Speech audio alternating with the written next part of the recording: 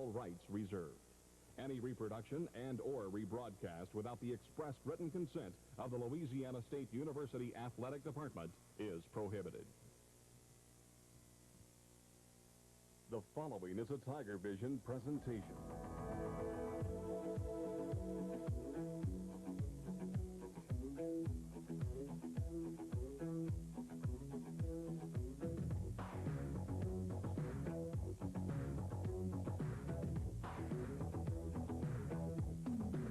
Tailgating with the Tigers.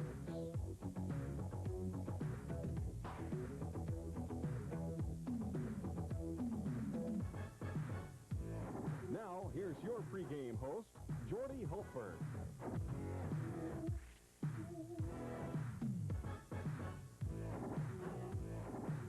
Good evening, everyone. Welcome to Memorial Stadium in the city of Jackson, Mississippi, where tonight the LSU Tigers try and get a claim of the Southeastern Conference with a victory tonight over the Mississippi State Bulldogs.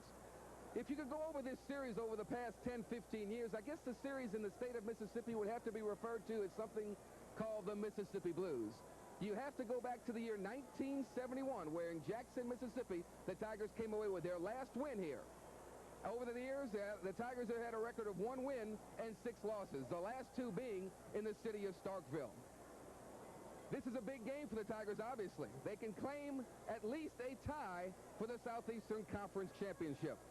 Let's turn back the clock a little bit, go back to the years 1980, 82, and 84 to show you just how the Tigers have fared in the state of Mississippi against the Bulldogs of Mississippi State. In 1980, the Tigers traveled to Jackson. The game started with a bulldog bang as quarterback John Bond hit wide receiver Bob Morgan with this 50-yard touchdown play.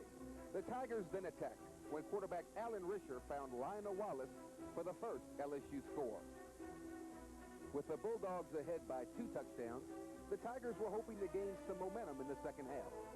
They cut short when Glenn Young returned the opening kickoff 100 yards for another Bulldog score.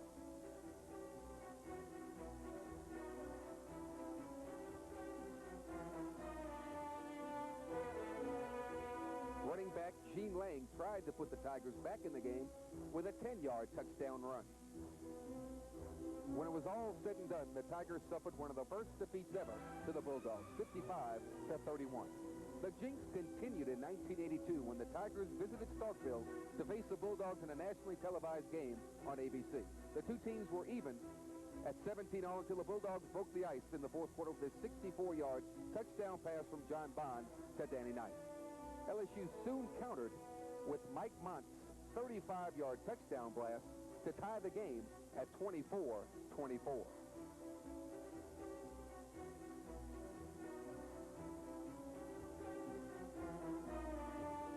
But Bond, armed with a license to kill, penetrated his way to the LSU 35-yard line. With only seconds remaining, Dana Moore connected on a 45-yard field goal attempt to put the Bulldogs on top. The Tigers made a last-ditch effort, but a fumble ended any last-second comeback hopes for LSU. The final score read, Mississippi State 27, LSU 24. It was another tight-fisted contest in 1984. Eric Martin's second quarter touchdown put LSU ahead 14-7, but that was the last Tiger score of the afternoon. Kicker Artie Cosby put on a show with 3 consecutive field goals in the second half.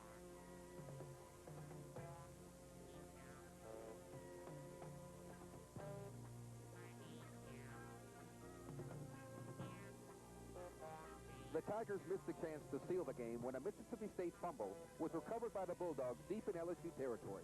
Then Cosby's final field goal put the Bulldogs ahead by 2.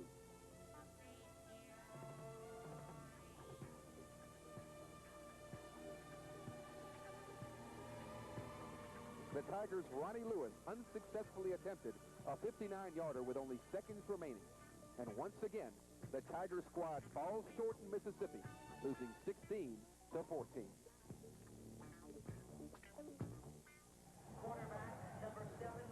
The Mississippi Blues came across loss against the LSU Tigers. You're looking at the LSU crowd behind us. Although the Tigers, and we're going to be blocked by some Mississippi State Bulldogs, the jinx was broken last year in the city of Baton Rouge. And while the Tigers broke the jinx, it was anything but pretty. It was a nip-and-tuck nail-biter.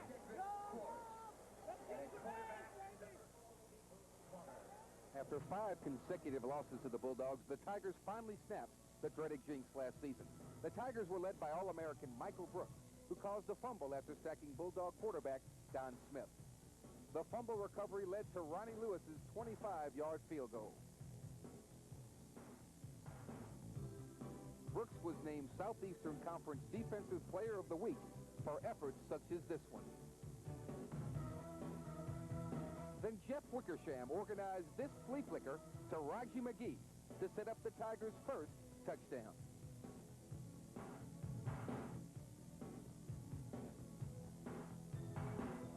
Steve Rehige snagged this interception to stop a driving Bulldog offense.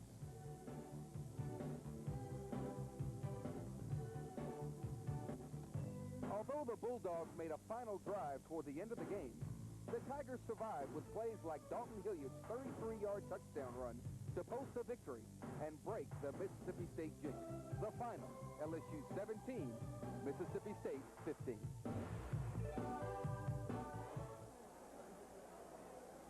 The Tigers win the last year 17-15. When we come back, we'll have a chance to meet Mike Nolan, the linebacker coach for the Tigers, and a lot more in our pregame show. So stay with us here at Memorial Stadium.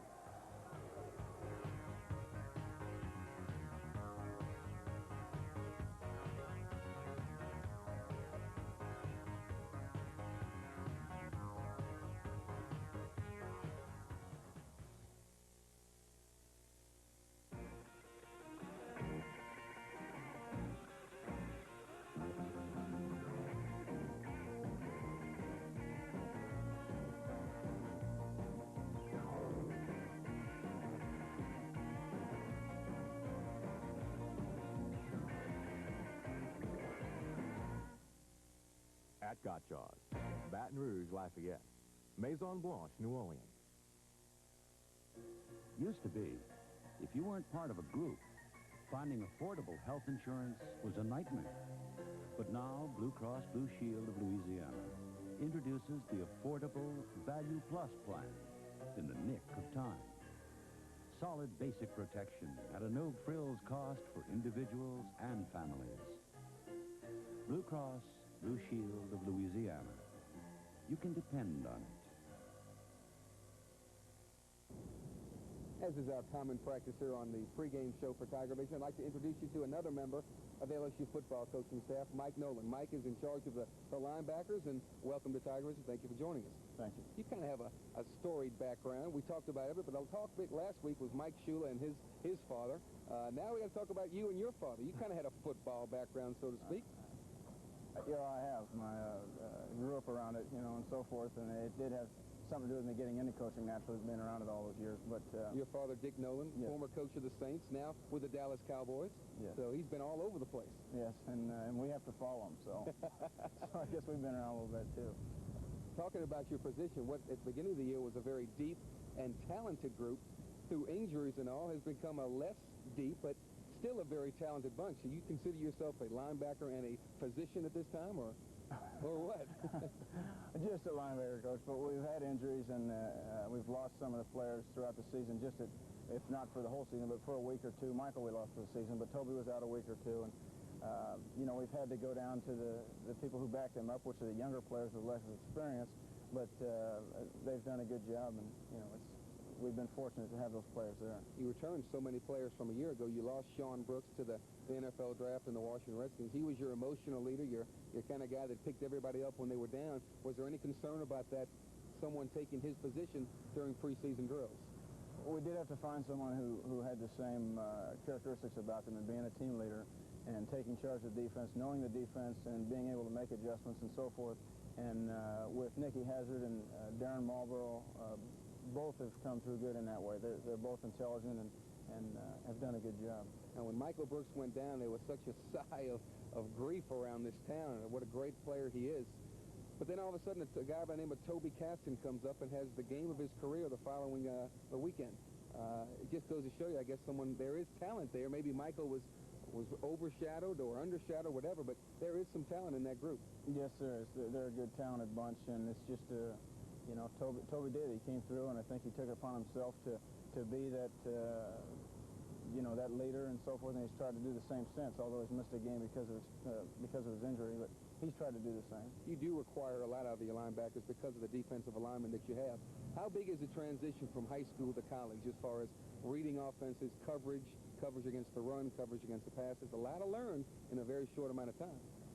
Yes, there is. Unfortunately, we don't have any really true freshmen playing, but there's a big adjustment. I guess the biggest adjustment would be somebody like Toby Caston, who played an entirely different position in high school, and then he's got to come to college and learn linebacker as well. Just play for the first time, basically.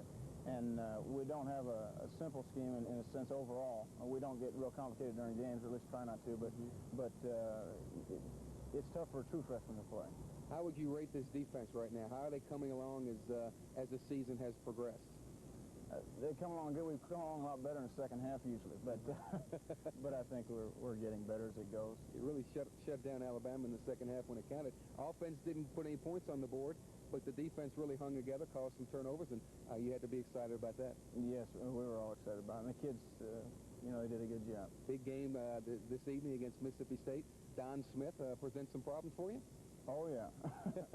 He's, I guess, the conference leader in total offense and all, and that's going to pose problems for anybody facing. We'll have to really be disciplined in our assignments with the offense they run, and it'll be a real challenge for everybody. Well, this is Mike Nolan. He's in charge of the linebackers. He has a father who's in the NFL, so maybe one day you'll be seeing him in the NFL. But we thank you for joining us. When we come back, we'll have a chance to talk to the head coach of the Mississippi State Bulldogs, Rocky Felker. So stay with us after these commercial messages.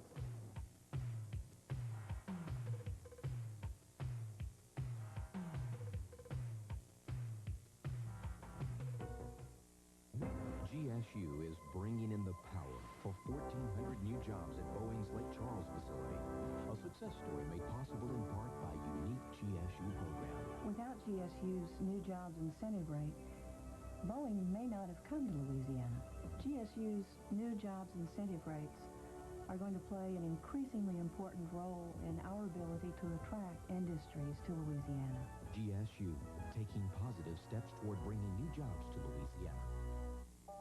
Jules Madere presents One Woman's Story. My husband really loves me. Every football season he buys me diamonds, so I won't feel left out. My husband insists on quality in everything. That's why he chose me. And that's why my diamonds are from Jules Madere. Price appreciation can't compare with my appreciation. I just love football season. It makes us both happy, and I never lose. Jules Madere Creative Jewelers, now in a new location in Bocage Village.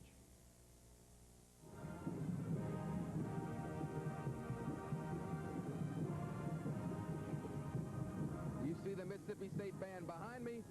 He was a starting quarterback for the Bulldogs in 1974, and for the past 3 years, he served as an assistant coach to Ray Perkins at Alabama. His name, Rocky Felker. Scott Bryant of WCBI had a chance to talk to Rocky earlier this week. Jordy, we're here with Mississippi State coach Rocky Felker. And, Coach, after 2 tough losses against Alabama and Auburn, you had a week off. What's the feeling like now?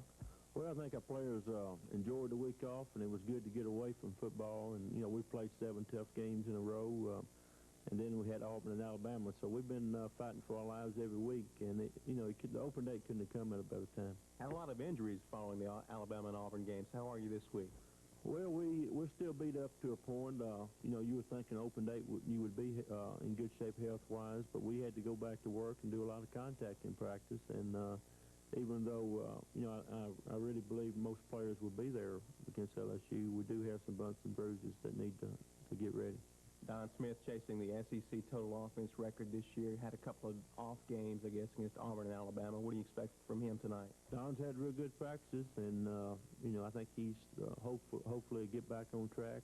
Auburn and Alabama certainly had something to do with us not being as effective on offense, and we're facing a defense that's very similar to both Auburn and Alabama. They got great talent on defense, in Caston at linebacker, and the defensive front that LSU has. They're tremendous, and I don't know if there's a team in the country that can put together a defensive front like LSU can. on offense, you look at them at the quarterback and you say, well, they have a young quarterback, but that really doesn't mean much, does it? Well, he didn't play like a freshman. You know, he's got great forwards. He's got a lot of confidence. Of course, he's surrounded by some great players in the running backs that LSU has, and then the speed and talent that they have at wide receiver. But the guy that makes it go is Hodson, and, you know, they can put Gildry in there at any time, and he's been very effective. So, you know, they can put so much pressure on your defense. Defensively, you guys have given up a lot of points the last couple of weeks. What are you going to do to stop them?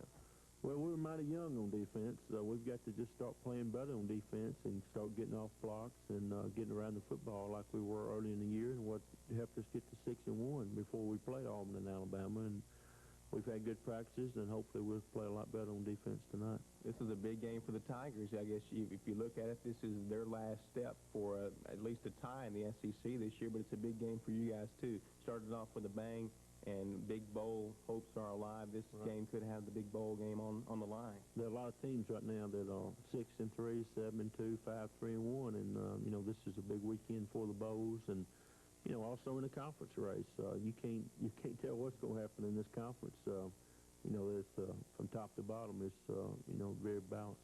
Orange Sparkers had a lot of success on the road, 11-1-1 in road games, but you guys have had a lot of success against them. Right. You've won 5 of the last 6. Yeah, we always catch them at a good time right after they play Alabama, and we have an open date. But, you know, the fact that we've won, I don't know if that's going to help us tonight. We've got to go back and play like we've been playing before the Auburn and Alabama game. But it seemed like this game is always a very hard-hitting game and a game that's always close, and I'm sure this one will be just like that. Okay, Coach, thanks a lot. Good luck tonight. Okay, thank you. With Coach Rocky Felker, I'm Scott Bryant for LSU Tiger Vision.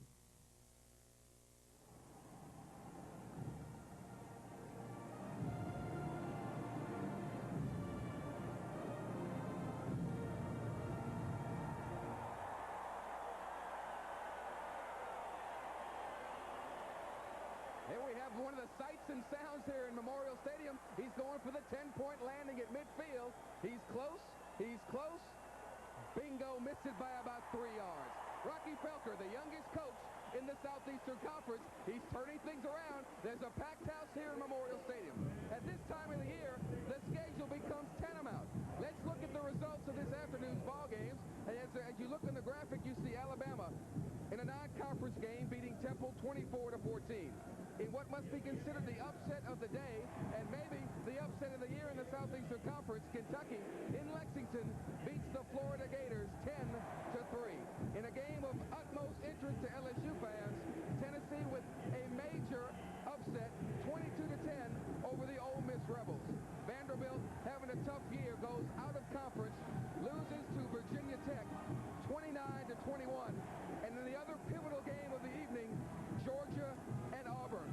As we look at the Southeastern Conference standings, you'll see at the top in a logjam, the LSU Tigers and the Alabama Crimson Tide, both at 4-1. Auburn, second in line at 3-1. Ole Miss, with the crucial mistake, their chances of a Southeastern Conference championship down the drain. They lose. They're at 3-2, tied with Georgia at 3-2. Mississippi State 2-2. Kentucky 3-3. The Gators, who were on a semi-roll until the upset today at Kentucky, falls back to 2-4. Tennessee 1-3 after a Southeastern Conference championship of a year ago. And the Vanderbilt Commodores, waiting for basketball season, they're 0-5. Tonight, the biggest game of the year for the LSU Tigers. They're going for at least a tie in the Southeastern Conference. A win tonight assures them of that. Mississippi State would like to get back in the win column after 2 very tough and disappointing losses to the Crimson Tide and the Auburn Tigers. That's it for me. We're going to go up to the booth in just a minute to our play-by-play and color man John Ferguson and Doug Morrow. I'm Jordy Hultberg. I'll be with you during the first half and again at halftime. We'll see you. Stay with us after this message. We'll get an in-depth look at tonight's ball game, so don't go anywhere.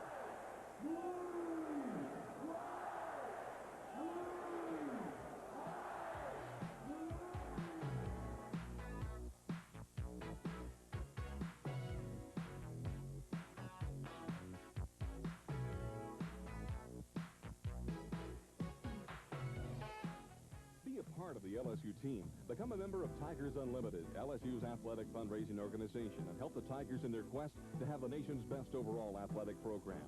Tigers Unlimited helps the LSU Athletic Department by providing scholarships for over 300 student athletes. The organization also helps the athletic department with capital improvements, such as stadium improvements and renovations.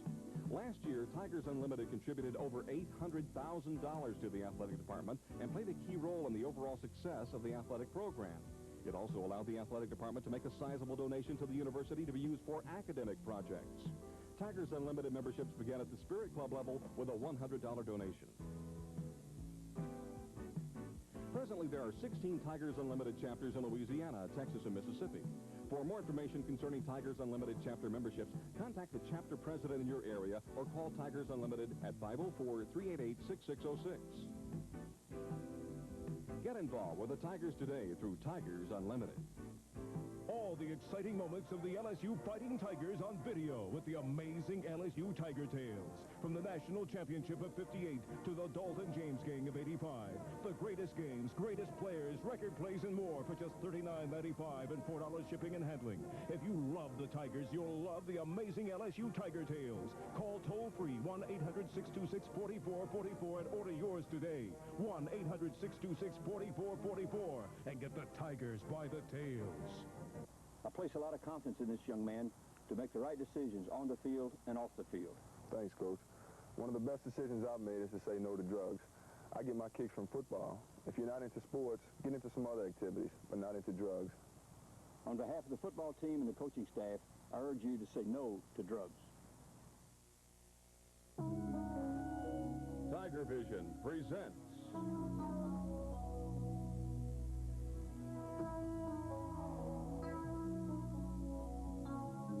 '86 Fighting Tiger Football.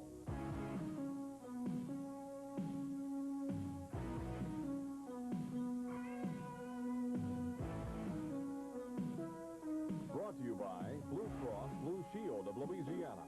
You can depend on it. And the Tigra, makers of fine sportswear.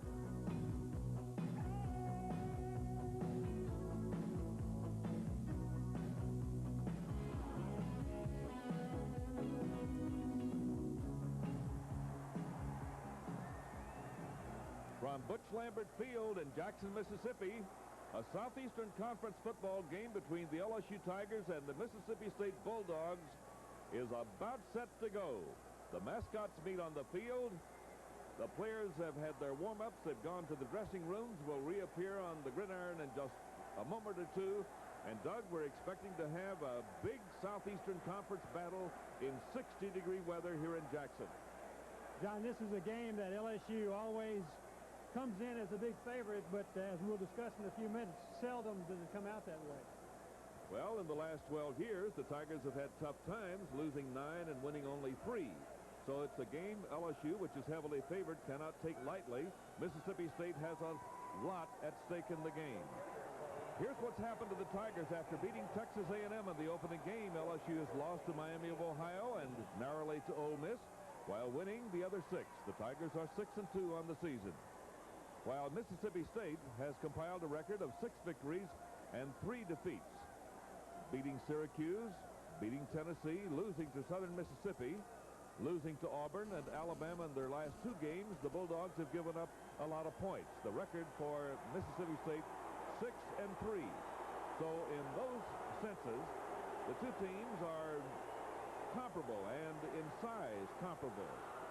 What about comparative stats, Doug, of the Bulldogs and the LSU Tigers? Well, one of the things we need to watch out for, Mississippi State rushes the ball better than LSU. As you say, LSU only averaging 156.5 yards per game. That's very significant because the Tigers have to pass for their yardage, 228. We're going to see when we get to the defensive stats how significant it is, because Mississippi State only gives up about 116 yards per game in the passing game. So, John, it seems that if LSU has difficulty running against State, that State's pass defense may put an awful lot of pressure on Tommy Hudson, and that's, of course, what the fans have come to see, but they want to see pressure that is responded to successfully, not unsuccessfully. As Jordy's already pointed out, this is a big game in Southeastern Conference play. You're looking at the Bulldogs today.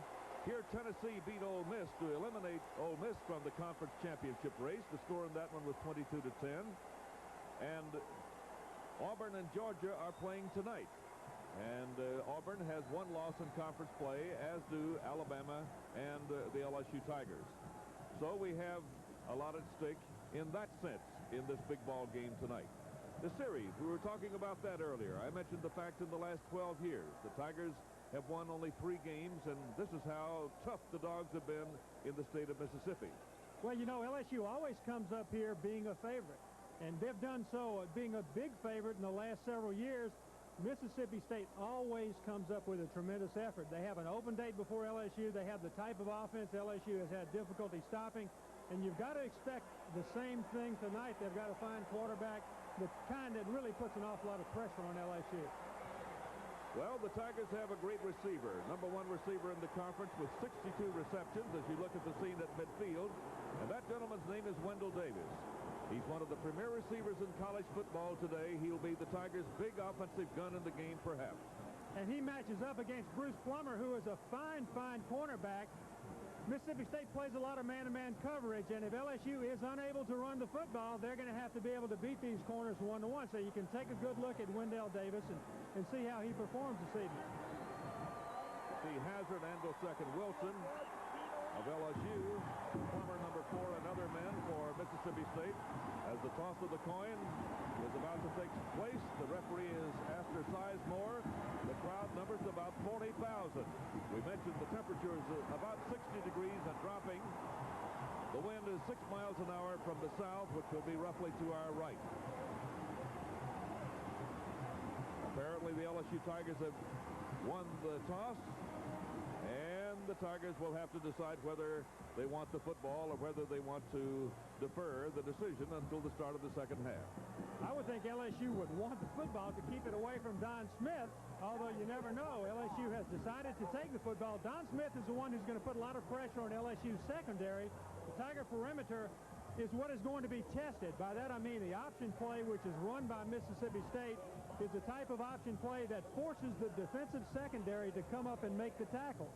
That is very, very difficult on a defense because those same secondary people have got to cover the wide receivers. Lewis Clark and Fred Hadley have tremendous speed, and they're capable of scoring on the long pass. That's the thing to which LSU has been susceptible in the recent past against this Mississippi State offense. I think the fans are in for a great evening of watching Don Smith because he's such a fine football player. He's an excellent athlete. He can take the ball game and turn it around all by himself, and he's got a beautiful evening to do it. A tremendous crowd. The stands are almost full, and a very, very enthusiastic crowd, as everyone can hear. LSU's coming out on the field ready to receive the kickoff. Tigers are going to be on your left. And frankly, they've got to take the football and to keep it on that first possession. So, John, we're looking forward to a good one here this evening. And there's Coach Bill Arnsparger in his 3rd year. And on the road, Coach Arnsparger has compiled the most enviable record of 11 victories, 1 defeat to Mississippi State 2 years ago at Starkville, and 1 tie, that against Florida. Mississippi State will kick off. It'll be Cosby to kick off from the 35-yard line on our right. There he is, number 2. And down deep for the LSU Tigers will be Fuller and Martin, 33 and 23. LSU is heavily favored in the game. Must win to stay in the conference championship race. If the Tigers win this game, the worst they can do is tie for the Southeastern Conference Championship, which is no mean accomplishment. Cosby comes forward and kicks the ball to the end zone with the help of the wind, and Martin will not run it out. 1st and 10, the LSU Tigers at their 20-yard line on the touchback to start the game.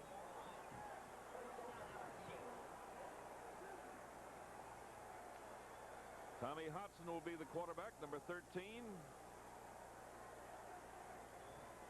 And the Bulldogs, sometimes we will refer to them as the Maroons, will be playing tonight in their maroon jerseys. 1st down and 10 yards to go. LSU at the Tiger 20, and here's the first offensive play of the game. Kenshin sets up shop on the right side. McGee is wide to the right, and Martin will sweep, and he's knocked down at the line of scrimmage. Good hard tackle by cornerback Kirby Jackson. number 7, and Anthony Butts, number 92. The leading defensive player on this team, as far as tackles are concerned, is Cedric Corse, number 53. He's been in on 120 tackles this year, an amazing statistic. Tigers offensive line and the backfield with Tommy Hodson, quarterback. Flanker left is Davis, and Hodson will throw, and to Kitchen. About an 8-yard gain on his reception, which he gets in traffic. And he's pulled down by one of the linebackers, and that's Darren Martin. Starting defensive team for Mississippi State. Butts, one of the big tacklers. We mentioned Cedric Corse, number 53. And the secondary led by number 4, Bruce Plummer. But that secondary for State is very, very quick. Third down, 2. The Tigers are at their 28 as we just start the game here at Jackson. Hodson to the air. Open. Davis, his 63rd catch. The 51st time this year he's made a first down on a reception. He's stopped by Asa Bennett, 27, and Cedric Corse. First down, the Tigers at their 42-yard line. And Mississippi State made a mistake in their secondary. Davis was lined up in the slot on the left and simply ran down and hooked. And as you can see, there was no one there to cover him. One of the men in the secondary made an error and went out to the outside, covered the wide receiver, leaving Davis all alone for the first down. A running play with Harvey Williams to the right side. And he picks up almost 10 yards. He stopped at the Mississippi State 49. A lot of people have been able to run on Mississippi State this year. Monroe makes the tackle here. Willie Monroe, a reserve linebacker. State has allowed almost 260 yards a game on the ground. And especially in the last 2 ball games against Alabama and Auburn, State gave up yardage play after play on the running game. As a matter of fact, Mike Shula threw under 10 passes during the game, and I think he just did that to keep his arm warm. Second down, 1. Little scissors play, and John Baptiste fights his way for a first down. He lost the ball, and I think Mississippi State has a chance to be ruled to have it. But the officials are deciding. The play had been blown completed. LSU retains possession just outside the Mississippi State 45. On the tackle, Doug, it appeared that the tackler was trying to grasp the ball from John Baptiste's possession. Series record, LSU has 46 victories, State 30, and we've had 3 ties along through the years. Been a good series. First down at the 45, State territory. Moss in motion, and Hodson throws to a shorter man. That's Moss, and he picked up a first down at the 35-yard line in State territory. Now we're seeing some passes, and the short variety. Hodson has thrown down the field 1 time, and Sammy Martin comes back in the field. And this is a different play than you've seen LSU run very often. This is a rollback pass. The fake run goes to the left. Tony Moss has come across the formation, is open in the right flat, makes the catch with a fine individual move. He picks up the first down at about the 35. That's Kirby Jackson who makes the stop there. First down, LSU at the State 35. Hodson to the tailback. Martin, 5 yards over the left side offensively. Stopped by Cedric Corse and company. And also we have in on the tackle Martin. And also James Williams, a linebacker. And as with any offensive team, if you can make the running game go, the passing game automatically is going to improve. Mississippi State, they're second in the conference in pass defense, but they've got to be able to stop the run in order to make the pass defense effective. McGee is the motion man, and Hodson rolls to his side and throws to him. McGee has the ball. First down at the 23-yard line. And LSU is using a little misdirection action here to get completion. They certainly are. They're getting a flood away from where the pass is going, and the Mississippi State secondary is rotating that way. You see McGee wide open here. Had he not fallen down, he could have picked up valuable additional yardage. Out of the huddle, Moss goes as the short man in the slot. The wide receiver along the line is Wendell Davis. An eye behind Tommy Hodson. John Baptiste and Sammy Martin are behind Hodson in the eye, and Martin takes the ball. short yardage. Good penetration by Michael Simmons, number 96. Coach Arnsparger looks carefully at his team in action against Mississippi State. And what a job he's done in his 3 years as the head man for LSU's football fortunes. Harvey Williams comes back on the field, and that's a pretty good 1-2 punch. LSU has not beaten State on the road since 1971. Second down 9 at the 22 in State territory. Action before the snap of the ball. Norwood moved, and it may be an infraction against him. Here it is. That's it. Now you can see, perhaps on the wide left side, you see Norwood maybe moving prematurely. We didn't get the chance to pick up the action there because he was out of the picture. But a 5-yard assessment moves the ball back out. And it's second down and about 14 yards to go for a first down. We played about 4.5 minutes of the first quarter. There's no score. Hodson will go back to throw. He has Harvey Williams for about 8 yards or so. Brian Hudson, number 18, is there as soon as the ball arrives at the 21-yard line, they say. Harvey Williams is becoming more valuable every week as a receiver. He lined up in the slot on the left. He's got the great speed, and so the secondary's got to respect it and give him some room. He catches the ball exceptionally well with his hands. Could have gone a little bit deeper that time, as a matter of fact, before he made his cut, but he picked up the penalty yardage plus another couple. Look at this formation. Lone remaining back, John Baptiste. Third down, about 8. Hodson takes a lot of time. Pass is dropped at the 10-yard line. Clemmer was covering Davis, but Davis should have had that one. And that'll be 4th down. The Tigers may go for 3 points. Let's take a good look here at the coverage now. Everyone is covered. Everyone is picked up man to man, and you see that there's good coverage, although the ball could have been caught, but the pass was thrown slightly behind. Incomplete, field goal. Brown Dyke, a 38-yard field goal try at the eastern end of the field. It's plenty long, and it is good. Timeout on the field with 9:46 to go in period number 1 at Jackson. The score, the LSU Tigers 3, the Mississippi State Bulldogs nothing.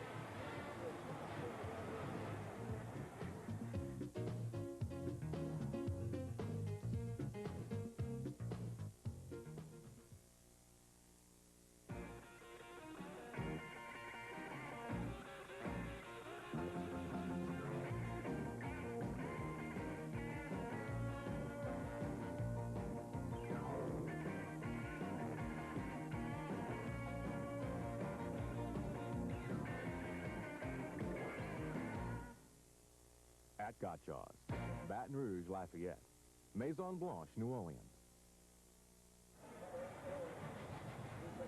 Tickets are on sale for the 1987 NCAA Division I Men's and Women's Track and Field Championships to be held at the Bernie Moore Track Stadium on the LSU campus June 3rd through the 6th. A $20 ticket entitles you to admission to every event of the 4-day meet. Tickets are available at the LSU Athletic Ticket Office, and for more information, call area code 504-388-2184.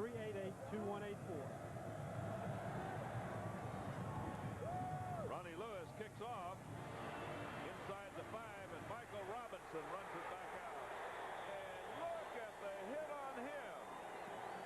That was Ronnie Halliburton, a star on the Tiger specialty teams and the reserve tight end. The tackle was executed at the Maroon 16-yard line. First down for State, and now we get a chance to see a man who's assaulting all the record books at Mississippi State, Donnie Smith, number 15.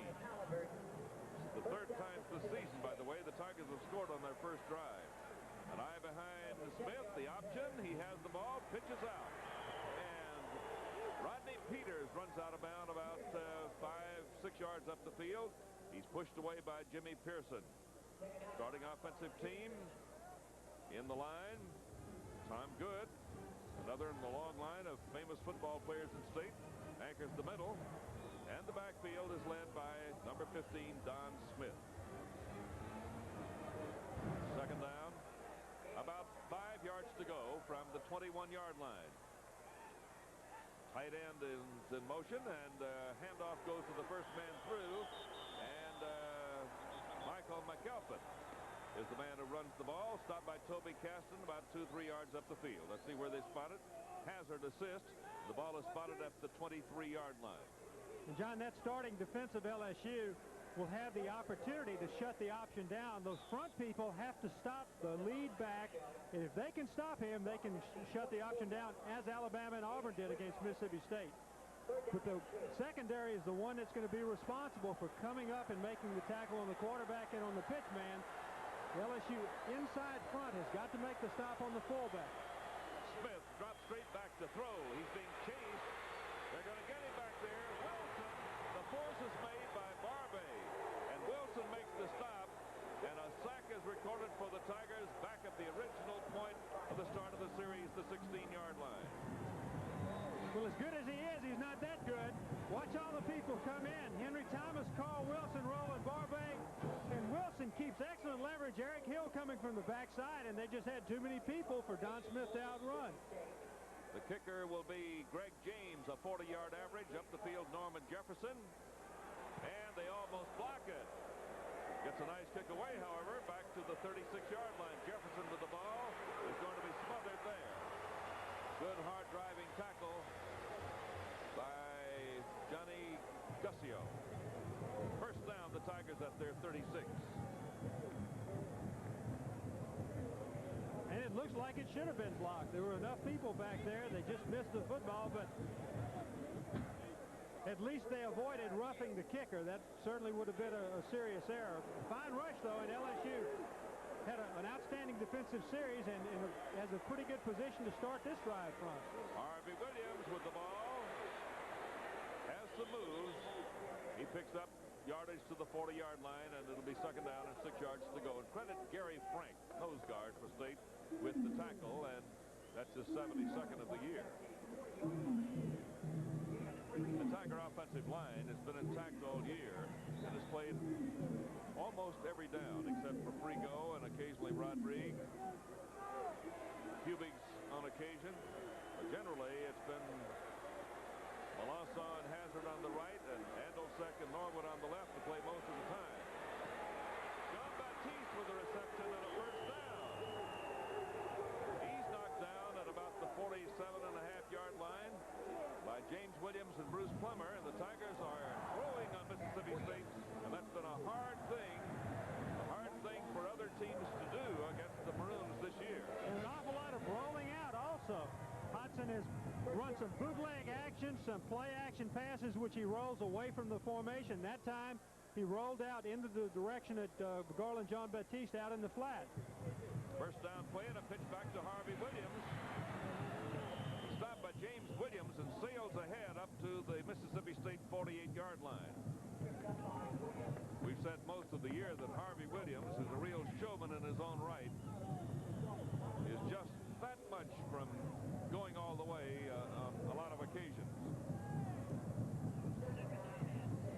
The winners won by 3 points or less in 3 of those last 4 LSU Mississippi State football games. And John, many times these games start out as this one has started out, one way or the other. LSU will take command early or Mississippi State will take command early. But that's not the way it turns out usually. It becomes a close football game, and this game is very spirited already. There's an injury, of course, to one of the State players. And that is Rodney Martin, inside linebacker, number 58, one of the starters for State and one of the State star defensive players. He's from Marietta, Georgia, and one of the new players. This is the first year for the coach at Mississippi State. And the Tigers have a third-year coach, but a man with a great deal of experience. Coach Belker is looking back on a fine career at Mississippi State as a quarterback and has been an assistant coach around the country and got a chance at his home school, and he's making the most of it this year. He's 6'3" going into this game. 3-0 Tigers, however, at this juncture. It's second down and about 5, and John Baptiste cracks over the left side, and he's stopped by King around the 45-yard line. There you see Mike Archer is talking to his Chargers, his defensive group. Georgia with a 10-7 lead over Auburn in the third quarter. Georgia Bulldogs are always tough. Auburn's tough this year, but that's got to be a fine, hard-hitting football game, and you know LSU would love to see Georgia beat the Auburn Tigers. Yes, and today, how about Kentucky beating Florida? Now Hodson will go to the air again, rifles it up there. That's the mark, complete for a first down at the state 40-yard line. And Brian Hudson makes the tackle. And Hudson has some mustard on that football this evening. And Mississippi State, the blitz that time, you see how all alone the defensive secondary cover men are. And when you blitz and it gets picked up, they've just got to make good coverage. He did a good job to tackle Sammy Martin, but not before he picked up the first down. Wendell Davis has his shirt tail out already, and he's at the top of the picture. And Hodson is going for him. Way down, he's open! Touchdown! It's a 40-yard touchdown play. The Tigers lead 9-0. Bruce Plummer was the defensive player over there to try to cover Wendell Davis. But Hodson threw the perfect strike to a streaking Wendell Davis for 40 yards and a touchdown. And watch the run fake to Garland Jean-Baptiste that held the safety in there. Plummer was beaten by Wendell Davis, and Plummer's looking over to the inside like, hey, where were you? You're supposed to cover deep outside. I think the run fake held the safety that allowed Davis to make the great reception for the touchdown. Browndyke tries the point after, and it is good.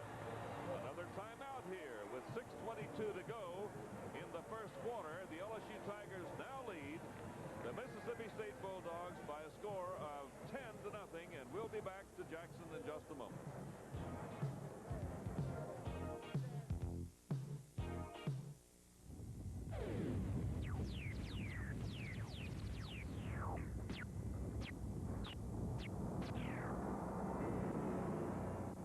The new Z98 has another radio first, laser digital stereo on compact disc. It's a quantum leap in high-tech audio sound, free of distortion and hiss, and Z98 is the only radio station to have it. Hear your favorites on CD today on 98 FM, the new Z98.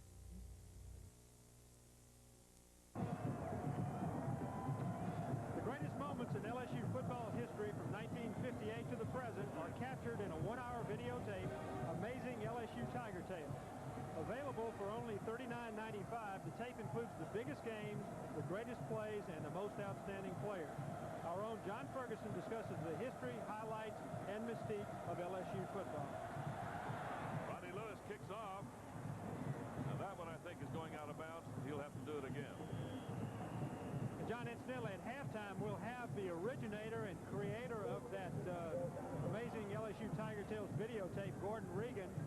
He'll tell us how he came up with the idea. Very interesting story. I think you'll enjoy meeting him.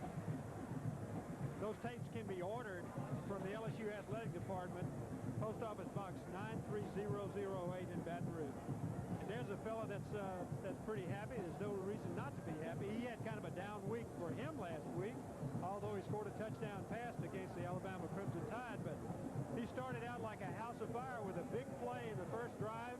There's Jerry Sullivan, his coach, who was talking to him. And Jerry's done a pretty good job coaching Wendell Davis. I know he'd like to have him forever. He can't do that, but he's at least got him back for another year.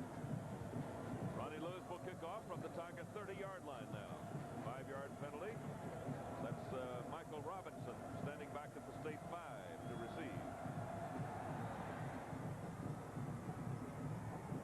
Takes the ball at the 11, and here he comes. He stopped at the 24-yard line. John Childers and Michael DeWitt and Jamie Bice are down there on the contact, and we have a flag. Maybe too many men hitting? Let's see. Say there are a lot of people hitting that time. It's pretty good coverage for Kevin to kick the ball off from the 30-yard line. Personal foul? That's what it is. Georgia now leads 13-7 in the Georgia-Auburn game, and the ball game is in the third quarter. And personal foul both ways, and so apparently that was after the play, a dead ball foul, and the ball stays where it is. Let's see if we can pick up where it was. It should be after the whistle now. So he's going to be down, see if there's any contact. There's some there. There we go. There we go. The officials, I guess, felt that both players were equally responsible, and so we'll throw a flag and pat them on the hand and tell them to play ball. Don Smith pitches out. Peters. And he stopped at the 31-yard line, picks up about 7 yards, and Ron Sancho, who's coming on strongly in the late part of the season, makes the tackle in his own home territory over there. Sancho, number 52. Second down, and about 3.5 yards to go for a first down. Ball on the far inbound line, as you notice, so the wide side of the field will be to the Maroons' left. John Lowe, number 84, is a flanker wide, set to the left. McAlpin is trying for the first down on a little counter up the middle, and he's close to it as Barbe and Nicky Hazard converge on him at about the 34-yard line. John, the last several weeks, Mississippi State has had a serious problem trying to pick up any yardage running inside, and that's effectively negated their option. When that defensive team can stop the initial handoff with their defensive lineman, that frees up everyone else to stop that option, and this is the same way that they started out the Alabama game. The third down play brings the first for Mississippi State up to the 39-yard line. Carrier stops Rodney Peters. And so State has new life, and there's Pete Medgurian, offensive line coach, talking to his Chargers. Nacho Albergamo, number 56, and Malasa, number 66, play side by side, and they're getting their strategy ready for their next appearance on the field. Here come the Bulldogs with number 15, Don Smith. He's thrown for 10 touchdowns this year and is the leading rusher on this team. He's handed off. Robinson has the ball. Calvin Robinson pops up the middle for 4 or 5 yards. It appears to be about 5 to the 44-yard line. Quick opening shot that is plugged by Greg Jackson, the Tigers' strong safety, who got a starting role at mid-season this year and has made the most of it and figured in the 3 principal defensive plays against Alabama a week ago. But you certainly don't want to see your safety having to come up and make the tackle on that halfback. Here's a counter and a pitch out. Peters is stopped by Jackson again. And Eric Hill, a yard shy of a first down. Hill had an interception. He was happy about that. Now here you see the fake. This is a counter option. Smith fakes to the right, turns back to the left. He was cut off, and LSU had pretty good coverage over on Peters, but he got downfield just about a yard short of the first, yard short of midfield. LSU third in the SEC in rushing defense, giving up only 132 plus per ball game. 3rd and 1, and a pitch out coming. And here's a first down run coming wide to the left, and out of bounds goes the ball carrier, who is Jeff Patton. And the Bulldogs are in Tiger territory for the first time in the game. Here's the Tiger defense, very conscious inside, and they left it wide open, and Patrick took the ball, made the first down, could have picked up several more yards, but stepped out of bounds. That's 4 fullbacks the Bulldogs have used in this game so far. First down at the Tiger 45. Option to the left again, and they plug it this time with Peters being smacked down at the line of scrimmage by Toby Caston, who's the Tigers' leading tackler with 81 coming to the game. 10-0 LSU over Mississippi State with 3 minutes to play in the first quarter. And give some credit also to Kevin Guidry for coming up from the secondary. That's what those secondary people have to do. That's why it's a tough assignment for those secondary men. They've got to cover the pass, and they've got to come up and stop that option play. Second down, about the original 10 to go. Smith will roll to the right. Lets it go. Intercepted by Carrier. Just outside the Tiger 30. The pass was intended for Hadley. Fred Hadley, number 25, but in the passing lane was a big man from Eunice, number 11, Chris Carrier, and he steals the ball away. And watch Carrier at the bottom of the screen. He sees the ball coming all the way. Hadley was not open, but Smith just didn't see Carrier coming from the middle of the field. A fine interception. LSU had excellent coverage. That's Carrier's 4th of the year. He's the only man on the Tiger team to have 4. 3 other men have 3 interceptions. And Hodson from the 32 has all night to throw. He's got McGee. A long gainer. Jackson pushes him out of the field of play with help at the state 36-yard line, and the Tigers have it going. McGee hasn't caught many passes the last 2 or 3 games, but he's the only man on the field who started every game for the past 2 years, and here he is. And the Bogalusa Flash catches the ball and is gone out of bounds with it at the state 36-yard line. It's a big play. And tackled by Bruce Plummer from Bogalusa. They were teammates. Moss is in motion. Back toward the play, and a pitch out goes to Martin. Has to wait for it. State has the ball. Ryan Hudson knocks it away and then gets the ball. And that's a play that didn't There's a flag on the play, however. At the 32 in state territory. Jackson is the man who really slapped the ball away, and Hudson recovers it. State's ball, infraction against LSU. Now this play did not look pretty to start with. Hodson looked like he felt that Martin was going to be behind him rather than at the right halfback slot, so he hesitated somewhat, and then Martin got hit, didn't have a good handle on the football, dropped it. State recovered it, and on top of that there was a personal foul assessed against LSU after the play, which tacks on another 15 yards.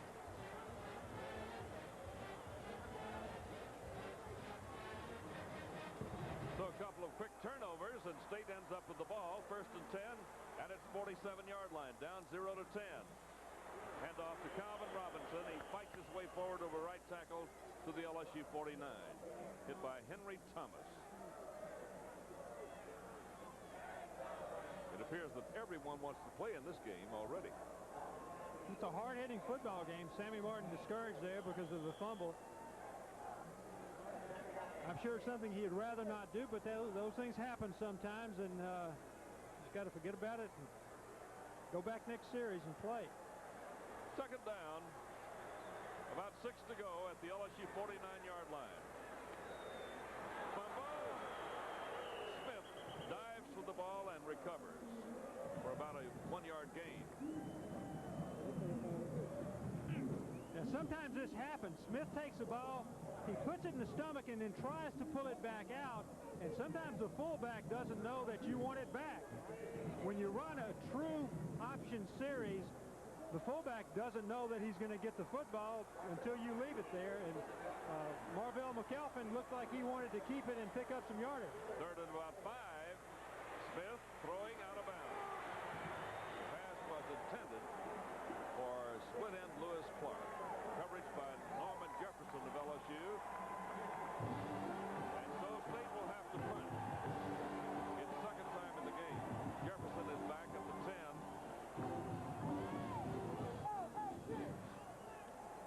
Tiger cheerleaders and the band are here. And something on the order of 10,000 fans from Louisiana. Jefferson there waiting for the kick. No big rush of James. Bearcat signal, and he's going to field it at the 8. 1st down, LSU.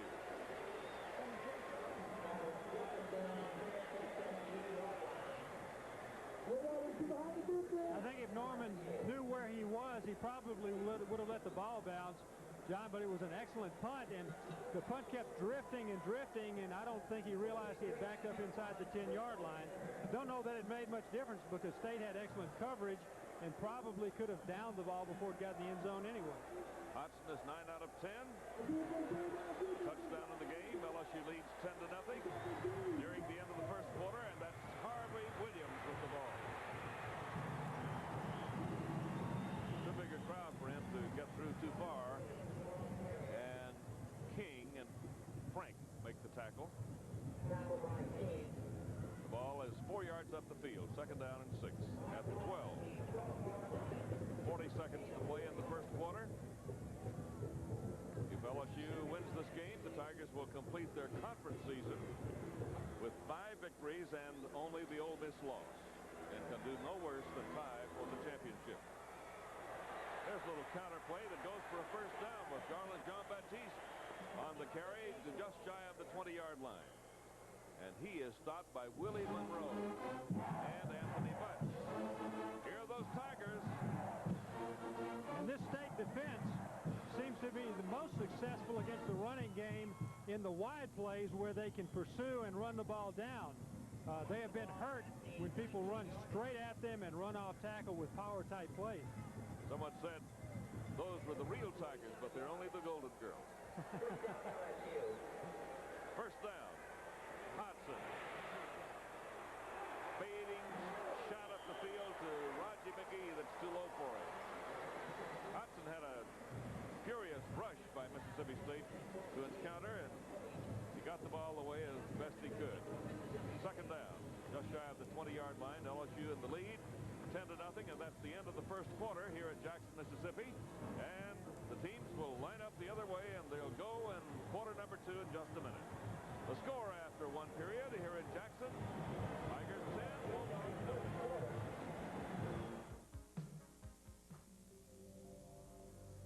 10. Today, there is a company in Louisiana that sets the pace for every other company in its field. A company over 1 million Louisianians and thousands of businesses look to when they need help. A forward-moving company with health care plans that protect people from the worst by giving the best. This is Blue Cross of Louisiana, the leader in health care protection for over 50 years. Blue Cross and Blue Shield of Louisiana. You can depend on it.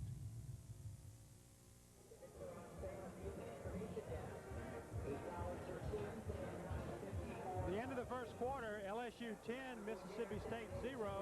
Teams have switched ends, and LSU's moved the ball extremely well throughout the contest. State's had a difficult time, but has been able to slow them down enough to only be 10 down.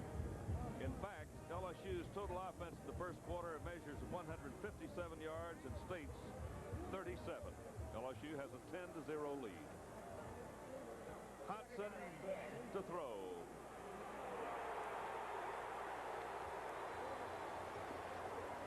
Williams stopped by Hudson. Did he get back to the line? Or is that Sammy Martin over there? Sammy Martin was fighting his way with the ball. Here it is again. Pretty good play here by Brian Hudson. LSU ran the screen out to the outside. Sammy Martin got it. Hudson fought off John Hazard's block, and then Sammy Martin fought him. He wasn't going to let him take him down. He kept pulling, struggling, and shoving, and got back closer to the line of scrimmage, but the Tigers lost yardage and have third and about 12 to go. Moss and Davis are set to the left. And Hodson will go to the air again. Long pass up here to Wendell Davis. He's got it at midfield. Beautiful catch by Wendell Davis over the shoulder, but we have a flag on the play.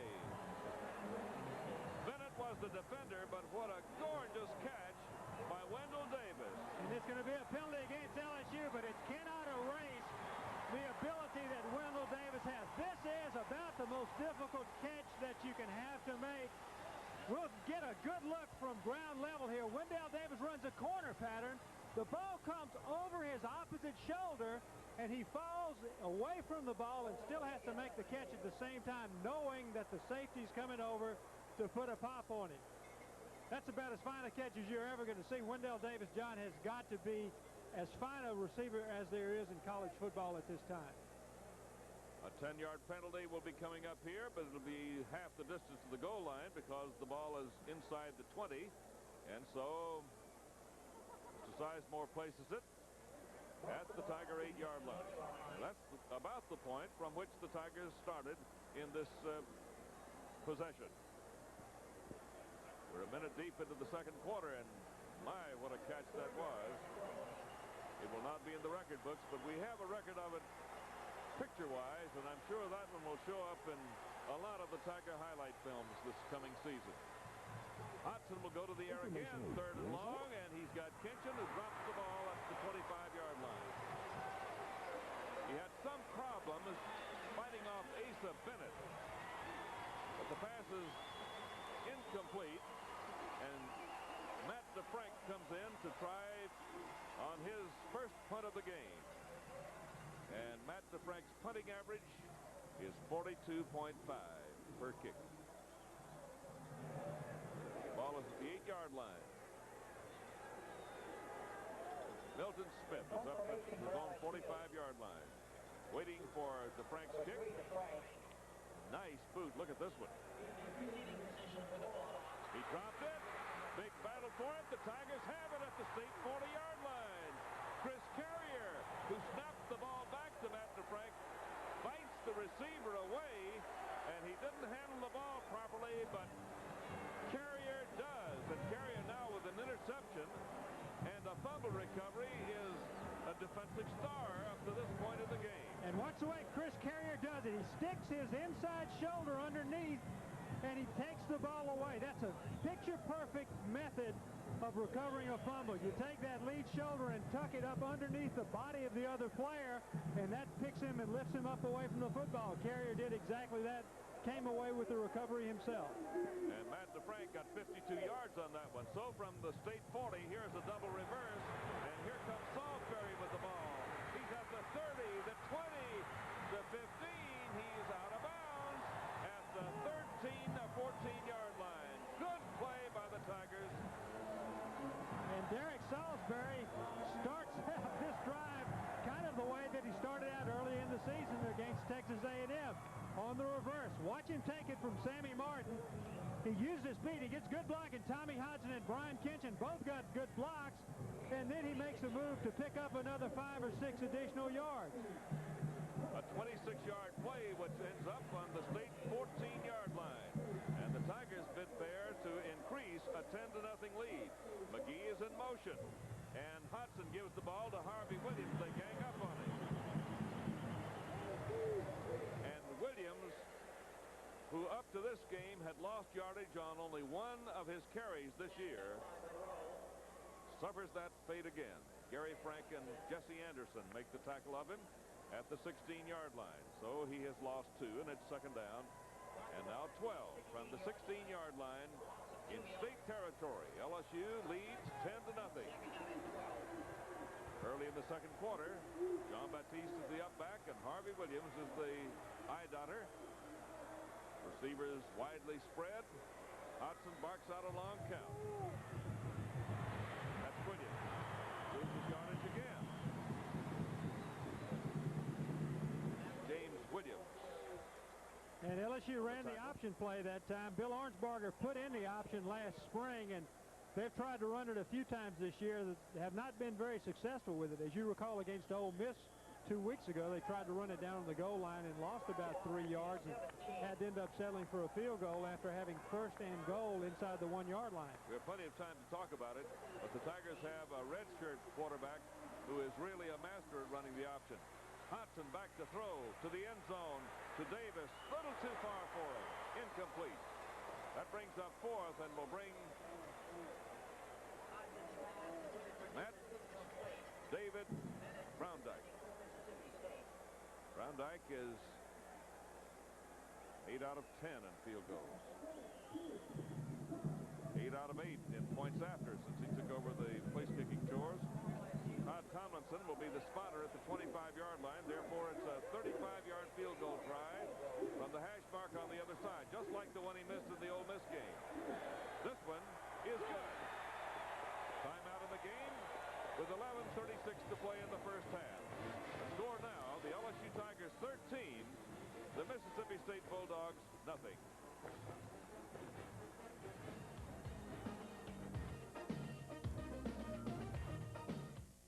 Information Line presents the Yellow Pages That Talk. Business information is as simple as dialing 346-1411. Information Line, may I help you? Yeah, I'm broken down at Highland and Lee. Sir, we have Bob's Towing, Budo's Repair Service, and Auto Doctor. Would you like me to connect you with one of them? We'll find the nearest locations and even make the connection for you. Best of all, it's free.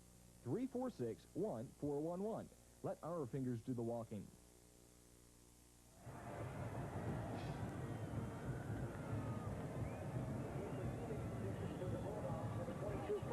Pompons, pennants, T-shirts, sweatshirts, and jackets are but a few of the many LSU-related items available at the LSU Tiger Gift Center, which is located at Gate 5 at Tiger Stadium. To get your free copy of the LSU Tiger Gift Center catalog, send a note to the LSU Tiger Gift Center, Athletic Department, Baton Rouge, 70894-9008. And Tell them you heard about the free catalog on Tiger Vision. Marcus Bush from the goal line runs the kickoff back to the 21 or 2 yard line and is bottled up there. And State really is in pretty good position. They're down only 13 points. They've got the ball out just outside of their 20-yard line, about the 21. But, John, the way that they have been outplayed and the mistakes that they have made, LSU could easily be up 28 points on the Mississippi State Bulldogs. So they've got to feel very fortunate, but they also have to keep the ball, drive it downfield, and get something up. Smith, long pass up the field. That's Hadley, intercepted by Jefferson. At the LSU 43, here he comes, bouncing off people and down to the green at the 38-yard line in State territory, and Jefferson comes up with a big interception for LSU. Well, State tried to take advantage of Norman Jefferson. They had him out there. This is a play action, and then you see Smith drop back. He's got Jefferson covering Hadley man-to-man, and you just can't cover any better than this. Jefferson had him smothered all the way and then made the break. Chris Carrier made sure Hadley couldn't pursue to make the tackle. LSU had pretty good transition. You see Eric Hill with a fine block, and Jefferson gets LSU down to the 37 for first down, and about as excellent a place you can have to start a drive. Marrero Sr. has just had his second interception. Guidry, the quarterback, pitches out to Sammy Martin. Wades ahead for about 5 yards around the right side. Hit by Willie Monroe and Anthony Butts, who came all the way from the other side to assist on the tackle. 2nd and 5. Mickey Harris has been in for a play, and McGee, but now we have Moss in the game. Garland Jean-Baptiste has replaced Harris. Now the Tigers move from the State 33. Little scissors play in there to about the 29-yard line. Gary Frank follows the ball carrier, and Garland Jean-Baptiste is stopped just inside the 30. That is Norman Jefferson. You see him and hear him, and number 11 is Chris Carrier. 27, Guidry. Defensive Guidry. Mickey Guidry is in at quarterback now for LSU. Harris is back at running back. Mickey Guidry has hit 25 of 37 passes in his action this year. Wendell Davis, a single season record in catching the football. State is offside. Martin gets 0. Well, now Norwood is contested down the field by Anthony Butts. I'm not sure that's too good an idea, Anthony. Well, Norwood is about 6'8", weighs about 275. Of course, Butts weighs 275, but he's considerably shorter. And Doug, that score continues to be Georgia 13, Auburn 7. Our game is 13-0 LSU over Mississippi State, and the Tigers look very strong so far in the game. 5 yards, assessed for offsides. Will carry the ball down to the maroon 24-yard line. There's the signal. Not only that, though, that gives LSU the first down without having to work for it. Rocky Felker in the middle of the picture there, first year, and he's done a fine job at Mississippi State. Among other items, he's played before 2 packed houses at Starkville at their stadium up there. Guidry cocks his arm and goes with it. Through to Kitchen, incomplete. Broken up by King and Sangster. And a flag on the play, John. Thrown from the end zone by the official, but it was definitely on the play where the ball was thrown to Kitchen. It's going to be interference, defensive pass interference, I believe. So that will bring a penalty from, should be from the line of scrimmage, gentlemen, if it is interference. Well, they're leaving the ball at the 20-yard line, giving a first down at that point.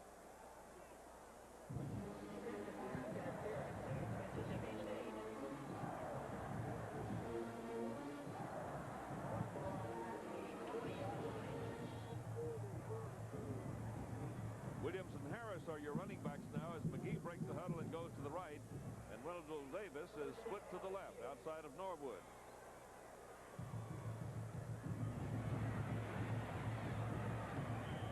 Williams show you some ability in getting short yardage there and bouncing off people. He got 4 tough yards when he should have lost about 3. That's as good a run as there's been all game. Asa Bennett and Brian Hudson and Michael Simmons all run the tackle for Mississippi State at the 17-yard line. Second down, 7 yards to go. Davis and McGee go wide to the right. Now let's look at this play from this angle. That's a very interesting place from which to watch the game. Embry off to Williams, and here he comes. He does have some speed. King and Plummer collaborate on this stop for State. Ball is spotted at the 13-yard line, just inside it. Third down now comes up with a little less than 3 yards to go for the first down. LSU 13, Mississippi State nothing. There's Browndyke. He wasn't really worried about missing the big kick in the Ole Miss game. He just worked a little harder so that he wouldn't miss any in the future. The try for the first down is maybe a little short. Garland Jean-Baptiste just ran into a whole mess of Bulldogs, including Gary Frank. And so Browndyke comes in again, and the Tigers again are faced with the situation of having to kick from the hash mark.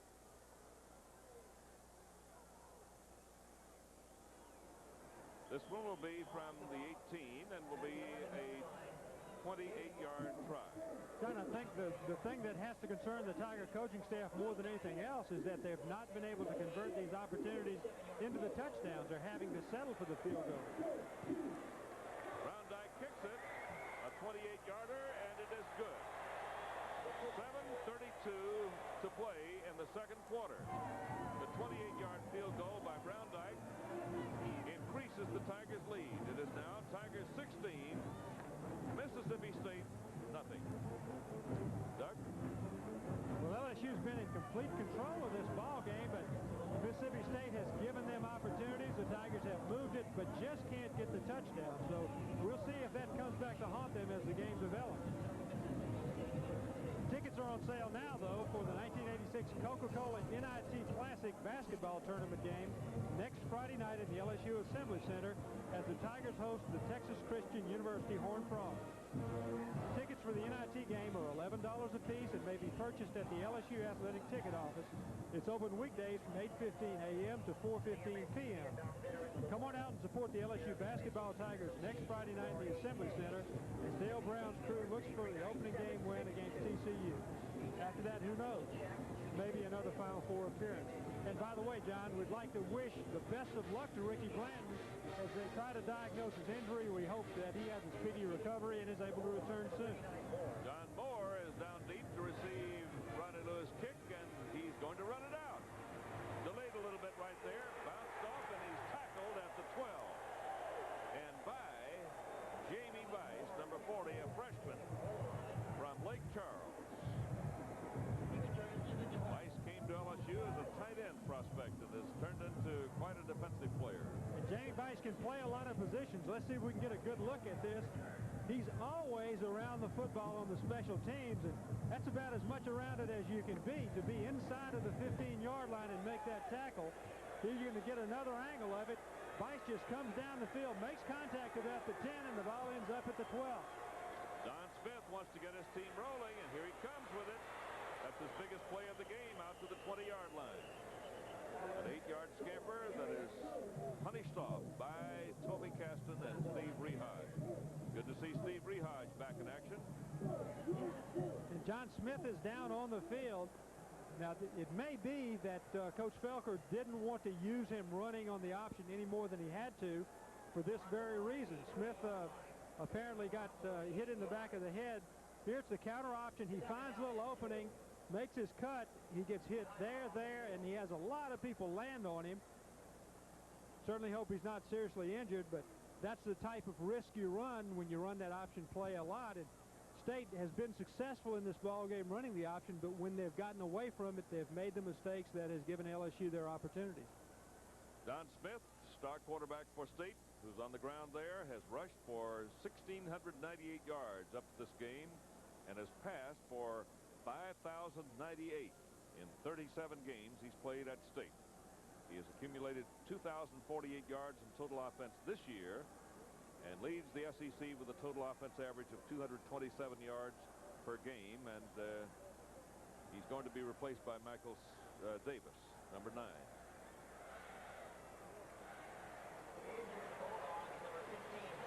Don Smith, who gets up and is going off under his own power, has only 2 yards total offense in this game. So the Tigers have him pretty well contained. Georgia now leads Auburn 13-10 in the third quarter. Our game 16-0. LSU over Mississippi State. Davis in the air, by the way, is 8 out of 14. Hasn't played an awful lot. Fumbled his first snap on second down and 2, and it'll be third down and 2.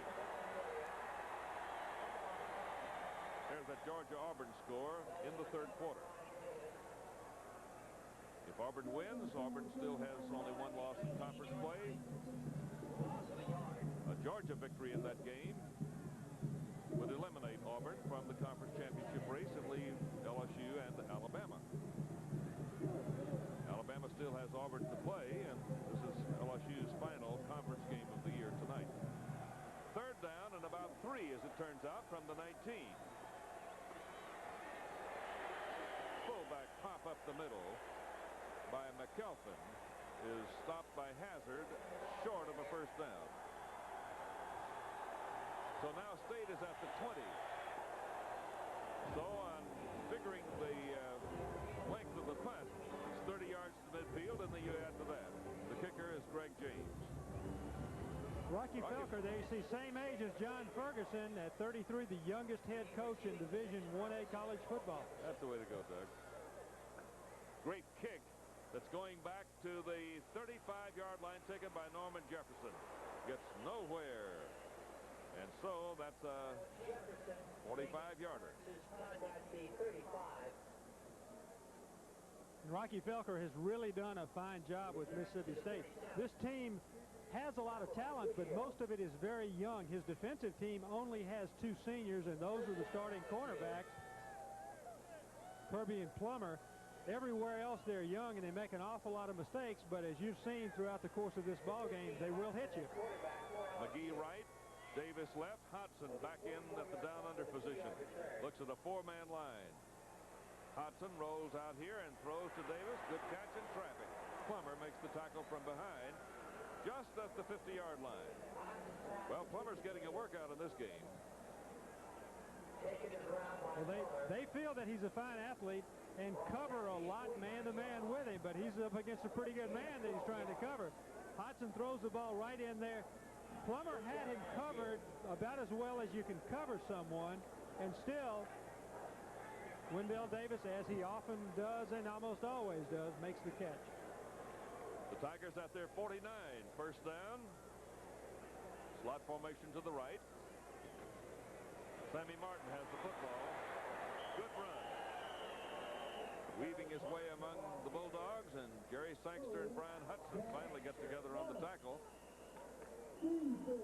LSU band, Dale Brown, LSU Tiger Tales. First half highlights coming up at halftime, as we have 5:02 to play in the second quarter. Another State player is on the ground, by the way, and that's Brian Hudson, starting strong safety with 82 tackles this year. He's been an active fellow. Nice-looking young fellow, and trainer for State is taking a look at him. 16-0 LSU over Mississippi State is the way it stands, and the ball is at the State 44-yard line. Wendell Davis, 1,005 yards this season, 67 pass receptions. Jordy Hultberg on the sidelines. Go, Jordy.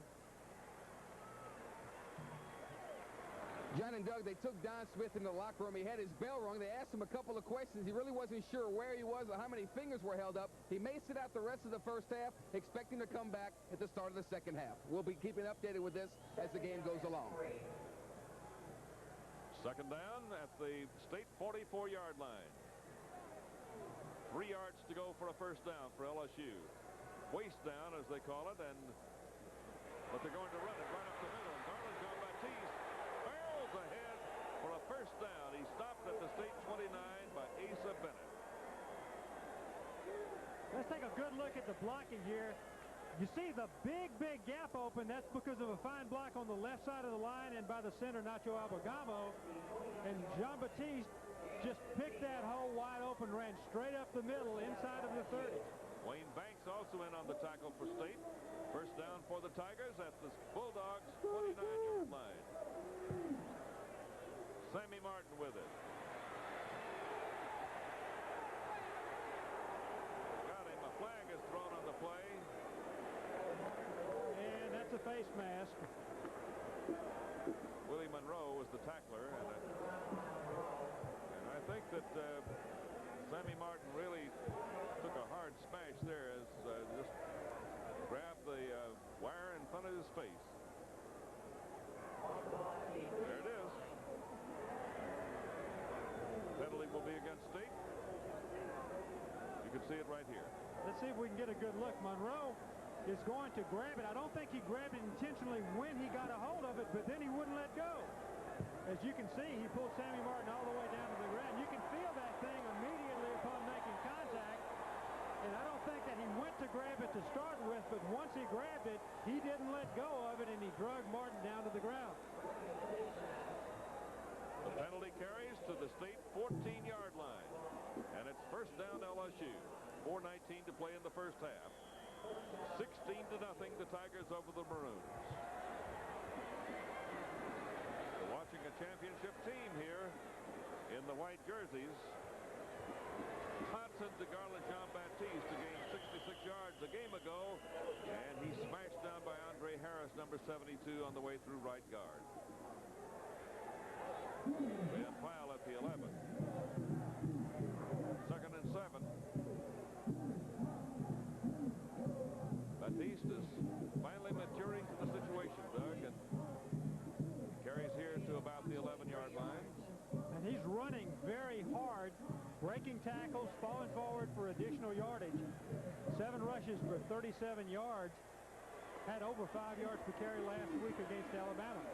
I slot to the left. In fact, the wide man, Davis, is the flanker. And up the middle goes Sammy Martin, number 5. That's Eddie Fuller, number 33. No, that's Harvey Williams. Now we have it. Here we go. Let's take a look at him. There's a lead block here by Garland Jean-Baptiste, and Williams just makes a quick cut. You see Eric Andelsek with his block. Nacho Albergamo is about 5 yards downfield, having pushed his man down.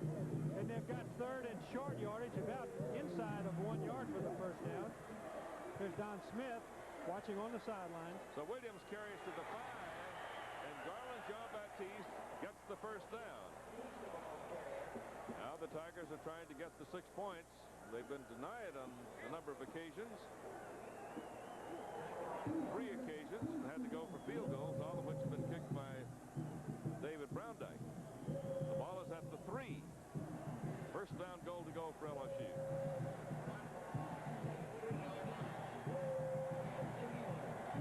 Here are the Tigers, first down and goal to go at the 3-yard line.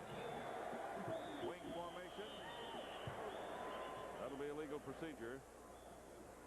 LSU was trying to go on a quick snap, and we'll find out what the infraction will be. It is the rolling of the hands against LSU.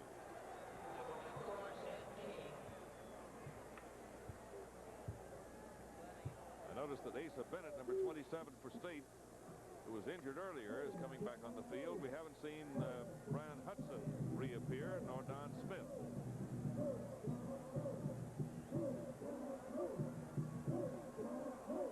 Ball is at the 8 after the 5-yard assessment.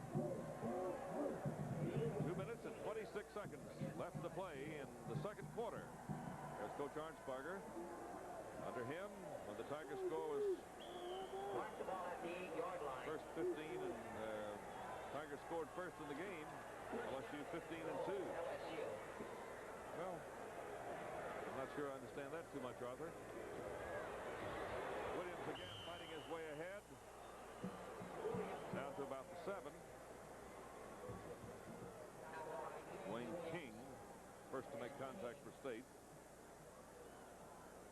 Mike Williams. I think he has great possibilities to be a star running back. He's got flair, doesn't he, John? Yes, he has. He can be a great runner. He learned, I think that he expected it was going to be a lot easier in college football than it's turned out to be, but he has developed a great deal as a player and is going to be a great back. A minute, 40 seconds to play in the first half. LSU wants the touchdown. Hodgson runs left, and he hits Kitchen for 6 points. The Tigers lead 22-0. Kirby Jackson was the defender, and Coach Arnsparger has seen the Tigers score a touchdown for their second time in this game. And watch this sprint out pass now, and that's a tough pass for a quarterback to throw. Hodgson was sprinting out to the left. He had 3 receivers there, and Brian Kitchen had hooked up and then started drifting back towards the middle across the flow of the defense, and Hodgson just kind of side-armed it, pitched it in there. A perfect pass for him. David Browndyke puts it squarely between the uprights. With a minute 32 seconds to play in the second quarter, the Tigers now lead 23-0. Let's take a look now. See Hodgson, he's going to flip the ball back, kind of sidearm to the inside.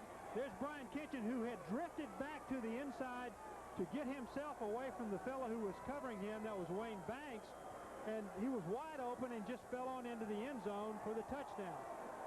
Fine execution overall, and the one thing that it does, it gives LSU what they should have been getting all throughout the first half, and that is a touchdown instead of a field goal. 23-0. LSU's domination is much, much wider than that up to this point in the game, and Mississippi State, for a long time now, has been in a position where they have to gamble, and the more they gamble, the more mistakes they make, and meanwhile, LSU on defense can gamble if they want and really lose nothing from it. The Tigers are playing an exceptional game defensively. And John, I tell you what, when you add to that the fact that Don Smith has injured himself, I think Coach Felker would probably like to go in the locker room and make that the end of the game instead of the end of the first half. Ronnie Lewis will kick off from the 35-yard line to our right, and he has a favoring breeze of about 10 miles an hour. A lot of Bowl people are here watching this game, and this is indeed a big game. There's more down there for Mississippi State, and he'll not run it out this time. I was going to say that this is a big game from the Bowl standpoint because there are all kinds of implications. We had a nice lengthy conversation with the Bowl representative from the Fiesta Bowl in Phoenix this morning. However, if things continue as they are, already at the moment with Georgia leading Auburn 13-10 in the third quarter and LSU definitely beating Mississippi State, if the night ended that way, then LSU, you would have to say, would end up in the Sugar Bowl. First down and 10.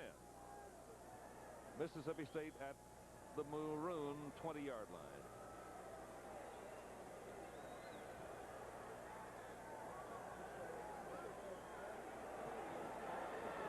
Don Smith is back in. That quarterback has his back spread for protection, and he's going to run out of the pocket and throw.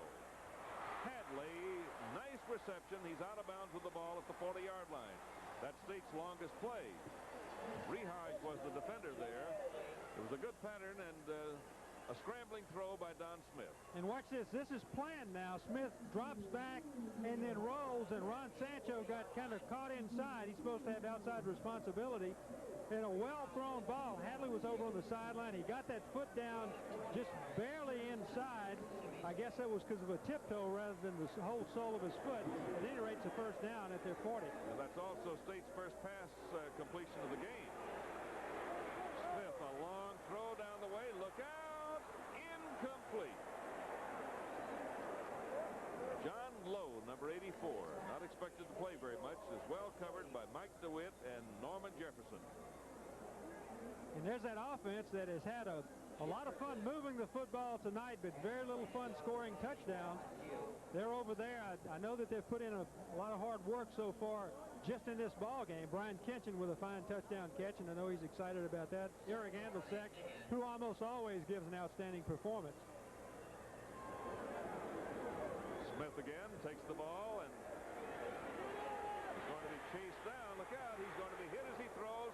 Interceptions written on that one. Rehage has it at the 25. Running to the 35.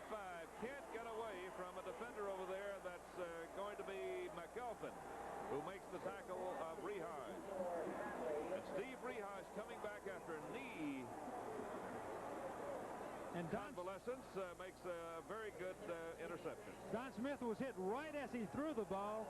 I don't know if that took anything off of it, but Rehage took it away from Hadley anyway and made a pretty good run. It looked like he decided, well, I hadn't played a lot in the last few games. I'm kind of tired. I'm going to go ahead and give Markel McElphin an opportunity to tackle me, and he did. Tigers have 3 interceptions in the first half of this game and have first down now after Rehage's steal at the Tiger 35. Hodson to the air. Complete. Sammy Martin makes the reception. Less than a minute to play in the first half here at Jackson, Mississippi. And the Tigers are pouring it on, 23-0. Second down, about a yard to go at the 44. Hodson throws. Kinchin makes the reception this time from tight end for a first down. The clock will stop with 33 seconds to go in the first half. Here's that play again. You're going to see Kinchin coming from the right. Boy, he made a great catch. That's a terrific catch with his hands outstretched all the way. Well covered, but the first down. Timeout LSU, and the Tigers apparently want to get something else going here in the final 33 seconds of the first half. There's Coach Arnsparger talking to Tommy Hodson, who's 14 out of 18, just having a fabulous night for 168 yards and 2 touchdowns. And he's been on the money all evening. Remember, he threw that other pass that was caught by Wendell Davis and called back. Rocky Felker there wondering, well, you know, how come they need some more points this half? And I can tell Coach Felker why. He wasn't here the last 6 times LSU came to Mississippi and was beaten by Mississippi State. And he wasn't here the last 2 times when LSU had Sugar Bowl opportunities on the line and conference championship opportunities and were beaten by Mississippi State. And I think that these players are just trying to make as sure as they can that that doesn't happen. And one way to do it is to take that 23-point lead and expand it as much as they can, and they're trying to do it. Hodson has thrown for 13 touchdowns this year, including the 2 tonight. He has first down at the state 44-yard line right now, and here go the Tigers again. Hodson eluding a tackler Simmons and throws the ball out of bounds. Harris was the nearest player to the ball as it sailed off the field of play.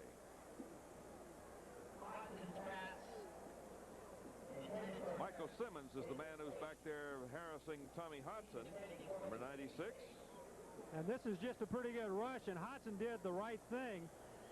He's not had much pressure tonight. A lot of it is because he's just rolled out and sprinted out and been open. There's Raji McGee, but Hodson was not in a position where he could have done anything about it. His back was to McGee at the time he was open. Second and 10 at the state 44. Hodson again. Davis hit by Jackson. Not a first down. Timeout called by LSU with 19 seconds to go in the half.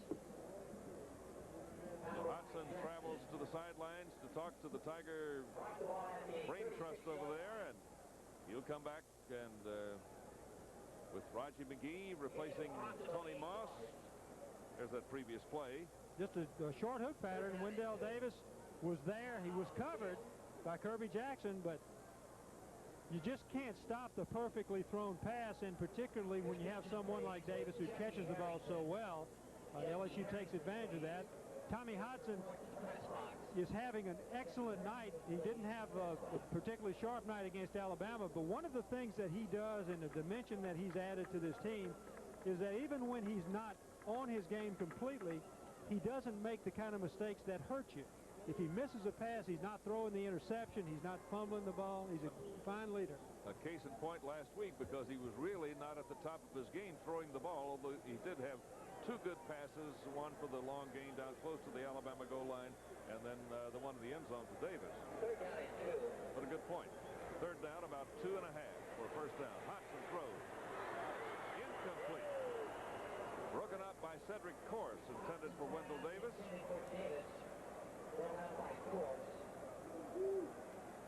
That's going to bring up 4th down, and Browndyke will come in to try to get a long one here. This will be his longest of the year. And and would be the longest in the SEC this year. If he kicks this one, it'll be 53 yards in length straight away at the goal to our left. David Browndyke has kicked 3 field goals in this game. Here's his try from 53 yards out. It's partially blocked. So with 7 seconds to go in the half, Mississippi State stops the Tigers,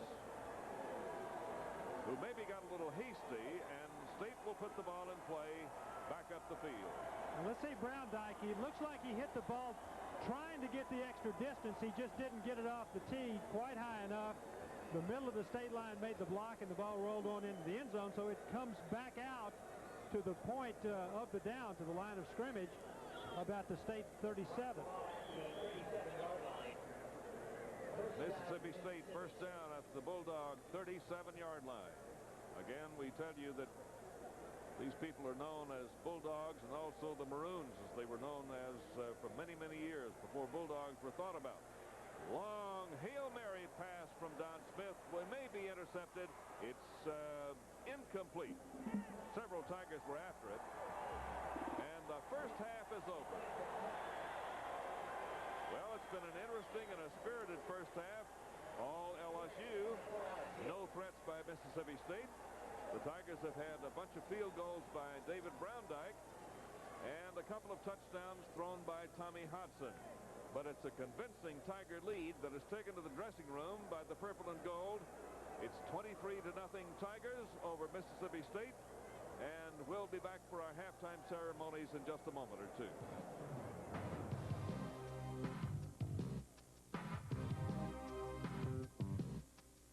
New generation is turning the electronics world upside down. A Sony AM/FM cassette Walkman's only $35. This car stereo system with deck and speakers installed for $99.95. The Atari 65XE with accessories, only $89.95. A VHS VCR with wireless remote, $229. A compact disc player for $98. The lowest prices, the largest selection, and 12 months interest-free financing. That's the new generation difference.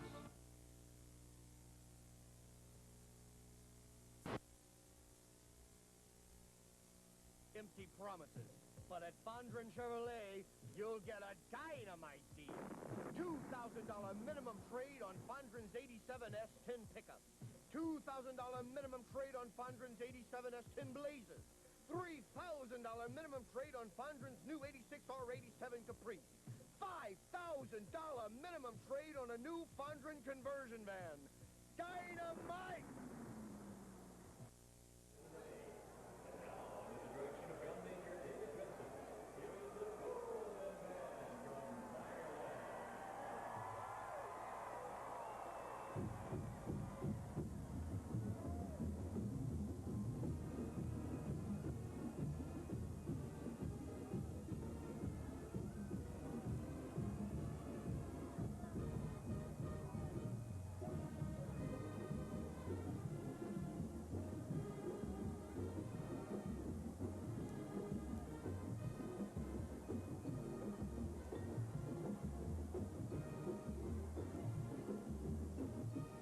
Welcome back. We're at halftime. The score LSU 23, Mississippi State with nothing on the board. We got a big halftime show lined up for you. Not only will we look at the LSU band, but we'll have an interview with my former head coach, the head man of the basketball department at LSU, Dale Brown, and much, much more. We're going to go show the band right now, and then we'll be back with more, so stay with us.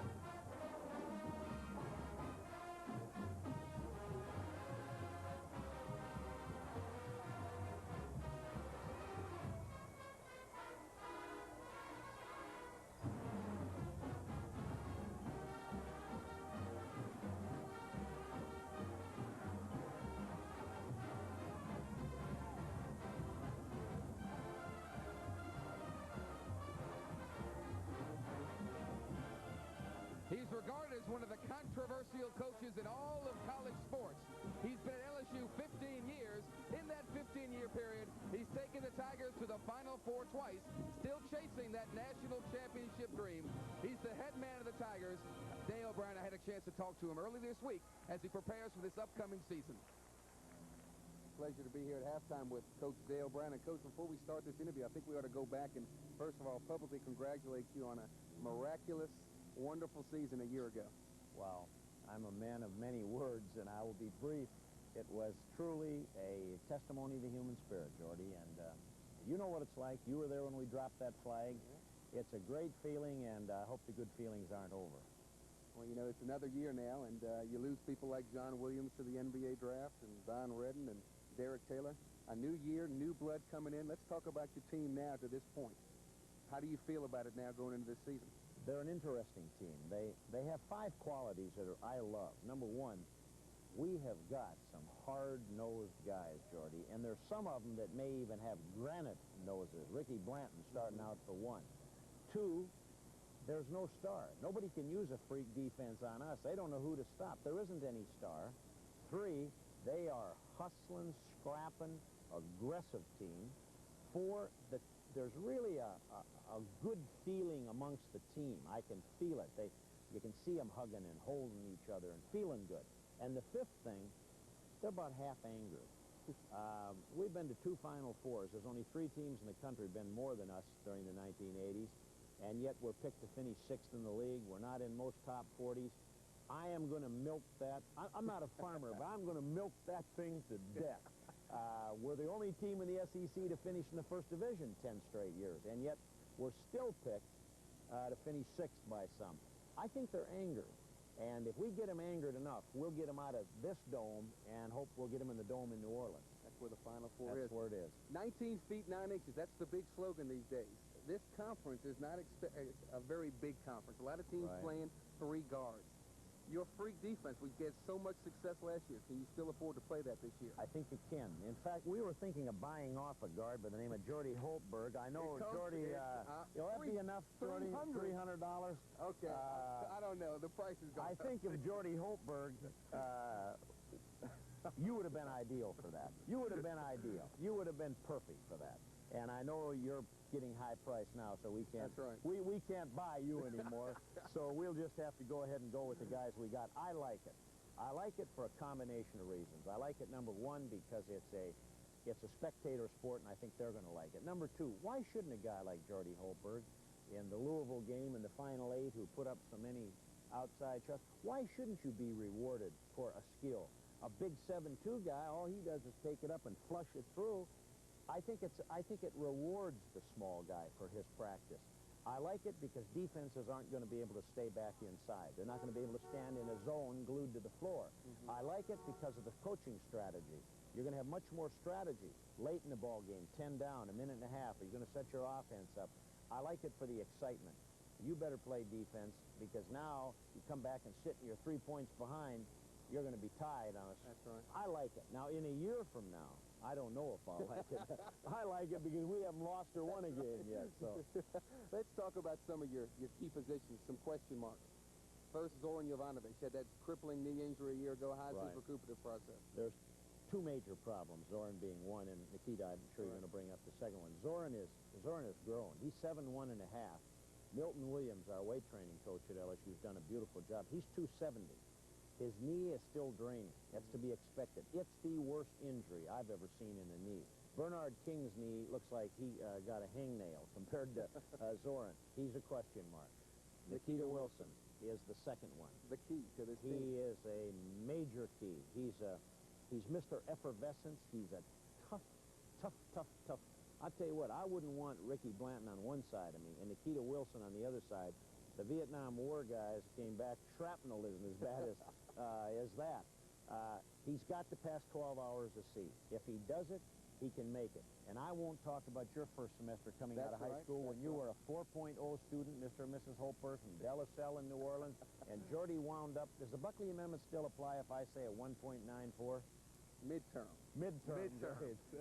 I called my folks, they said it jumped up significantly. You're not exactly running away from teams this year. You're you're playing some tough ones. You start out in the NIT Classic. When I was here, the NIT was considered taboo. It's like, well, you can't get the NCAA. It's second rate. But now, with it being in the beginning of the year, it's a major test for a young team. It's a nice idea, and I think TCU is ranked in a lot of them in top 20. They're also ranked to win the Southwest Conference. They're the dominant force. They got a great coach. I think it's going to be exciting. The NIT's got a great field in it. There looks like some Final Four potential. Not bad, and when you can be here for 15 years, you get that clout and you get the games played here, right? Now, all you LSU fans, please buy tickets so we can play the second game here. If we fill it, I think we'll get the second game if we win. Good luck. 15 years here. Who would have thought it? And way not a back gray when. hair. Not a gray hair. 2 Final Fours, some Southeastern Conference championships. Stick with them. We'll bring you all this action this year on Tiger Vision. We'll be back after this. This has been Dale Brown and Jordy Hultberg. Stay with us. Dale Brown, never for a loss for words. He's going to have an exceptional team this year if they can get some key people back in. Doug Morrow has a special guest upstairs, a man that had something to do with Tiger Tails. So, Doug, I'm going to throw it up to you and let you take it away.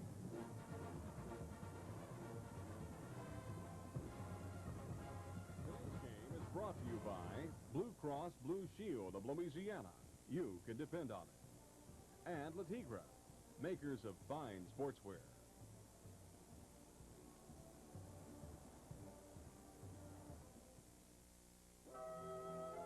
People make a great university.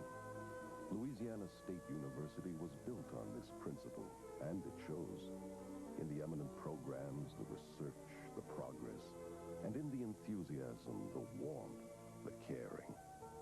But most of all, you can tell a great university by the faces of those who know. People make the difference. LSU, a great university.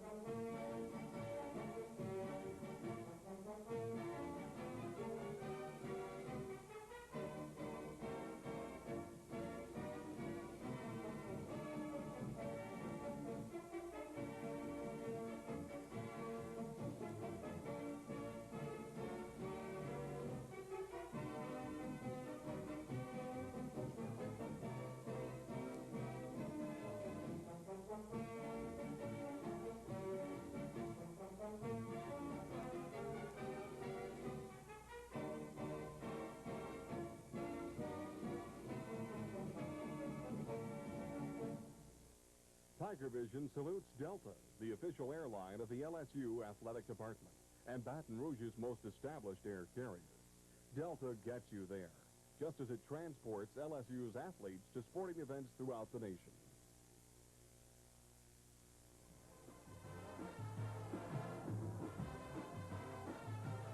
Halftime here at Mississippi Memorial Stadium in Jackson, Mississippi. Doug Morrow with John Ferguson and Jordy Hultberg, and at halftime we've got a special guest. You've heard of the amazing LSU Tiger Tails. Gordon Regan is the creator, innovator, what have you. Gordon, tell us, what are LSU Amazing Tiger Tails? Doug, the Amazing LSU Tiger Tails is a 1 hour and 5 minute video cassette tape developed by myself and my partner Chuck Flieger in Houston, who couldn't be with us tonight. But it covers the great moments and great games in LSU football, 1958 through the 1985 season. And it starts off with the 58 season, the march to the national title. Has a little bit of each of the games, and what the season that culminated with the victory in the Sugar Bowl over Clemson for the national title. From there, we start through the great LSU seasons, the 59 game against Ole Miss, the Billy Cannon run, on into the 60s, the great years, some of the years you played, the amazing victory, the 11-10 victory, and the 2-point conversion you caught, one of the great LSU moments. Cotton Bowl victories over Texas and Arkansas, 64 and 66. And just all the great years through 66, all the great plays on into 69, where we had such a great team and didn't go to a bowl that year, into the early 70s, the Burt Jones era, all the great players, Tommy Casanova, too many of them to mention, as you know, but all the great games. The comeback game, the last 2 to 3 minutes of that game are featured in the film, and the Notre Dame games, the Auburn games, Robisky, Alexander, all the way up through the Dalton James gang and the 1985 Liberty Bowl. It's all there. Now, let me ask you a question. How does someone come up with an idea like this? Tell me how. Well, I guess it was a little unique. I was driving to work one day. I'd read the Sunday paper, and it had an article about how many people were getting video cassettes in their home. And I was just thinking about LSU football on the way to work, and I thought, boy, wouldn't it be great to have something like that on tape? And I know LSU's got all those films available. Why couldn't somebody put that together in something that all LSU fans could keep forever and ever? And so I talked to my partner Chuck Flieger as we were going to the North Carolina LSU game up in Chapel Hill, and he said it's a good idea. Let's give it a shot. Let's go talk to LSU. And so we made an appointment and walked in the door, sight unseen, and met with people like John McBride and Mark Jeffers, who I have to take my hat off, have been very cooperative and helped us tremendously throughout this whole thing. They said they were interested, allowed us to do some market research on campus, which we did. Showed about 70% of the people we talked to said they'd be interested in something like this. And so we got a lot of ideas about what to put on it, and we went about going about developing it during the summer and put it on the market September 12th. Well, it turned out to be, I think, a great idea. We saw there on the graphic that LSU fans can get it from the LSU Athletic Department. They can call there or write, and they can order. Comes in beta and VHS. That is correct. We made a 1-inch TV broadcast quality tape, and then we duplicate down from that to VHS or beta. That's correct. What's your next project? Well, I'd like to update it on this season and show us going to a major bowl and being ranked in that top 10 come the end of the season. And I hope to do that. Do you have any plans to update this annually, or are you going to try to do it? Well, that's kind of up to the LSU Athletic Department. They've been very cooperative in working with us, and if they want us to do it, we'd be glad to do it. Okay. Gordon's going to give you the highlights from all LSU games in the past. We're going to give you the highlights from the first half after we come back from this.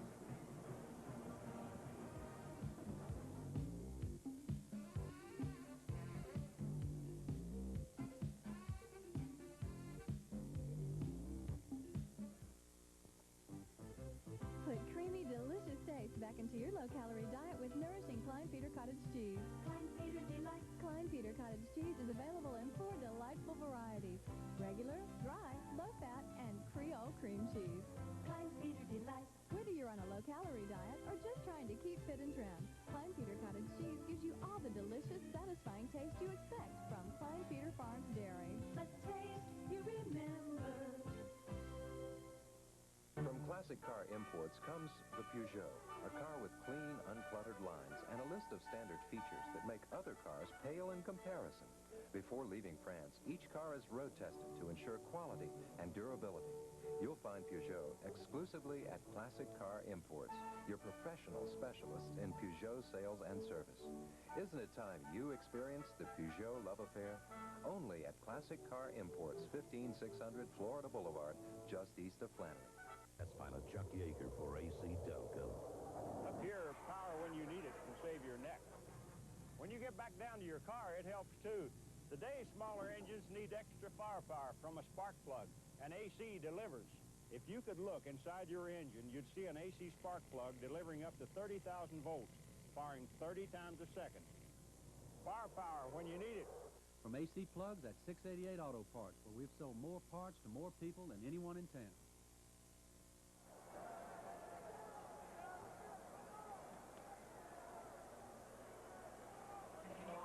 3 field goals, 2 touchdowns, and 2 extra points. It's 23-0 LSU over Mississippi State. And to start the second half, it'll be Tommy Hodson, number 13, who's warming up there, and that's Tony Moss, number 6, in the picture. Ronnie Lewis is set to kick off for the LSU Tigers from the 35-yard line on our left. And Guscio is going to be the returnee down the field if he can get the ball. And he runs for it at the 5, picks it up at the 3, and here he comes to the 10 and short of the 15-yard line. This is the most number of points in the first half all season for the LSU Tigers. And it's the second time the Tigers have shut out the opposition in the first half. Did so against North Carolina. And Brown Dyke's 10 field goals, which he has so far, is the most ever field goals at LSU by a freshman. Also, Hodson's 8th in in career passing with 1,714 yards. Needs 67 more yards in the second half to move to 5th place in the single-season passing chart. That's Rodney Peters, but we have a flag on the play. He runs up for about 10 yards or so. And from 12 up to about the 22 or 3. Likely we have holding on John Lowe, who was the split end out on this side, making the block on Greg Jackson. One of the reasons Greg Jackson could not get to Peters to make the tackle is because Lowe had a hold of his jersey on one side and his arm on the other. Penalty back to the 7-yard line. Holding against Mississippi State. We're very interested in the Georgia-Auburn score, and we'll get another reading on that as soon as we can. Going into tonight's action, LSU, Alabama, and Auburn each had one conference loss this year. Smith on a quarterback draw. Nicky Hazard spills him at about the 16-yard line. Toby Caston polishes him off. That's a planned play. Sometimes quarterback draws look as if they're not planned plays, but they are. Here are the first half stats. And you see the dominance of the LSU offense, 295 total yards to 65 for Mississippi State. First downs, LSU with 18. That's more than a game's worth of first downs, and the Tigers should have come away with a lot more than 23 points. John Lowe and Hadley are set widely to the right. Hadley moving back toward the play, and Smith goes back in a deep pocket. Incomplete. Broken up by Hazard, intended for Hadley. A little juking going on there in the linebacking area. Fourth quarter, Georgia now leads Auburn 20-10. LSU could come out of this season with the undisputed conference championship. But Georgia leads Auburn 20-10. The LSU Tigers lead Mississippi State 23-0. And the most important thing for the Tigers is to go ahead and post a victory here. Smith again to throw. Got the heat on him, and he's running out of the pocket. Ran away from his feet. Eric Hill about to make the stop at the 17-yard line. Fourth down. Just about everything that has gone wrong for Mississippi State that could go wrong has gone wrong for them. Don Smith with an opportunity there to pick up the first down, and as John mentioned, just fell all over himself, and certainly that's not indicative of his ability. The punter is Tommy Parks. He kicks it up there, and the short man, Greg Jackson, takes it at about midfield. Not a long kick at all. And the Tigers will be in business at their 49-yard line. With Georgia's apparent forthcoming victory over Auburn, that'll move Auburn out of the race for the conference championship and leave only Alabama and LSU in league play with one loss, and Alabama still has Auburn to play at Birmingham. LSU can do no worse than tie for the conference championship this year. Harvey Williams. The ball carrier. Cedric Course stops him. First down. Tackled by Course. And Bennett. How about that, Tiger fan? Watch the ball at the 39-yard line. A lot of LSU people here. John, a big group has come up, and 12 yards. They certainly have taken over in their support of the Tigers. The Mississippi State fans have been kind of quiet here lately, and with good reason, I suspect. In fact, a lot of them are starting to drift out. Maybe they're going to get a coach. First down, the Tigers at the State 39. Hodson will go to the air again. Boy, they're airing it out to the 30. Fumble, and the Tiger recovery at the 31. And a flag on the play, maybe. Let's see if we have one. James Williams makes the tackle, and it's Hazard who recovers the fumble. Here's that play again. Let's see how it transpired. Here you see Williams with the fake, and then just checked down over the line of scrimmage. Made the catch, got hit, and fumbled, but John Hazard ready for the recovery, and the Tigers were not hurt by it. Second and short.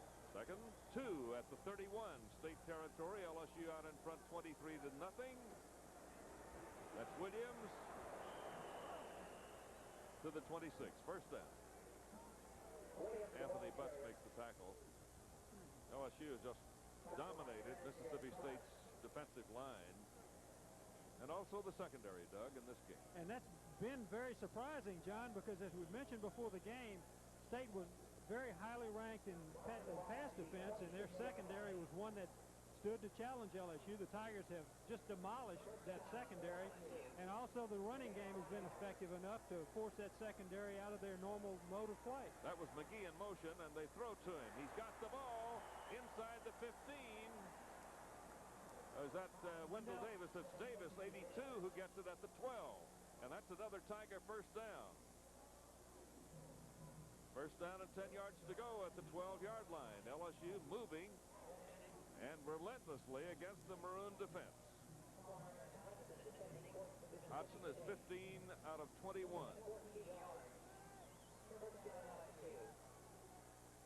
Harris, the up back, and Harvey Williams is the eye dotter, and Hodgson is waiting for the snap and gives the ball to Williams. Look out! What a runner. They spin him down inside the 5-yard line. That's Asa Bennett, who is spinning around with Harvey Williams at about the 3-yard line. Second down. A little more than a yard to go for a first down. Very deep in Bulldog territory with 10:45 to play in the third quarter. You saw Eric Andlesek step around from his right guard spot, trap through the hole, and knocked Cedric Course out of the way, and that opened that big hole for Harvey Williams, who almost scored. Here's Harvey Williams here, trying for the 6. He's Course standing up. Makes it look easy. Tigers lead 29-0. Harvey Williams follows Eric Andlesek. Andlesek just knocked Cedric Course completely off his feet. And so Browndyke comes in to try the extra point. Here you see Andlesek again stepping from his right guard spot. He just kept going after Cedric Course and going after him and finally knocked him over. Browndyke kicks the point after. And there's a timeout here in the third quarter at Jackson. Your score now is the LSU Tigers 30, Mississippi State nothing.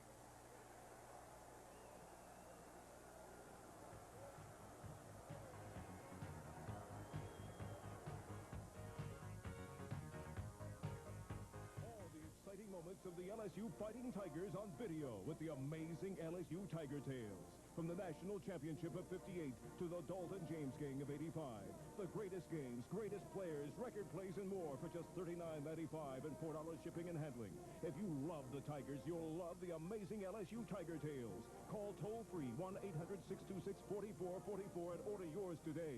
1-800-626-4444 and get the Tigers by the tails.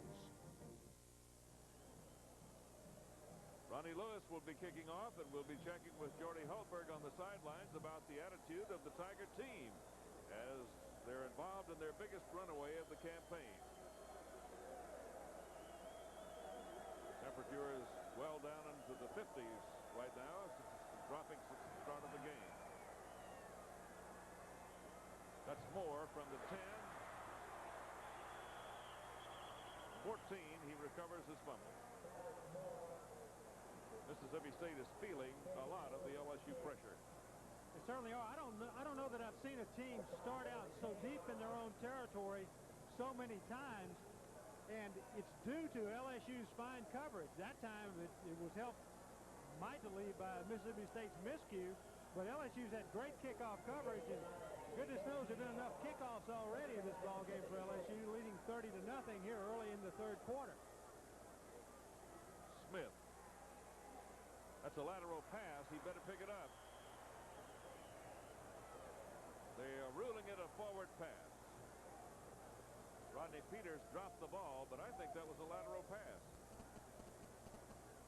If we have replay on it, we'll check. And we have one Tiger player who has apparently been suffering from leg cramps across on the other side of the field. So we have a time to take care of him. That's what it looked like. Eric Hill is over there. And it it just looks like he has a cramp in his calf. He's trying to get his toe pulled back up. Doesn't look like any sort of injury where he has any pain. Mars, please, to gate 6. The first half statistics, first down, LSU 18, Mississippi State 4. 10:09 to play in the third quarter. Eric Hill is being assisted from the field. Those cramps in the calves of your legs are just painful as they can be. 30-0. The LSU Tigers lead Mississippi State. We'll be going to the record book here shortly on this score. This is the biggest LSU lead at any time this season. While a lot of points have been scored in this series by either team, primarily by LSU over the years, this one may be one of the largest totals. Don Smith running out of the pocket will get some yards to the 25. Pulled down by Toby Caston at the 27-yard line. He picks up a first down. Now this is the Don Smith that we've seen earlier in the year and the one that LSU feared. He goes back in the pocket, didn't stay back there very long, saw that he had an opening, and he took it to pick up the first down. Toby Caston came over, but Don Smith's got to do better than 1 for 9 if he's going to be effective running the ball. Otherwise, LSU can just come after him and forget about the passing game. By and large, the Tigers have pretty well contained this very talented quarterback. Back against the grain. Here's the man waiting for him, and that's Bromley making the tackle at the 32. Scott Bromley. Been out there practicing all these seasons, and is now a senior, getting a chance to play. Here's Don Smith from down under, and let's see how he comes out of that pocket and see how the LSU containment takes care of him on this play. And some of these are beginning to look like they're somewhat planned. By that I mean, I'm sure he's been instructed to go back there. If you don't see someone open immediately, head on upfield, don't take the sack, and that's exactly what he's doing.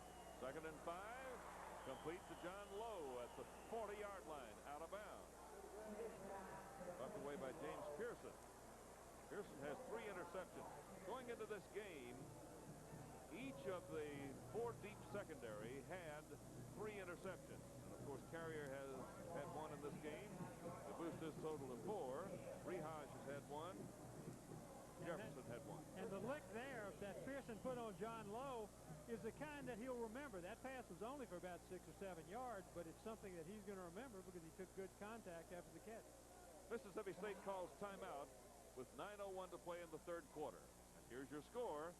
LSU 30, Mississippi State nothing. Hi, I'm Russ Halpin. For 16 years, you've known about our quality products and professional service.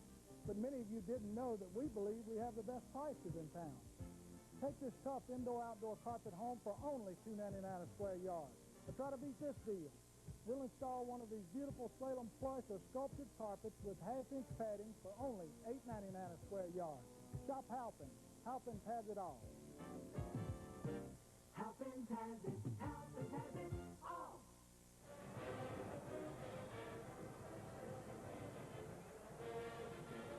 Don Smith is still on the sidelines conferring with Rocky Felker and the Mississippi State coaching staff. And John, while we're here at the football game, let's talk briefly about baseball. Regular season a few months away, but the athletic department is offering LSU baseball fans an opportunity to get into the swing early by ordering season tickets in advance at a special price, $45 for a family of 4 for 32 home games. You'll really enjoy Skip Bertman's baseball Tigers. They're going to be great again this season.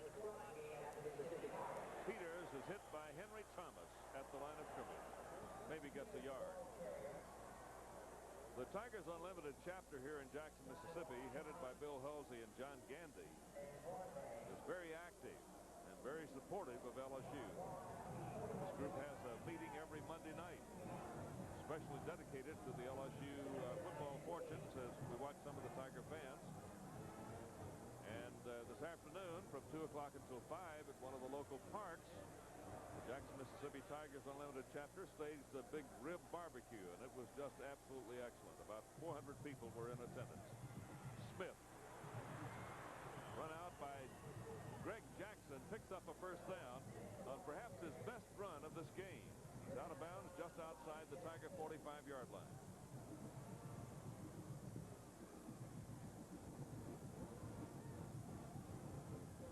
Smith has taken some pretty good licks throughout the course of this game, but in order for him to be effective, that's the kind of game he's got to play. It's too late for it to happen tonight, down 30-0.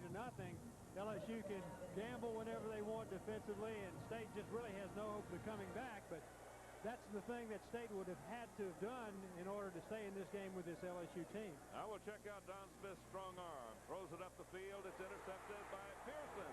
His 4th of the year at the 21-yard line. So the Tigers go back the other way. Another Tiger interception. And this is good defensive secondary play. Smith takes the ball. He throws the pass in the right place for his receiver, but James Pearson knew what was coming. He made the cut at the right time, made the big play, and stopped that drive. LSU's got the ball kind of deep in their own territory, but the way LSU's moved the ball doesn't make any difference. It just is going to add to the total offense number.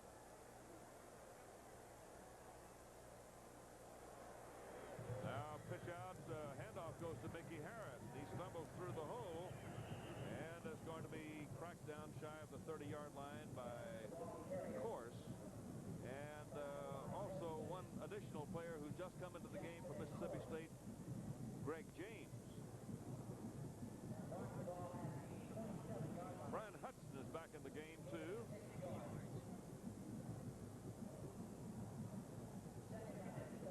Number 1 unit cornerbacks for Mississippi State are spread widely on the field. One is Kirby Jackson, the other is Bruce Plummer. Hudson's stats 17 out of 23.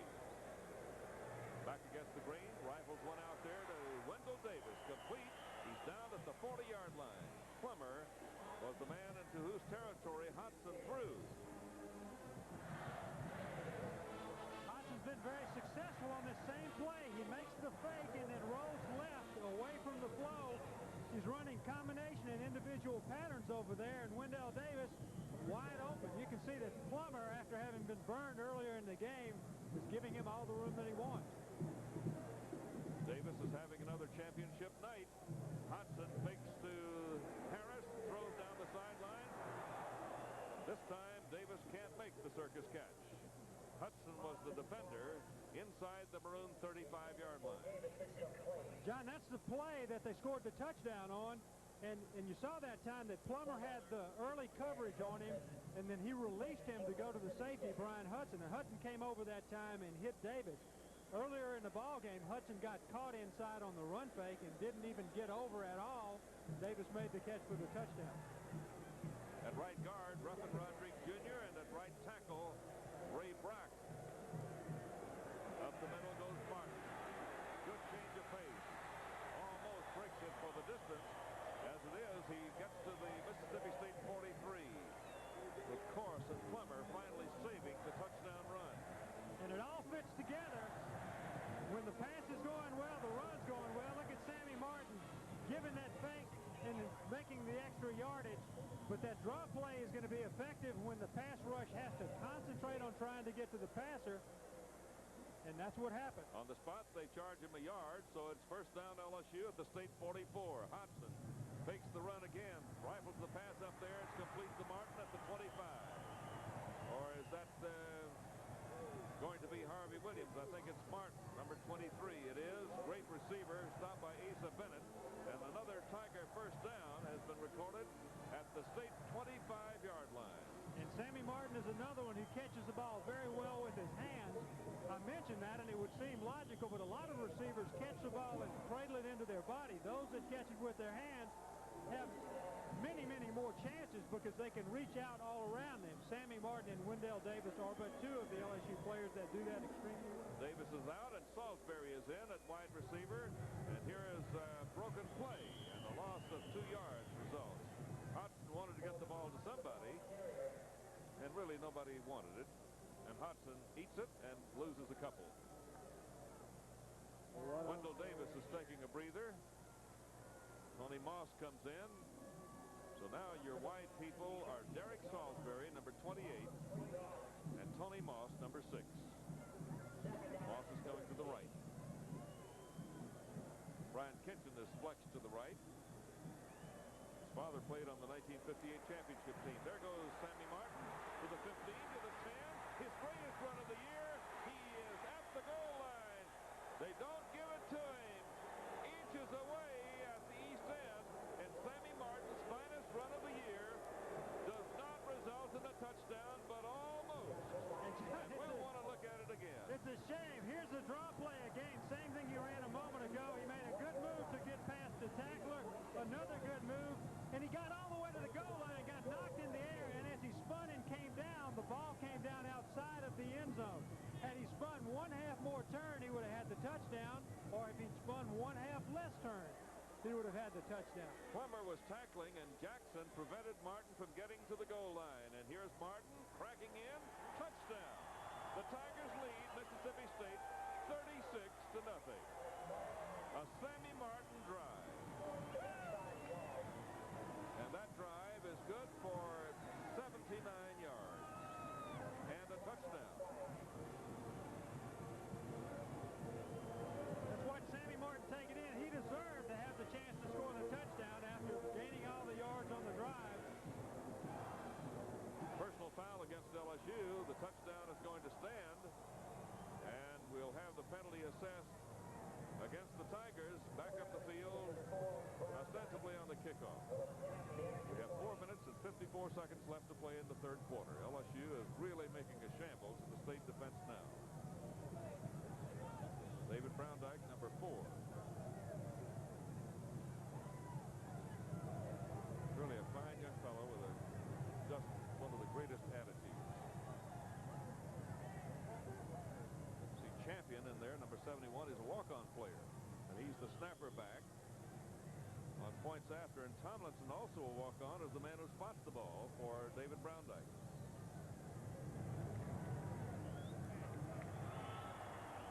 David's kick is good. 4:54 to play in the third quarter here at Jackson, Mississippi at Butch Lambert Field. And the score now is LSU 37, Mississippi State nothing. We'll return in just a moment.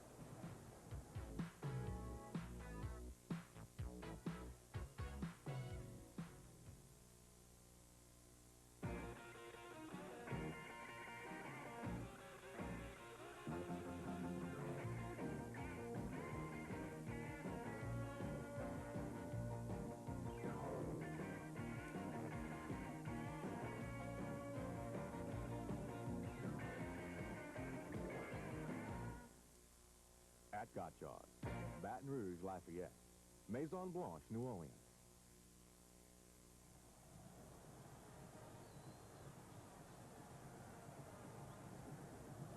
Here's the score in the Auburn-Georgia game. Georgia leads Auburn 20-16 with 1 minute and 30 seconds left to play. A big game for LSU if Georgia should win. The last time there was a shutout in this series between State and LSU was 1967, when the Tigers won 55-0.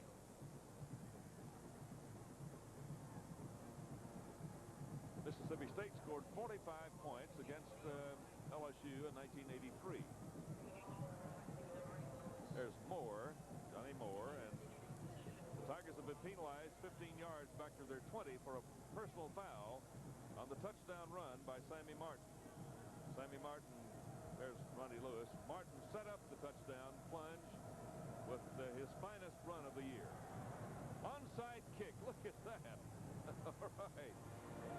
State will run it back from the 37 back up to about the 48-yard line, and State has excellent field position. Doug, the strategy in doing that.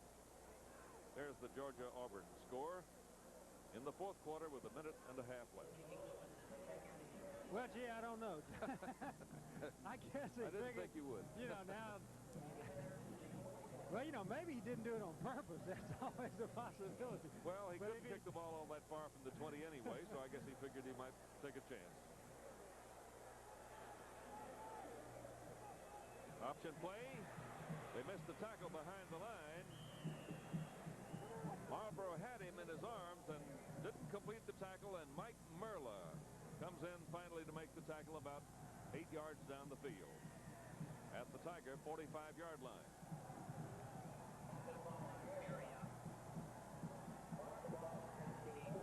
Second down for the Bulldogs at the LSU 45. Tigers lead 37-0.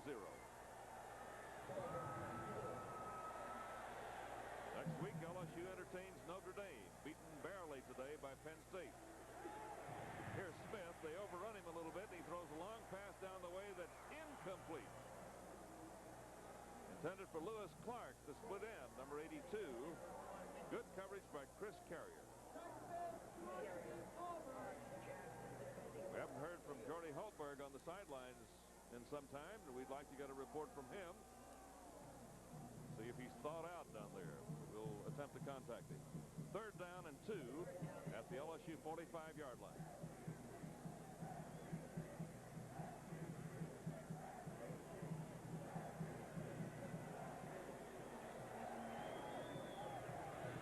Calvin Robinson gets the first down.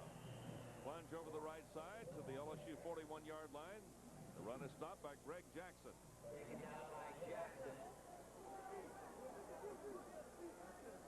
There's Wendell Davis, number 82, premier receiver, along with Roger McGee, number 80. That's, I believe, Derek Salisbury on the other side. Bulldogs are ready again, this time from the Tigers' 41-yard line. Handoff on a quick opening shot, and Merler makes the tackle of Michael McKelvin.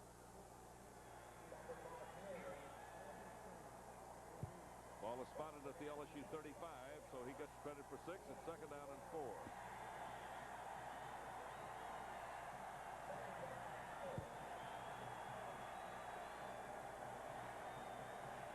Final score, Georgia has beaten Auburn 20-16, and now only LSU and Alabama are left in the race for the conference championship.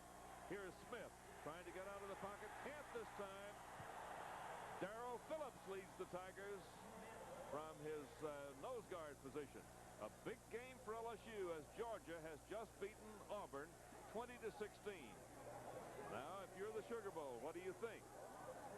LSU has beaten Georgia, which beat Auburn. LSU beat Alabama.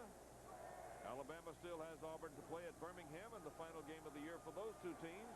And LSU is ending up with at least a tie for the conference championship tonight with a big victory over Mississippi State.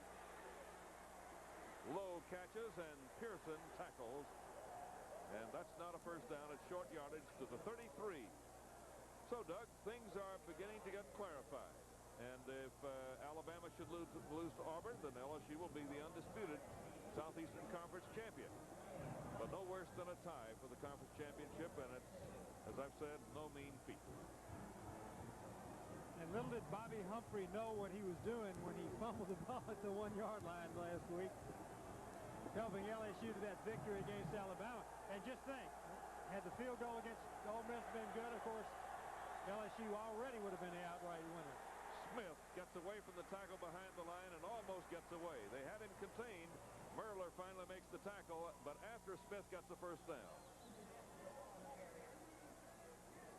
1:21 to play in the 3rd quarter here at Jackson, Mississippi. 37-0, the LSU Tigers lead. And here's the thing that Don Smith does to you.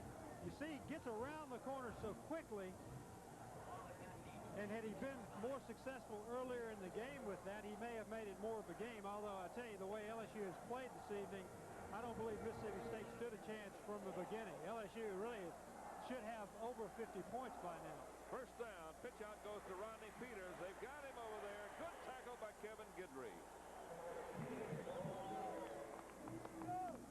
I would think, as we're in the final minute of the 3rd quarter, that there really would be little doubt that LSU would be the selectee to go to the Sugar Bowl.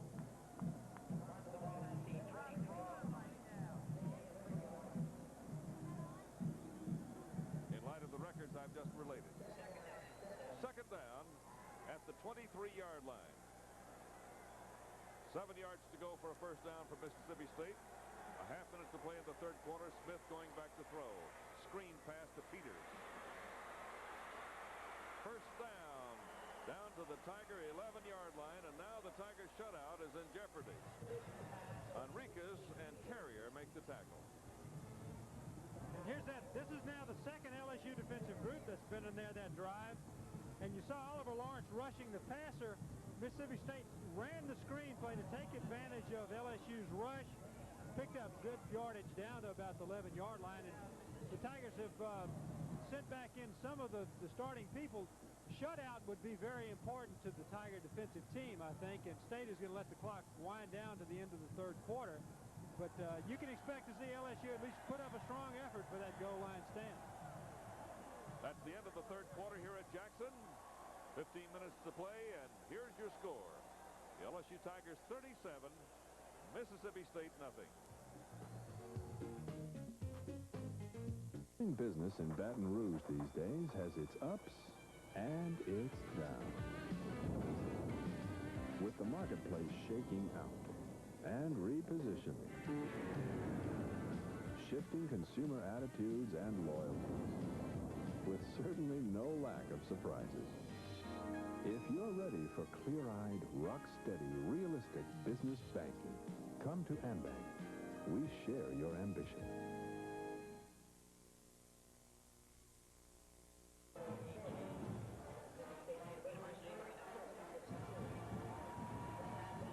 U.S. Diving Championship for 1987, the U.S. National Springboard and Platform Diving Championship will be held April 14th through 18th at the LSU Natatorium. If you'd like to see this big event, it's an outstanding event, contact the LSU Swimming Office, area code 504-388-5050.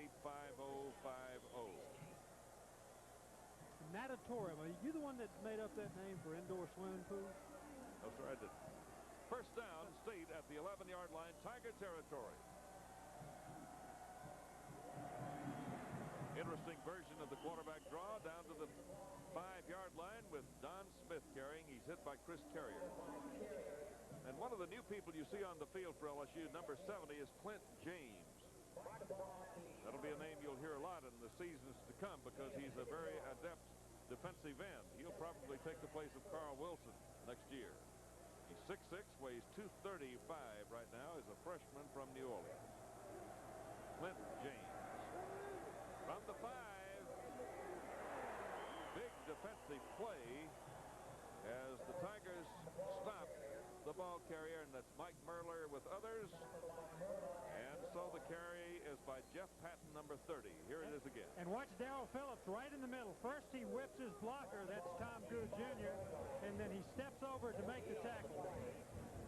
That's Merler, 93, and Phillips, 62, and the defensive maneuver cost Mississippi State 1 yard. It's third down and 5 at the LSU 6-yard line.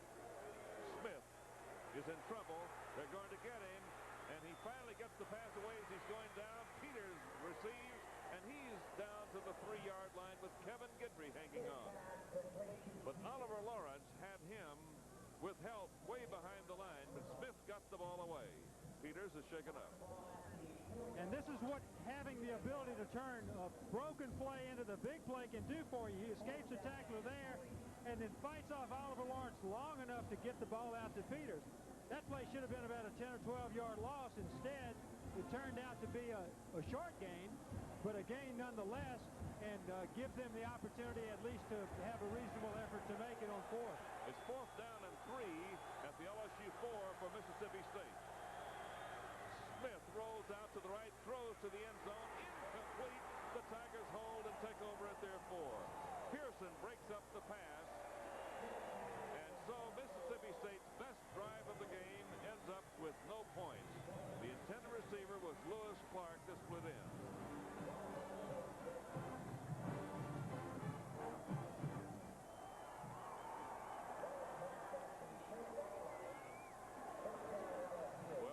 To play in the game, 37-0. LSU leads.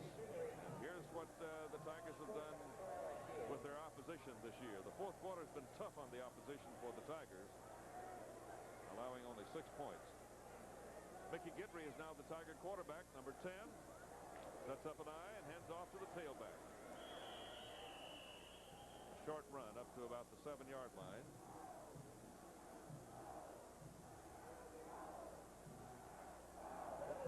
How things have been clarified today. Alvin Lee is the ball carrier there, number 26. College competition. Georgia beating Auburn, and Penn State just getting by Notre Dame. Michigan lost today to Minnesota in the last play of the game. Arkansas beat Texas A&M. A&M's only loss other than that to the Tigers. Kaiser carrying the ball, battling up there, and he's fumbled the ball, and Mississippi State has recovered outside the 10-yard line. Wayne Banks comes up with the ball as Kaiser fought to get the extra yardage and bobbled the ball at the 13-yard line. And that's exactly what he was doing, was fighting for that extra yardage. There you see Kaiser, and the ball is going to get stripped. Boom. Right there. It drops out, and State pounces on it immediately to give that LSU defense another chance to hold them away. Don Smith at quarterback runs the option. He's handed off already to the 10-yard line. The ball carrier rumbles along in big, heavy traffic.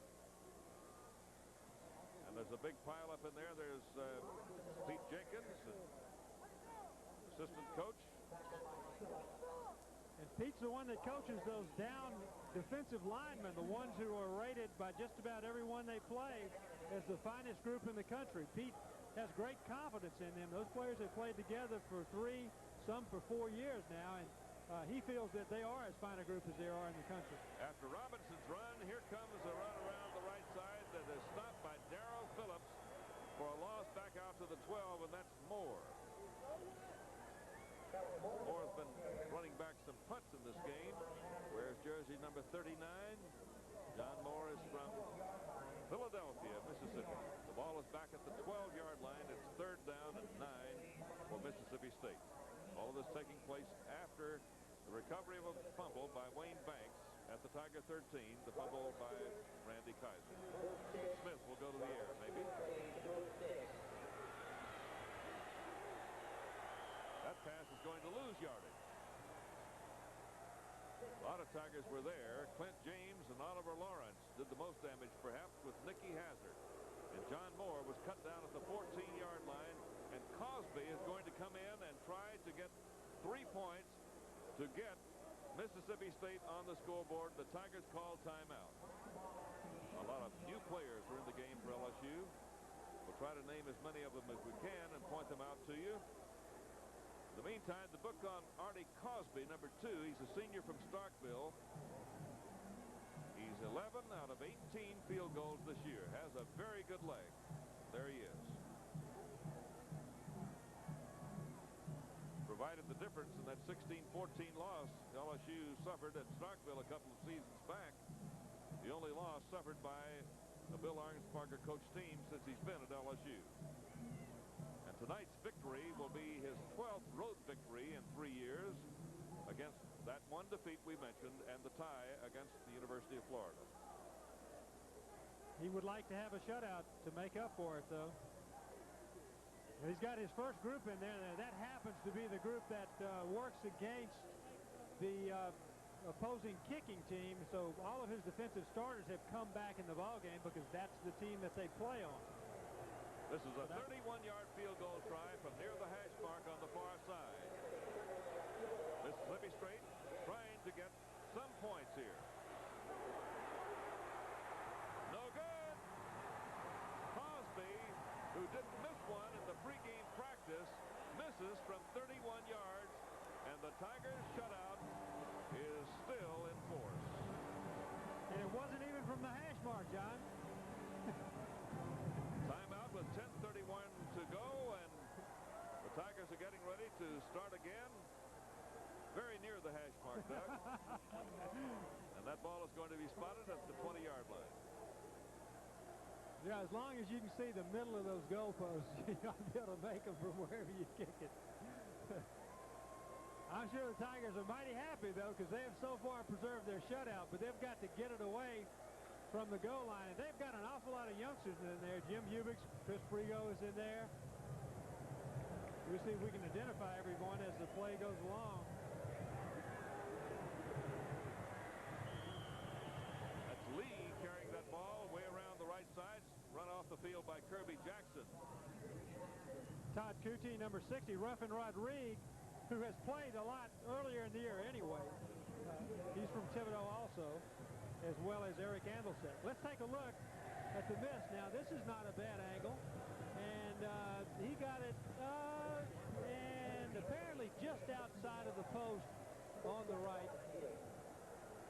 Lee's carry is out to the 32-yard line. That's Eddie Fuller, rambling ahead for about 9 yards. He's up to about the 42-yard line. Bobbled the ball at the play it ended. Jim Hubig's number 79, who will be playing a lot in future seasons, 6'4" or 5 and weighs about 260, is on the field. At left tackle, Chris Freegroves played a lot at guard, is on the field. Well, they've got the signs going again. Second down 1 at the 42. Mickey Goodrich. First down, Lee fumbles it out of bounds. It's still his ball at the state 44-yard line. Well, this young offensive group is getting a chance to play, but those backs are going to have to hang on to the ball if they expect to get another chance. Let's take another look. Guidry makes a running fake and then dumps the ball out to Alvin Lee in the flat, who makes a good catch, uses that speed to get downfield, but he just dropped the ball. Ball wasn't stripped from him. Got to hang on to that thing if he wants Coach Bill to put him back in. New tight end is in the game, Kenny Davidson, number 83. Good block by him. And there goes Fuller, breaking it off to the outside to the 30-yard line. First down. He's at the 29, and we have a flag thrown. Course chases and makes the tackle. Now we'll have the discussion with 9:06 to play in the game here at Jackson. And the preliminary indication is clipping against LSU. Nonetheless, let's take a look at Eddie Fuller's run. He set the run up himself. He took a dip to the inside, and then he stepped back outside and got outside around the defense, got downfield, broke a couple of tackles. We're unable to find where the clip was. I think you might have seen a Mississippi State defender come flying into the screen from the right. I don't know if he was the one who was clipped, but the officials certainly saw it and backed LSU up. Still first down. The ball now is after the penalty at the Mississippi State 46-yard line. Our producer's asking if this gentleman is a friend. That's our producer, isn't it? They're all friends. Isn't that Charlie? Mickey Guidry is getting his backfield set. And he sends Halliburton, who's now in at tight end on the left-hand side. Long count, and here's a run up the middle. That's not going to be too fancy.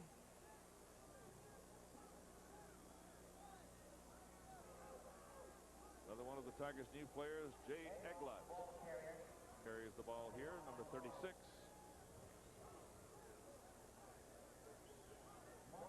Fuller's still in the game. Alvin Lee is still in the game.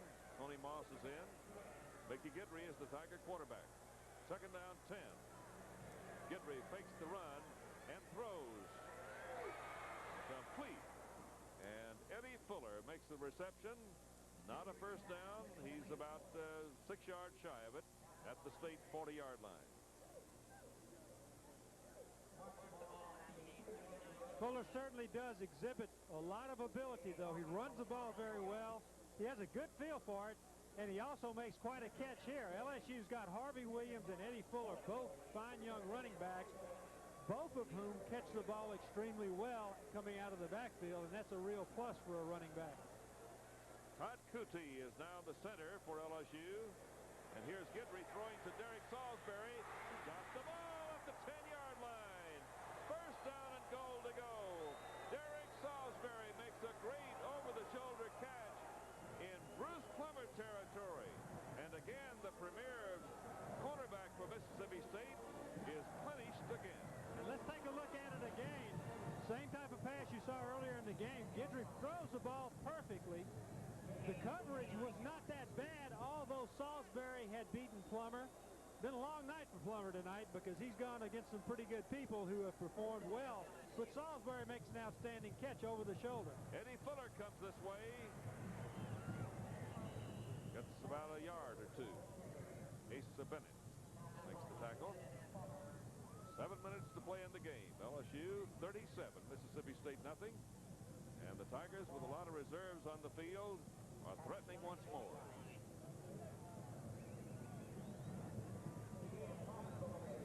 Powell was in for a moment. Number 2. Moss to the right side. Salisbury to the left. And here is Alvin Lee.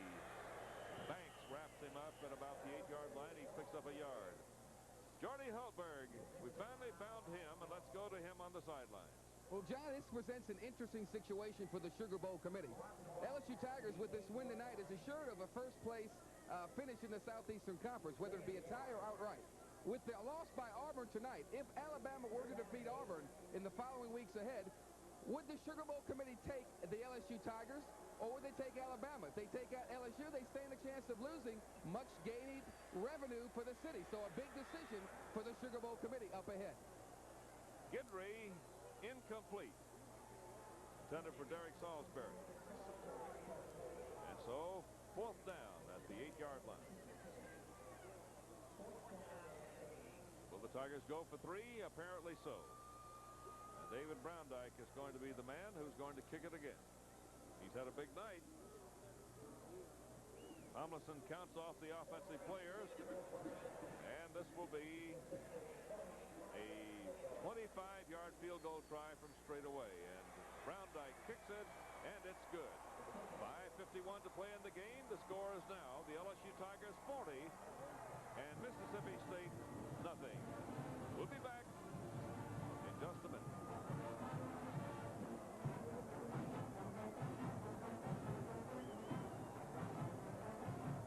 Some healthcare plans make checking into the hospital seem like a nightmare, but not Blue Cross. Blue Cross is linked to almost every major hospital in the state by the most sophisticated computer network of its kind. In seconds, it can transmit vital information from your hospital to Blue Cross and back again. And that can make checking in and out a whole lot easier. Finished. Sorry. Innovation. From Blue Cross and Blue Shield of Louisiana, you can depend on it.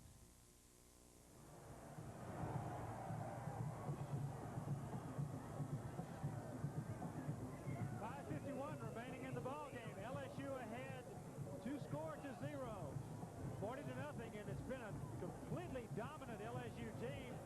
This offensive team put in the second unit during the last drive.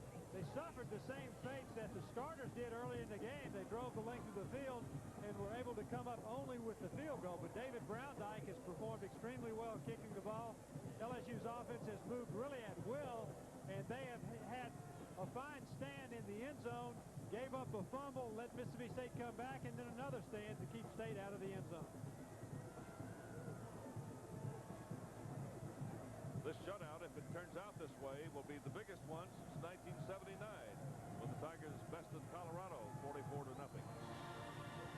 Johnny Moore runs this kickoff by Ronnie Lewis back out to the 19-yard line. And he is upended there by number 45, Mike Hebert. So State first down and 10 from the Maroon 19.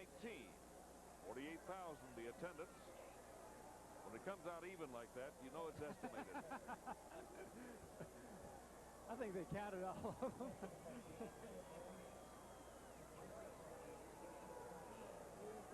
John Lowe is set very widely to the left of the formation, and Don Lewis is back to throw. Screen to John Moore, tackled by Bryant. A loss on the play is amounting to 3 yards, back to the 16-yard line.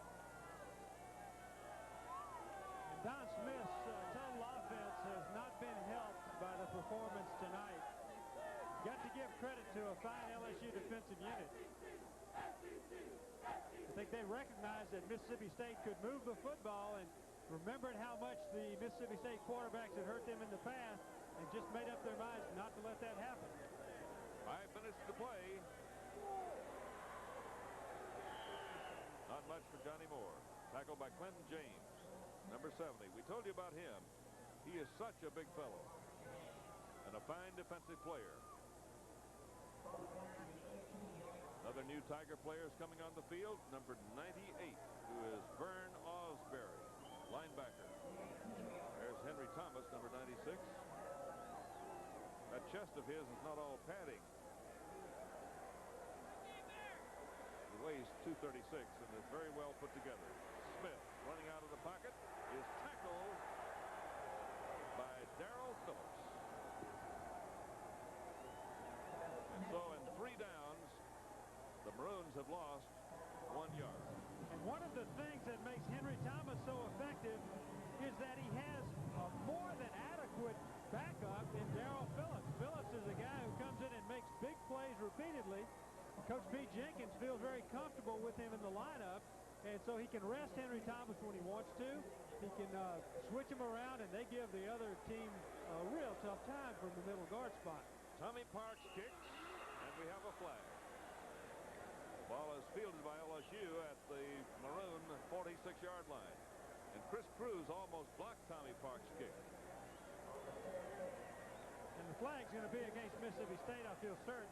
Guidry was the man who was receiving the punt, and maybe he didn't have adequate opportunity to field the punt, and of course that's an infraction. That's interference, but they're going to leave it where it is, apparently. First down LSU at the Mississippi State 46. I guess the flag must have just fallen out of his pocket. He threw it full speed ahead, I think. Powell is the quarterback, and Lee is the runner. Flag. There's another one dropped out of his pocket. I wonder if he's going to pick that one up the same way. Asa Bennett was really cracked on that one and is tumbled down and is not getting up immediately, so we'll have a time with 3 minutes and 24 seconds left to play in this game. See Kenny Davidson, number 83 there, tight end.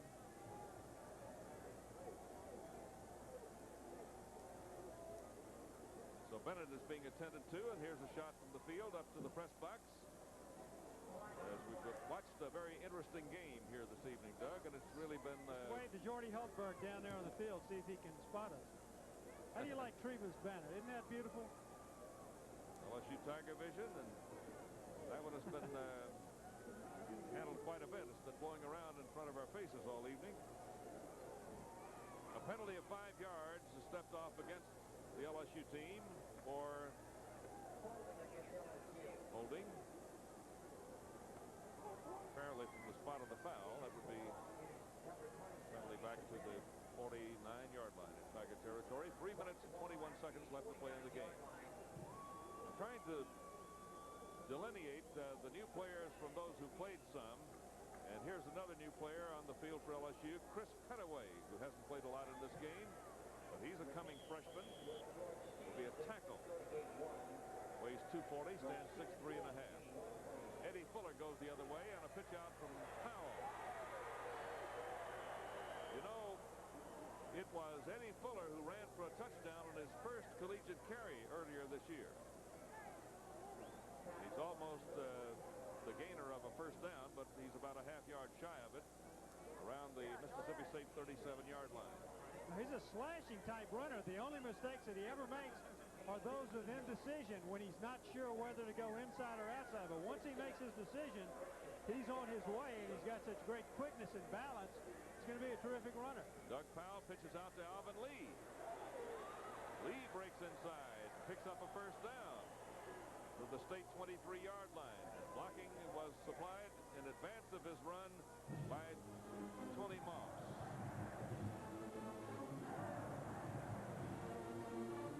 Now this is just a pitch swing. Ronnie Halliburton makes the block on the outside on the linebacker that allowed everybody else to get out and around. That's the key block and the important block, and he made it that time. Brian Kitchen does it exceptionally well too, and you need that tight end block in order to run that sweep. Kaiser breaks some tackles and gets to the 19. The center right now for LSU is Brian Broadus, number 55, a senior from Dallas, Texas. There's Kaiser, who just carried the football, number 32. Kaiser Spencer stands 6'1", weighs 235, is a freshman from Miami. Petaway 73, and you see Rodriguez 68. There's Doug Powell, number 2 from Texas. Lee again sweeps. And he's tackled there by Anthony Butts, number 92. On the second down and 5 play, and he picks up about a yard. Maybe not that. Well, it's third down and 5 at the 19. A minute 35 to play in this game. Mississippi State got deep in LSU territory one time tonight, down to the 4-yard line, and the Tigers held. Other than that one drive, it's been strictly an LSU defensive game, highlighted by the offense on the other hand, which has just run almost at will.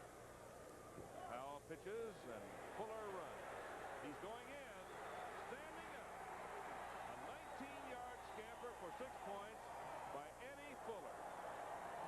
And Eddie Fuller, number 33, who hails from the big city of Leesville, Louisiana, has come through with another big effort. Watch, he was decisive this time. He got the block again on the outside, and Randy Kaiser with a good lead block. And Fuller just made the decision where to go and saw that it was open and coasted on in the end zone. That's the way to do it. David Browndyke is going to try the point after, and with Tomlinson holding, he kicks it. 1:08 to play in the game. LSU now leads by a score of 47-0. It's been a big night for the Tiger offense and a big night for the Tiger defense. We'll be back to Jackson in just a minute.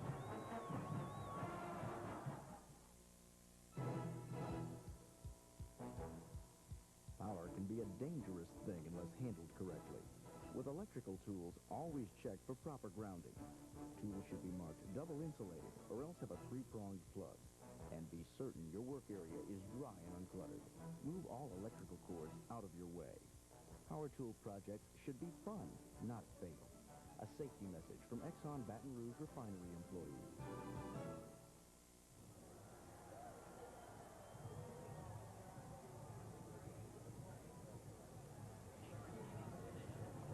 LSU has 301 yards rushing in this game. This is the most in the game this year. The previous high total was 247 yards against Georgia. And again, we point out that Georgia beat Auburn tonight, 20-16, propelling LSU into the favorites role for the Sugar Bowl championship appearance on New Year's Day. Matt DeFrank kicks off, and it's not run out of the end zone by Mississippi State, and so the Maroons will put the ball in play at their 20. Now the 47 points scored by LSU. This is the biggest number of points LSU has scored against Mississippi State in a long, long time.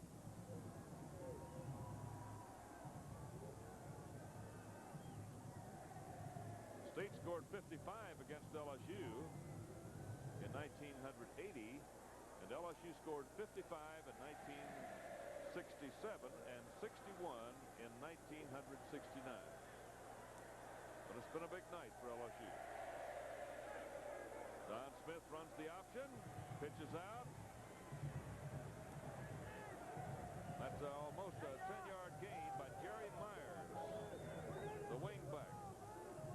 It's Phillips, John Batiste, and Harvey Williams, all of those happy Tigers on the sidelines. 40 seconds to play in the game. Second down and just a half yard or so to go for Mississippi State. State is trying to get something salvaged out of this big game for LSU. Almost an interception there by Norman Jefferson. Would have been his second of the game.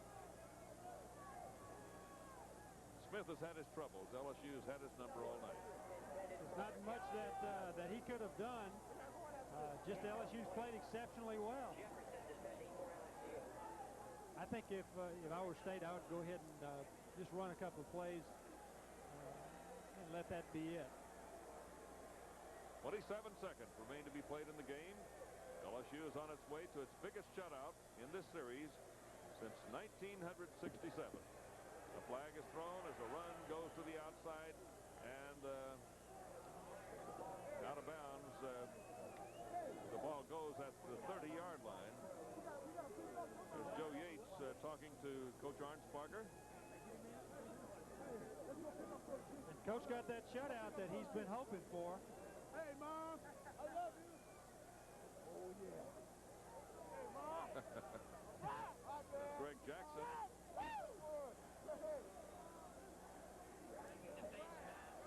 And the Tigers are really happy on the sidelines. And Oliver Lawrence, number 99, played a fine game. He's had a fine season. Willie Bryant, number 29, right there. Third down, about a yard to go for a first down. 21 seconds left on the clock. 47-0, LSU over Mississippi State. Don Smith has the ball.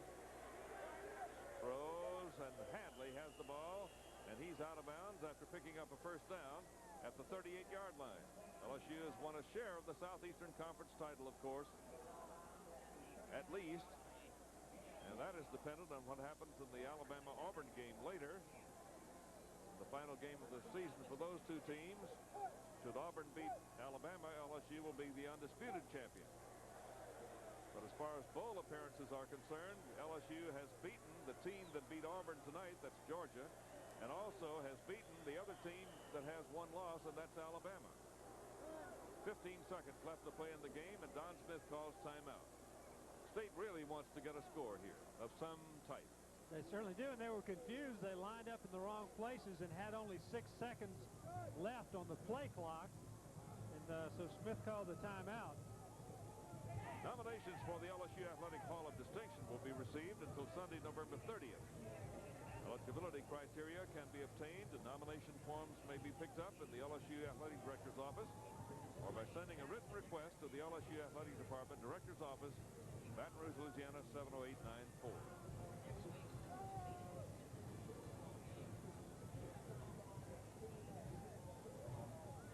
10,000 or so Tigers who have made the run to Jackson, Mississippi by automobile and other conveyances are going home a happy group this evening.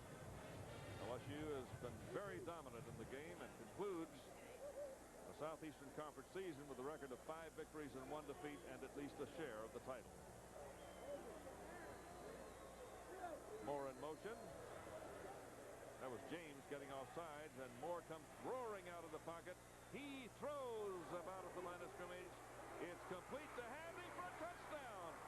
But the flag was thrown, and I think Smith threw it beyond the line of scrimmage. It will be an illegal forward pass. The touchdown will be wiped out. Smith threw it. Offsides against LSU and an illegal forward pass against Mississippi State. And they at least will replay the down.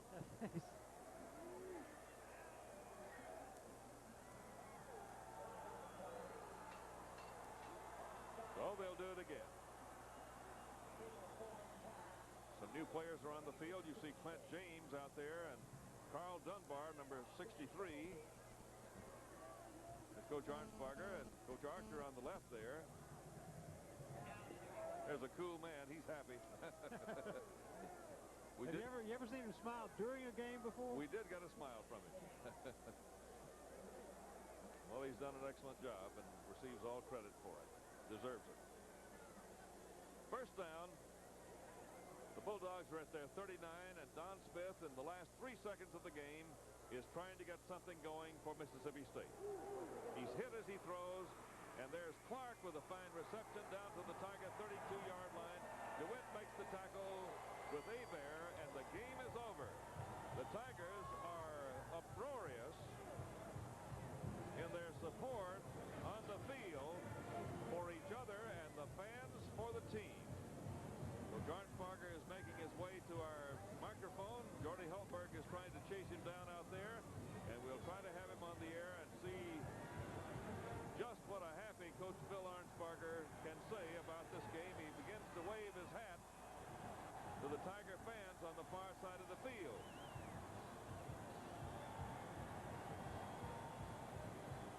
His record on the road in 3 years at LSU is 12 victories, 1 defeat, and 1 tie. Something almost unheard of in modern college football. Jordy Hultberg is waiting for Coach Arnsparger to come back toward the center of the playing field. And as soon as Coach Arnsparger gets his way, we'll go to Jordy, and let's do that now. Jordy, are you ready on the field? Jordy Hultberg with Coach Bill Arnsparger. Well, Coach, congratulations. And what else can you say but a totally dominant ball game from start to finish?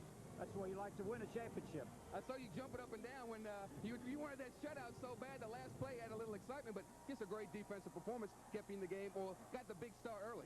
Well, it's good coverage. Kicking game was a big factor. Good kickoffs, and the offense put some points on the board. It was just a total team victory, and as I say, it's just the way you like to win a championship, and we wanted to win a championship. You accomplished one of your preseason goals.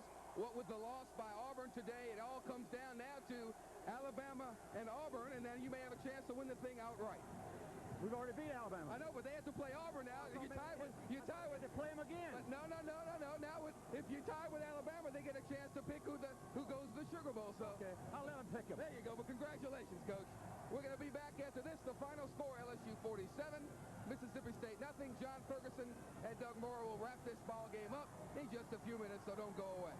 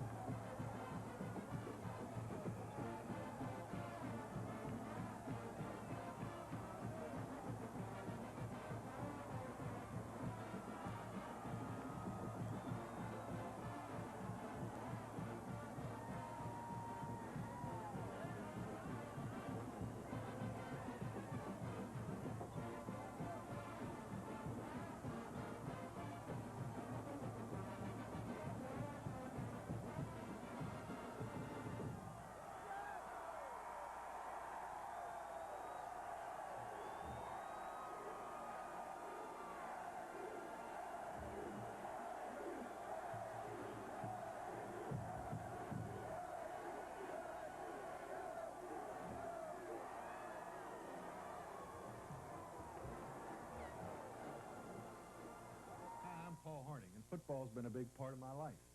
To keep up with it, I go straight to the source, the sporting news. For my money, nothing else even comes close. Each issue covers more yardage than you get from broadcasts, newspapers, and all other sports weeklies and monthlies combined. Who's making the tackle and getting that vital third down yardage. The previews, picks, and football's hottest issues. And you'll get the same straight story on baseball, basketball, hockey, and boxing too. That's the way I like my sports coverage, and this is where I get it, in the sporting news. So can you. Reach for your phone now and call toll-free 1-800-582-7000. You get 36 issues of the sporting news for 3 installments of only $5.99. You'll also get special preview issues at no extra cost. This is a savings of 1/2 off the regular subscription rate. It's our lowest price anywhere. So call now 1-800-582-7000. That's 1-800-582-7000. Well, this is the way they do it at Tiger Town. The 10,000 or so people who've come to Jackson have just watched LSU's Tiger football team demolish Mississippi State's Bulldogs 47-0. And the people who have come here are ecstatic and they're happy, and they've seen the Tiger football team put on a dancing display for them. The band is playing like the victorious band it is, and it's a big happy night for LSU. It's It's been a long time coming, John. You know that 6 victories in a row by Mississippi State in the state of Mississippi, most of them times that LSU was heavily favored, have all gone out the window tonight with this 47-0 win. And none of us expected when this thing started for Georgia to beat Auburn and to put them in a position where LSU can win the conference outright. Now, if Auburn beats Alabama, LSU wins it outright. But either way, the Tigers having beaten Alabama, I've got to agree with you. It looks like LSU's got to be the choice for the Sugar Bowl. And I agree with Coach Arnsparger. He said that we're the champions because we've already beaten Alabama. That's what he was telling Jordy Hultberg. Of course, the clinching at least a tie for the conference championship is based not on the fact that LSU beat Alabama, but on the fact that each of those teams has only one loss in conference play overall. But I would think that LSU is the shoe-in to the Sugar Bowl because the Sugar Bowl would be hard put to select Alabama when LSU has already beaten Alabama and beat the team that eliminated Auburn from the conference race. The Tigers have a share of the conference championship, and of course, we shouldn't forget that the Tigers have 2 games to play. Against Notre Dame, which will be a tough game next week in Tiger Stadium, but the welcome for the Tiger team should be tumultuous. And then the following week, arch rival Tulane comes into Tiger Stadium to conclude the season. Well, Notre Dame is going to be a tough game. They played Penn State to a standstill today. Penn State's got a great football team. Notre Dame has improved tremendously throughout the course of this season.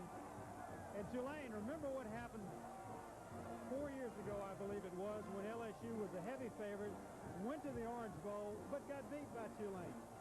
Tulane can do anything, and they're able to score, and if they have their quarterback healthy, Terrence Jones can make it an interesting evening. So Tigers have a long way to go to complete a 9-2 season, but when you look back on it, the way that they have come this far, it's a real shame when you look back to 2 games, the Ole Miss game and the Miami of Ohio game. The Tigers could easily be undefeated. While you enjoy the festivities, we'll just run over the scoring just for a moment. LSU opened with Browndyke kicking a 38-yard field goal, and then Hodson threw a 40-yard scoring pass to Davis. Then after a fumble recovery at the Mississippi State 40, Browndyke kicked a 35-yard field goal, and here are the final stats. LSU had 580 yards total tonight to 214 for Mississippi State, and LSU had 31 first downs. Now, we won't have time to look up in the record books to see how that one fares, but that will be either a record in first downs or will be close to it. Then after the score was 13-0, after an interception, Browndyke kicked a 28-yarder to make it 16-0, and then a 63-yard drive ended up with a pass from Hodson to Kinchin and a 23-0 lead at the half. Then in the third quarter, Williams scored at the end of a 51-yard drive, and Martin scored a touchdown, setting it up for the fine run of his own. And Browndyke kicked it after, and it was 37-0 LSU in the third quarter. Mississippi State's Cosby missed a field goal, and then LSU's Browndyke kicked a 25-yarder of his own to move the score to 40-0. And then Fuller went in from 19 yards out to complete the scoring. LSU 47 and Mississippi State nothing, and still the celebration continues across the field. Well, it's going to continue for a while. These people, a lot of them came up here to enjoy this game. They're in no great rush to get back on the highway to head home. All the Mississippi State fans started leaving about midway through the third quarter, and I think this side of the stadium was totally deserted. All the LSU folks are here. They're going to enjoy it, and they deserve to enjoy it. I'm happy to see the team enjoying their victory and happy to see these fans enjoying it. It's been a long time coming for them. Jordy Holberg has just come to the booth now, and he and I'm just saying, Jordy, that your discussion with Coach Arnsparger about who is really the conference champion brought up an interesting point, but we agree with him. After all, the Tigers are real, the champs. I agree with you totally, but you have to think of it from New Orleans' side of the view. They're looking for that money to come in. They don't want LSU fans who are going to come in for the game only and leave. They want people from Alabama who are going to spend 3, 4, 5 days to a week there, generate more income. We wish we had that in Baton Rouge right now. That's right. But it's been a big day, and I'm sure that the guys were very happy with themselves on the sidelines during the game where you were. The most excited I've ever seen Bill Arnsparger. He was absolutely jumping up and down. And the play that stands out in my mind is when Mississippi State went for a field goal late in the ball game, he was screaming, first team in, first team in. He wanted to block the field goal attempt, so he preserved the shutout. So he was really into the ball game. kind of game that I'm just glad to see them win, John. It's been such a long time coming for it. And these, you know, when the season started, these kids were not expected to do anything like this. They've had some breaks go their way along the way, but they've had some breaks against them. And the most important thing is that they have developed with Tommy Hodson has turned into a great quarterback, and Wendell Davis, as we mentioned during the game, is the fine receiver in college football. The band is playing the alma mater. Let's go to the band on the field and take advantage of all of these moments of appreciation and also celebration.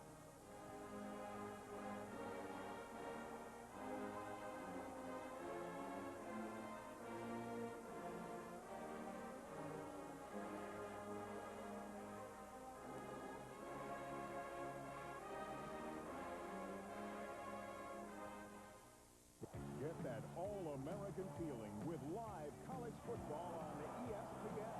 Your home campus with the sights and sounds surrounding the nation's #1 team. Texas A&M, Penn State, Nebraska, and Notre Dame provide the excitement for the strongest college lineup on television. Cheer with the best every Saturday night and with exclusive Thursday night specials. Live college football on ESPN for that all-American feeling. Touchstone Films proudly announces a whole new breed of Hollywood star. Everyone loves Mike, the four-legged hero of Paul Mazursky's Down and Out in Beverly Hills. Dog was fabulous. He was the cutest. Mike's the most lovable screen animal in years, panted USA Today. The New York Times says he does Oscar-caliber work. And I loved it. Mike's a winner, paws down, and so is Down and Out in Beverly Hills, rated R. This week on Select Event. And I think that the town is going to be excited about this. They're going to talk about it all week. And you know what happens at LSU Notre Dame games anyway. It's going to happen next week, too. Well, it's been a great day, and we've enjoyed being with you. The final score is 47-0 in favor of the LSU Tigers over Mississippi State. The Tigers complete their conference year with a record of 5-1 and at least a share of the SEC championship and maybe an undisputed claim to that title. If Auburn beats Alabama in the final game of the year for those two teams. Anyway, the Tigers still have Notre Dame and Tulane left on the schedule. A lot of football remains in the year, and Doug, we expect the Tigers really to put out the great effort again against Notre Dame. Certainly look forward to it, John. So, John Ferguson with Doug Morrow and Jody Holberg, thank you and good night from Jackson, Mississippi.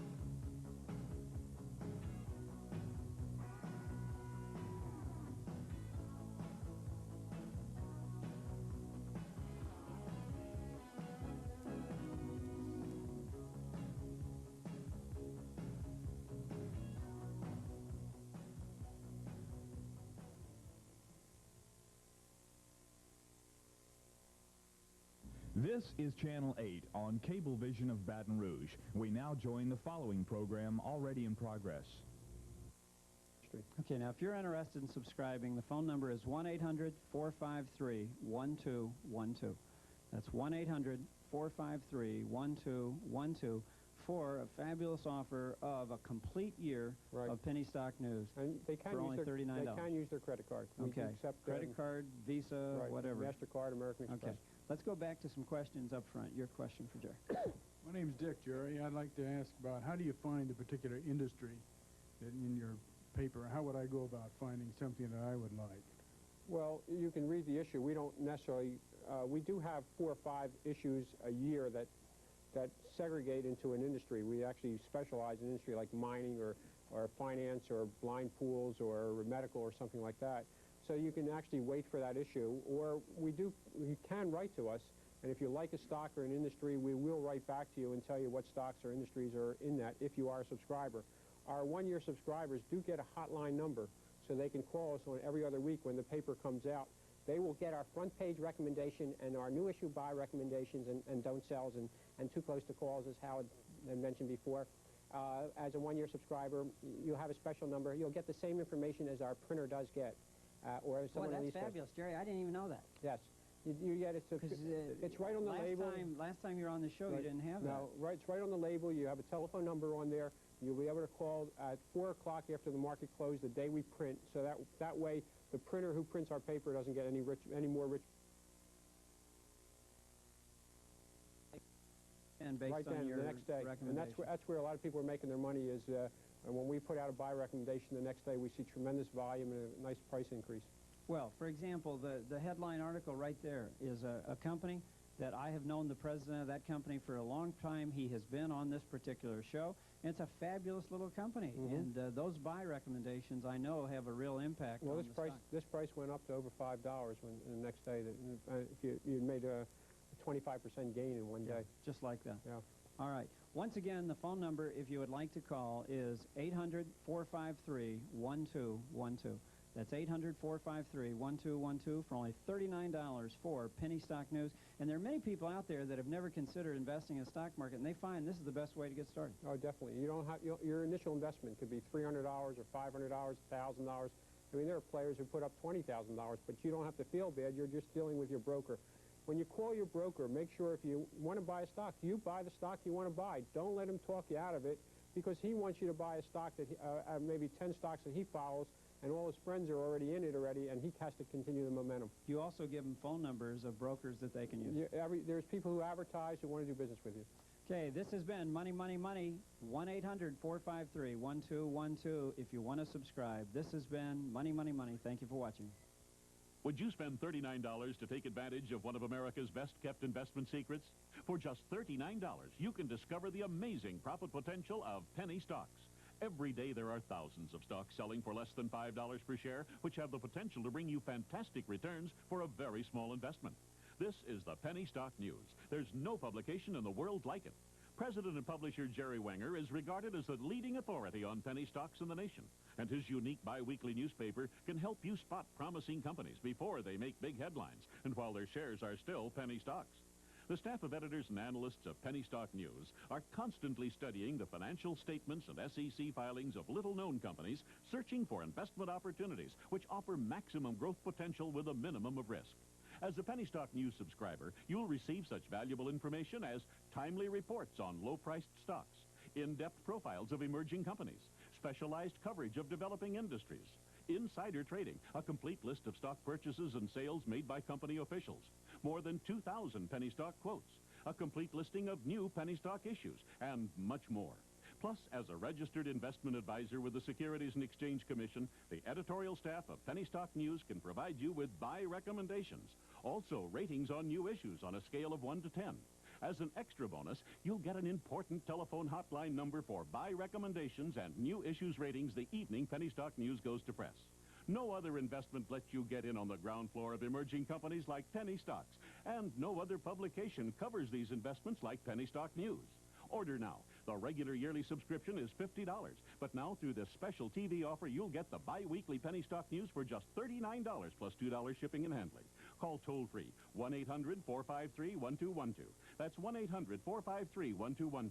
Use your MasterCard, Visa, or American Express, or send check or money order to Penny Stock News, Post Office Box 47060, Phoenix, Arizona, 85068.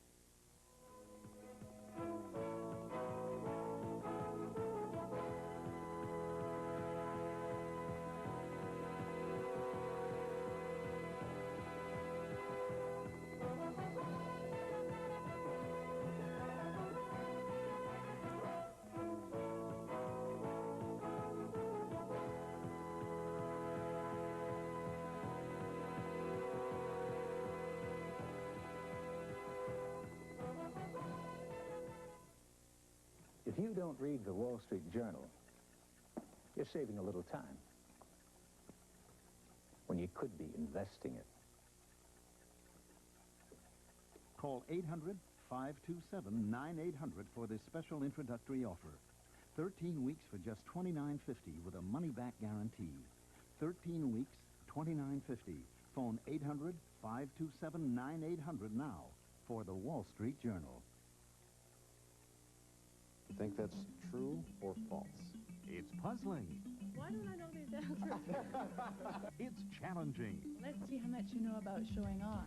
It's always surprising. You just won the game. It's the age-old game of love, but with a new twist. It's Love Me Not, where you don't have to play hard to get to win. The romance goes round and round and winds up right here on the USA Network. Weekdays at 5, 4 Central on USA. Oh, it's the mouth of the South, speaking out for primetime wrestling. I'm Jimmy Hart, baby, and when you're talking about prime time, you're talking about me. And you can watch primetime wrestling every week on the USA Network. It's #1. Whew, it's heart-stopping action. Primetime wrestling. Tuesday nights at 8, 7 Central on USA.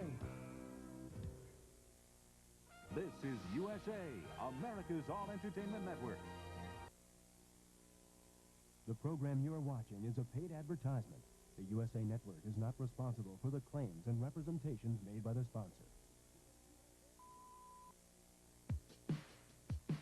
This is Manuel Garcet, who won the $13,700,000 jackpot in the New York State Lottery. He's one of Gail Howard's Lottery Busters. I played the lottery for quite a few years without any luck, and then I started using Gail's system, and I began to win. I like Gail Howard's system because I'm a winner. It's not if I'm going to win, it's just when I'm going to win. I like Gail Howard's system because my husband won with it. Yes, these are the Lottery Busters, and you can be one too. Stay tuned now for the most important half hour on television as host Deborah and Craig Morris introduce you to publisher Joel Nadell and Gail Howard, the woman who won 72 lotteries in 1 year. The woman who will tell you how to become a Lottery Buster. Tell me about these people in the country that are making all this money off of what you're teaching them. Well, my students have done very well. They've won 5 jackpots and thousands of other prizes, second and third prizes. Okay, what's a jackpot? A jackpot doesn't mean anything to me. Oh, a jackpot means something to all the rest of us. Jackpot can be millions of dollars. Okay, I always thought that it was just a luck game, that numbers had nothing to do with it. Can you explain to me why you can teach people to win these numbers games? Yes, my systems are all based on mathematical probability, and I train my students to select the numbers that are the most likely to hit. I don't understand. I think that we ought to explain the difference, Gail, for them between the lottery, as people think of it with the scratch-off variety type thing, and the lotto game where you actually pick numbers. And that's where mathematical probability can come into play. So why don't you explain that? The state lotteries have 3 types of games.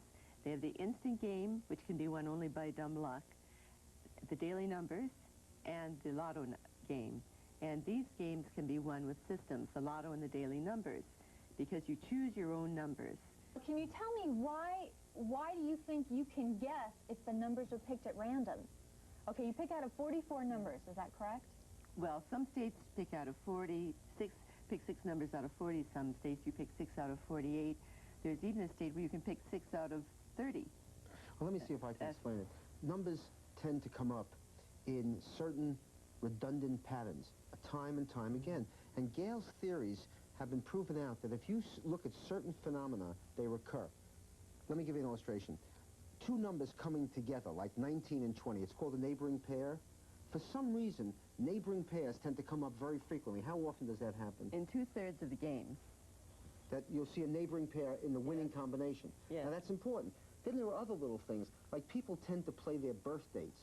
Well, if you think about it, if somebody's playing their birthday, they're really playing numbers between 1 and 31. You know, 10, 2, 45, whatever your birth date is. And as a result of that, the numbers between 1 and 31 are the most commonly played numbers, which makes the numbers beyond that much higher percentage wins when they hit. So there's 100 little things like that, but basically what Gail has done is to take mathematical probabilities, sophisticated mathematical theories, and apply them to number selection, and that results in patterns which are easily understandable by other people who read it. Even things like the fact that if a number hasn't come up for 15 or 16 weeks, you and I would probably assume logically it has a greater percentage chance of coming up the next week. But Gail tells me that's not true. Well, I have charts that show which numbers have the greatest probability of coming up the next drawing. And that's my multiple hit pattern chart. And then I have other charts that show which numbers are most likely to hit because they have skipped so many games since the last win. Isn't it true that something like, I think you told me, 87% of all winning numbers are numbers which have appeared sometime during the last 10 games as winners? Yes, all winning, 87% of all the winning numbers drawn have had a previous hit within the past 10 games, and about 2/3 of the winning numbers drawn have had a previous hit within the past 5 games. So you see, like there is... lightning hitting strikes. Yeah, but there is something to it, because the fact that you can take hundreds and hundreds and maybe thousands of games now that have occurred in the last 10 years in lotteries, and these patterns time and time and time again recur, you can start to see that there is, it's more than just dumb luck. This is not guesswork. So there is some mathematical basis to it. In fact, this has been proven out with computers and through mathematical experts, hasn't it? Yes, it has. In fact, some of my systems improve the odds by upwards of 500%. If they keep using your system, is it just a matter of time, or is it more than that? Well, it depends. One thing, how hard they work using the systems. Another thing is they are going to win more second and third prizes than they ever have before, and they will beat the odds. That's great. There really are, I think it may be confusing for people, and we should step back and perhaps look at what Gail actually does. I think there really are, and I read Gail's material all the time, she really does 3 separate kinds of systems. Why don't you walk us through those 3 different systems? Okay. First is game selection. You immediately improve your chances of winning by playing games with lower odds. For example, the New York game has 48 numbers, so you have one chance in 12 million of winning the jackpot in that state. And Delaware has only 30 numbers, so you have one chance in only 500,000 of winning. What depicts the numbers? I mean, between 48 and 30? Because when you have a high number field, then you have higher odds to beat. By example, Craig, if you had a 2-number lottery and you had to pick one number, you'd have a 50% chance of winning. Obviously, every time you add on another number, by an exponent factor, it goes up and up and up as to how much more difficult it becomes to win the lottery. Of course, all these large odds are, like 1 in 500,000, are before you've enhanced your winning percentage by 500%, utilizing some of Gail's systems, which obviously bring the odds down to much more manageable levels. Right. And then my second method is number selection. And I have a lot of methods for selecting the numbers. And then once you've selected your numbers, then my third method is wheeling systems. Wheeling is when you choose more than 7 numbers, and you play a special set of combinations of those numbers, and you get a minimum win guarantee if the winning numbers fall within your wheeled group. And it's far easier to pick the 6 winning numbers out of, say, 18 or 24 than it is out of just 6. How do the states feel about you winning 72 lotteries? I mean, don't they? Have you been banned from any states? Let's put it that way. Well, no, not yet. Recently, Gail had one of her readers win $13 million in the state of New York, and that was covered by United Press, and although the state of New York in its press release didn't cover the fact that this woman was a Gail Howard devotee, the United Press International story clearly identified her, quote, that if it were not for reading your material, she wouldn't have won the lottery. Tell me a little bit about your background. How did you get into this? I mean, most people just don't start winning lottery. What did you do before? I was a stockbroker and then later a commodity futures trader. And I used my expertise in stock and commodity market to start charting the lotto numbers, just as a mental exercise. And then I saw that it worked. And so I thought there's something to this. So I put a lot of time and effort into studying the lotto numbers, and I came up with various systems after analyzing many lotteries, and now I have winning systems. So you were a mathematician then? Well, charting and technical analysis is a little bit different, but I do use math in analyzing and testing the results of my methods. When you win the lottery, it is luck. If you just play one or two games and pick 6 numbers out of a hat or pick 6 numbers off of the chart, but you can actually cut those odds down. When I first saw Gail Howard's system, even though I liked it, I was a little skeptical about it, but I figured, you know, at least give it a try, and it worked. I invested $31 for 10 weeks and then won the Australian Gold Lotto. Gail, the question I'd like to ask is, okay, I've tried a couple of times to win something, and I never win anything, so I gave up trying. Oh. What kind of hope is there from you? I mean, using there's your hope system? for you. There's hope for you. It's people like you. You are the reason I write all these publications. I want you not to waste your money, but to use your money well when you do play, and I want you to use my system so you will win. I look forward to your system because I'm interested in winning too. Well, good luck to you. Thank you. Okay, thank you very much. Okay, our next question. Hi, your name is? Jean. Jean. Is a knowledge of math and memorizing formulae necessary to work your system? Absolutely not. I've done all the work for you, and you use very simple charts and make your number picks in a very easy way. Hi, Gail. I'm John. Hello, John. Does your books and literature apply to all the states of the United States and also to the Canada Lotto? Yes, they do. Any pick-six lotto game in the world. And would you advise working with Canadian Lotto also, as well as the United States? Absolutely. There are 5 international lotteries that you can play and win. And the international lotteries are even better because they give you all your cash in a lump sum. You win your jackpot millions all at once. It's a little bit deceiving, you know, when you see these big headlines about $13 million winners in the United States. Most people don't realize that what the states do is pay you out over a 20-year period with a small amount of money each year that builds up eventually to that. So they're really buying an annuity for you in your name. But nobody gets a check for $13 million in the United States when they win. But on some of the international lotteries, you do get it, and they have methods for doing it on a tax-free basis. In all the international lotteries, they do. Hi, my name is Blanche.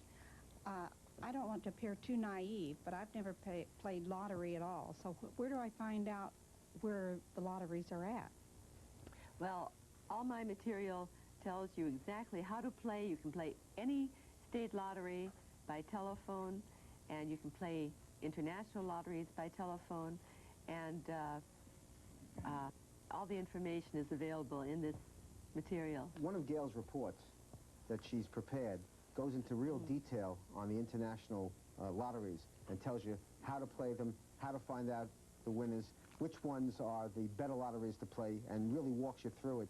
In fact, a lot of Gail's material is very easy to understand from a point of view of identifying the game and knowing exactly which game to go to.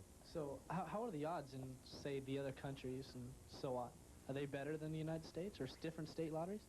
Well, the state lotteries vary very much among themselves, but also the international lotteries do too. You can pick 6 out of 39 in Lotterio, or up to 6 out of 49 in the Canadian. So it makes a big difference. You really enhance your chance of winning simply by choosing which game to play, which is one of the things Gail said originally. Game selection is a critical element to begin with. Then you get more sophisticated because she helps you get into number selection, so you know which numbers in that game that you've now chosen. And then she goes to the next step, which is showing you how to wheel, so you really get to a much more serious potential for winning. People can then play the lottery even if their own state does not have lotteries. Oh, absolutely. Okay, because that's something that I thought you had to be a resident of the state to be able to collect your prizes. No, state lotteries will pay off anyone, no matter where they live, and so will international. Using her system, I was able to pick the numbers for the winning numbers for the Australian Gold Lotto. I had been playing the DC lottery for about 2 years. And I just happened to hear about Gail Howard's system in Gambling Times magazine. And I guess since I'd started using, I had hit, I guess, a few small winners, 4-digit winners, but nothing big until about 2 years later. And that's when I hit the big jack, well, the big one. And I also had, besides the big one, that particular day, I had 6 other winners. We became involved in the lottery by reading the newspaper ad one day. I happened to see a picture of a lady, the name of Gail Howard, and she said, "How would you like to win the lottery? You too can win the lottery." That's how I got involved. I sat away and got her pamphlet. I really believed you would hit the big one. Yes, I did. I said, "How much is a lot of money?" And she said, "Well, in this case, it's a lot of money."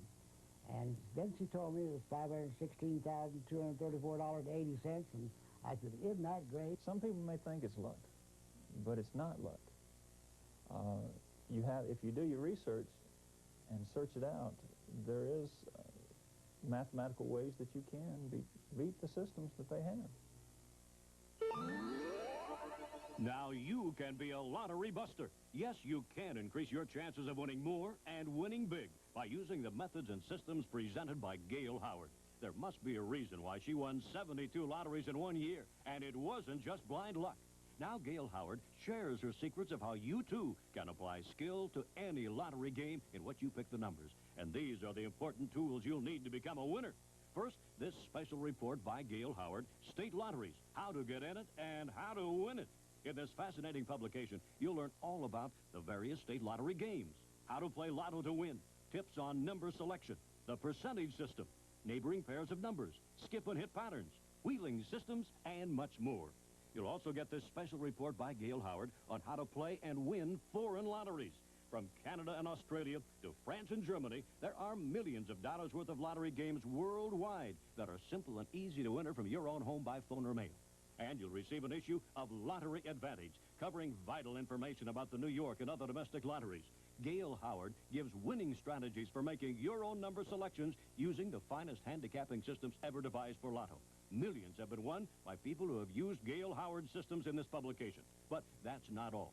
You also get Gail Howard's Canadian Lottery Advantage. So far, the methods contained in these pages created 4 first-prize jackpot winners, plus hundreds of second and third prize winners. And as an extra bonus, you'll receive a complimentary 6-month subscription to the Lottery Buster newsletter. You'll have continuous access to Gail Howard's winning secrets and up-to-date news on any changes in lottery rules and regulations. If you're a serious lottery player, you can now gain a tremendous edge, the advantage you want to dramatically increase your chances of winning bigger jackpots than ever before possible.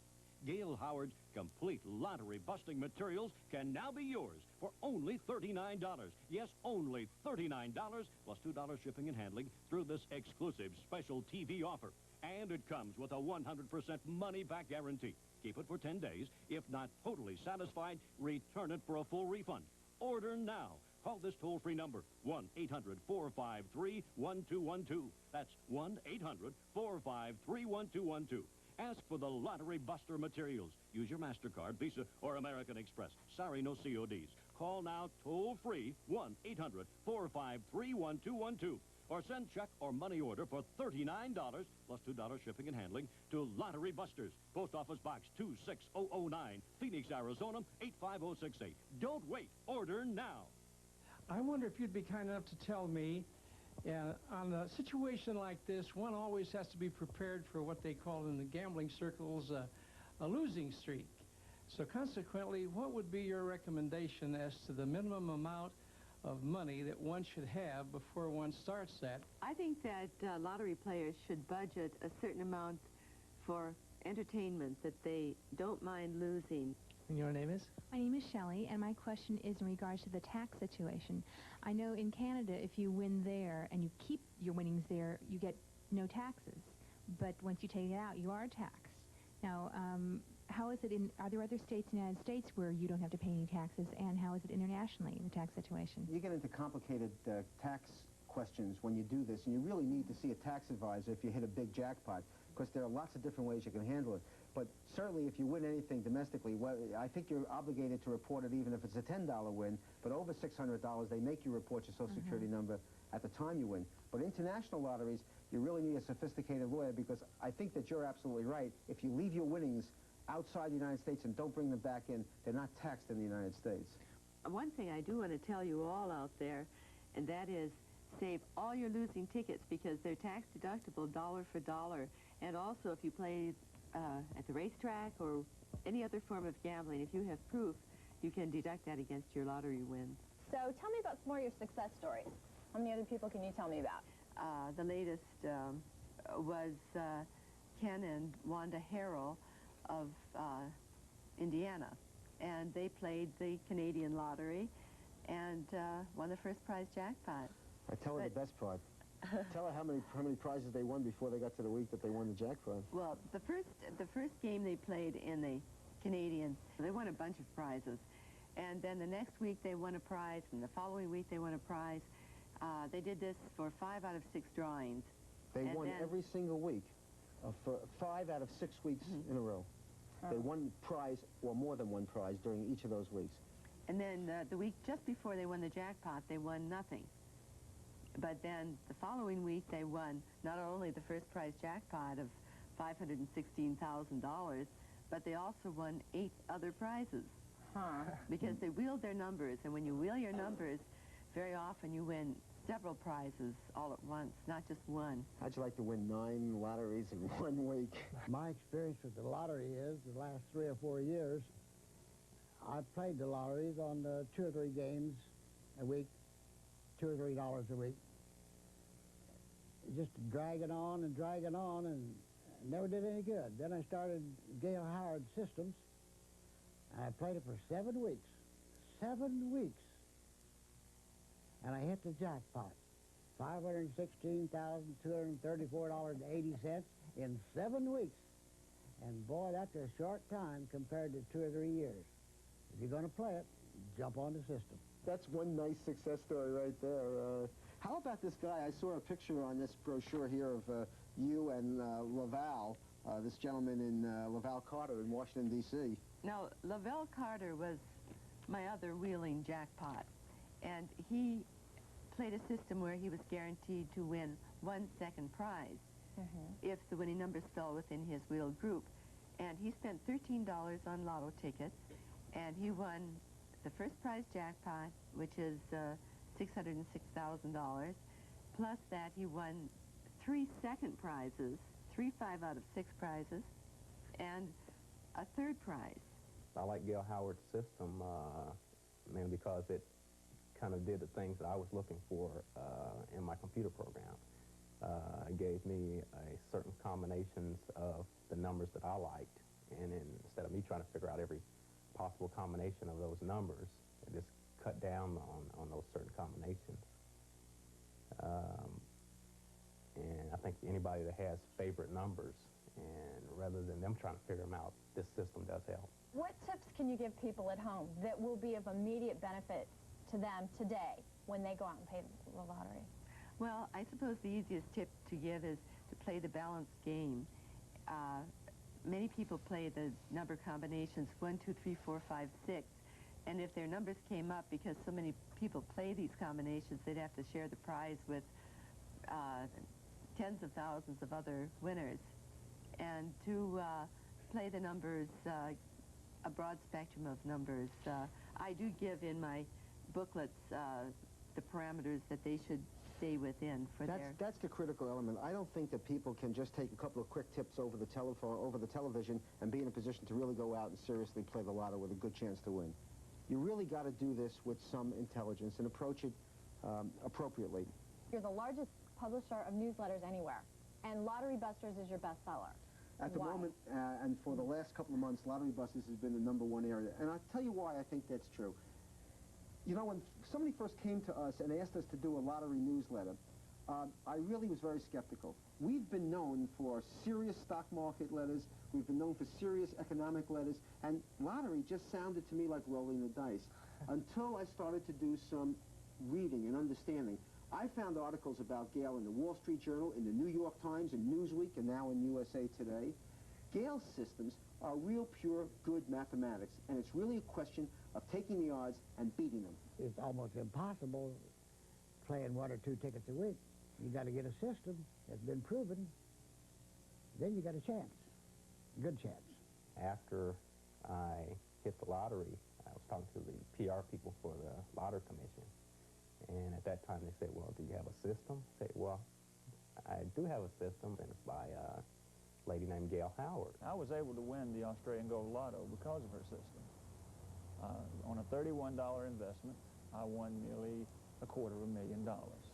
I think you'll win again in Canada on this system. I really do. If you have a system, kind of stick to it. If the numbers don't come out, you know, the first few times that you try it, you know, don't give up. Just keep them in there. I guess my philosophy on it, it's not if I'm going to win, it's just when I'm going to win. Hop on the bandwagon and play that system.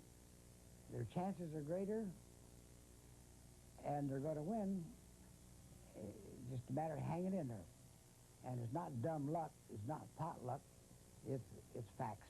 And if you have a dream, don't let nobody take that dream from you. Push for it, because it will come true, because mine did. Now you can be a lottery buster. Yes, you can increase your chances of winning more and winning big by using the methods and systems presented by Gail Howard.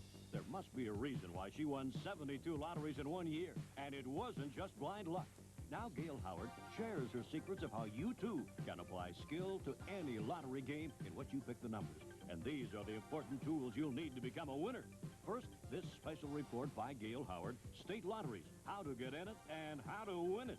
In this fascinating publication, you'll learn all about the various state lottery games, how to play lotto to win, tips on number selection, the percentage system, neighboring pairs of numbers, skip and hit patterns, wheeling systems, and much more. You'll also get this special report by Gail Howard on how to play and win foreign lotteries. From Canada and Australia to France and Germany, there are millions of dollars worth of lottery games worldwide that are simple and easy to enter from your own home by phone or mail.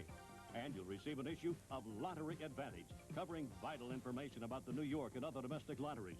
Gail Howard gives winning strategies for making your own number selections using the finest handicapping systems ever devised for lotto. Millions have been won by people who have used Gail Howard systems in this publication. But that's not all. You also get Gail Howard's Canadian Lottery Advantage. So far, the methods contained in these pages created 4 first-prize jackpot winners, plus hundreds of second and third prize winners. And as an extra bonus, you'll receive a complimentary 6-month subscription to the Lottery Buster newsletter. You'll have continuous access to Gail Howard's winning secrets and up-to-date news on any changes in lottery rules and regulations. If you're a serious lottery player, you can now gain a tremendous edge. The advantage you want to dramatically increase your chances of winning bigger jackpots than ever before possible. Gail Howard's complete lottery-busting materials can now be yours for only $39. Yes, only $39, plus $2 shipping and handling through this exclusive special TV offer.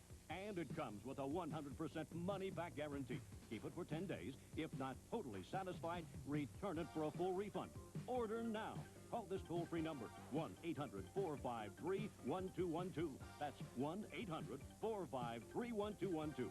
Ask for the Lottery Buster materials. Use your MasterCard, Visa, or American Express. Sorry, no CODs. Call now toll-free, 1-800-453-1212. Or send check or money order for $39, plus $2 shipping and handling, to Lottery Busters, Post Office Box 26009, Phoenix, Arizona, 85068. Don't wait. Order now. How many of your students have won $1 million jackpots? 5 so far, but 5 there so might far. be another one by the time I get back. It's a big thrill to help people win and change their lives. Well, thank you very much, Gail. And thank you, Jill, for being with us. This has been Lottery Busters. I invested $58 in the system, and for that $58, I received a check for $516,234.80. That must be about 1,000 times what I invested. The lady at the desk recognized me from the night before. She said, "Oh, you finally came down to collect some of your money." I said, "Yeah." So Phoebe asked, "Well, how much did you win?" I said, "Oh, just a little bit." And the lady behind me kind of said, "You ought to stop it. Go ahead and tell her." So I said, "Well, it's about $600 and some thousand. She said, "What?" She said, "You're kidding." I said, "No." It can be done. You can win. If you're going to play it, jump on the system.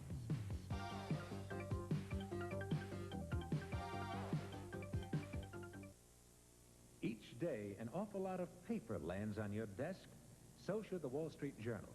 After all, information is in power. Knowing where to find it is. Call 800-527-9800 for this special introductory offer. 13 weeks for just $29.50 with a money-back guarantee. 13 weeks, $29.50. Phone 800-527-9800 now for the Wall Street Journal. Hey, kids, looking for a way to beat the school blues? Well, get set, because Dance Party USA could be on the way to your school with a chance to dance with one of the hottest groups around, MCA recording artist, the Jets.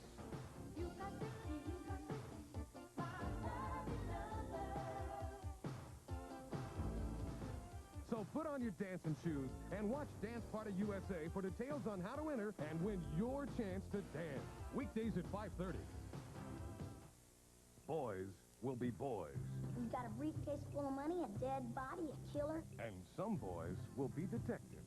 This isn't sneaking out of the dorm. This is breaking the law. Well, we can't just let that lady get killed. Ernest Borgnine, Elkie Summer, and George Kennedy star in The Double MacGuffin, tomorrow on the USA Movie. This is USA, America's all-entertainment network. The program you are watching is a paid advertisement. The USA Network is not responsible for the claims and representations made by the sponsor. Hey,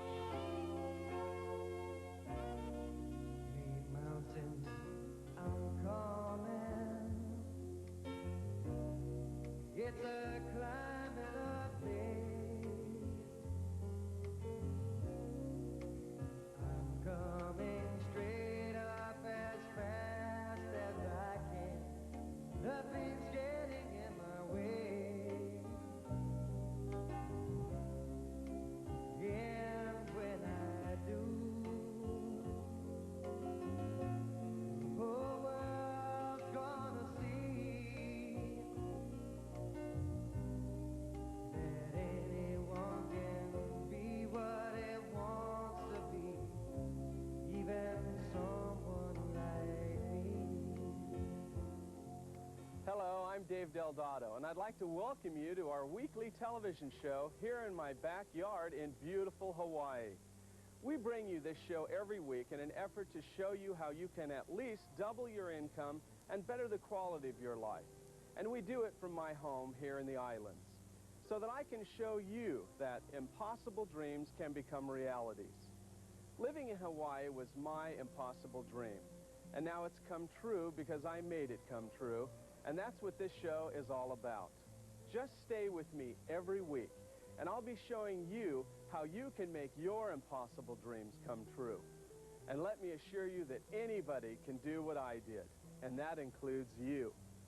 We have an exciting show for you today. We're going to meet the winner of our first Let's Go to Hawaii contest, Kathy Ricks, from Oceanside, California.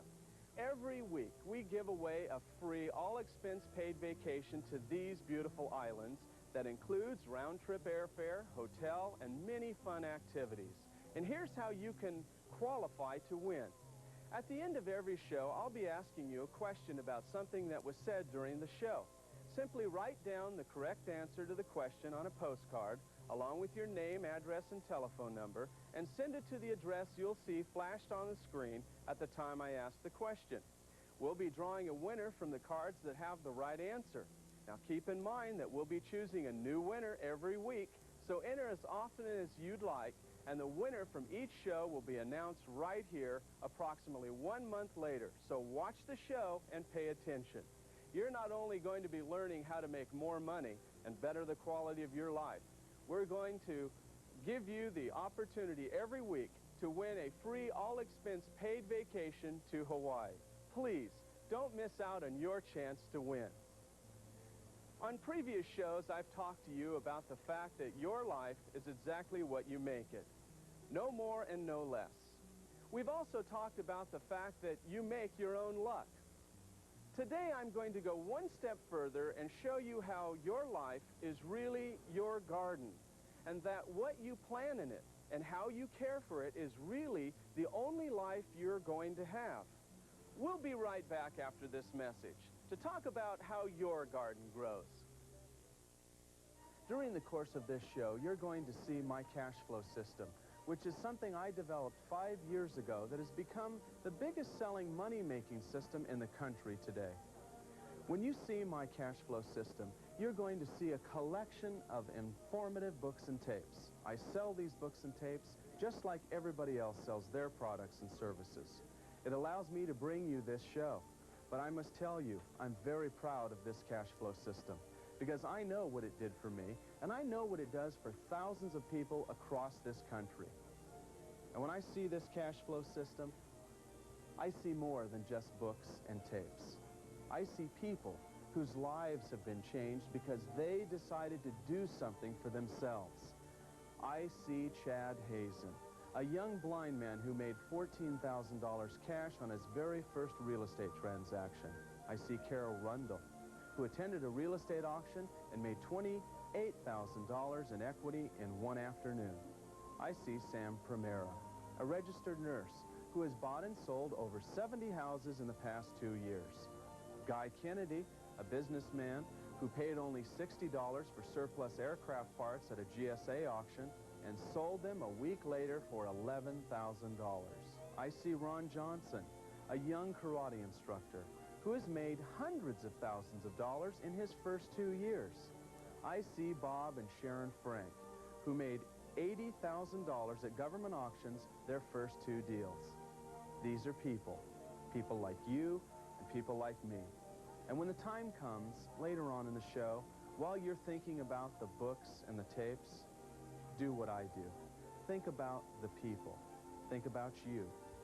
And if you decide to do what thousands of others are doing every day, here at our marketing center, operators will be standing by to take your order. And then it'll be up to you. It's always up to you.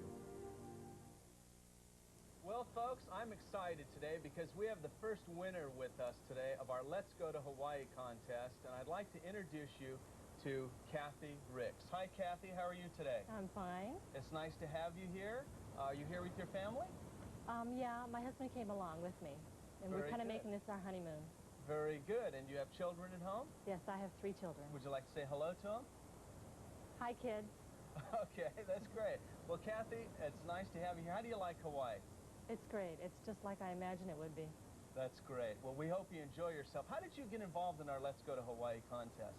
My husband and I watch your program every week, and this week my husband wasn't home, so I decided to watch the program, and I heard about your contest, so I entered it. And they called me, and I was really surprised. You didn't think you were going to win? No, I didn't. Well, that's great. We're sure glad that you won the contest, and we hope you enjoy yourself in these beautiful islands here. And for all of you folks at home, please send in your cards and get involved in the Let's Go to Hawaii contest. We have it here every week.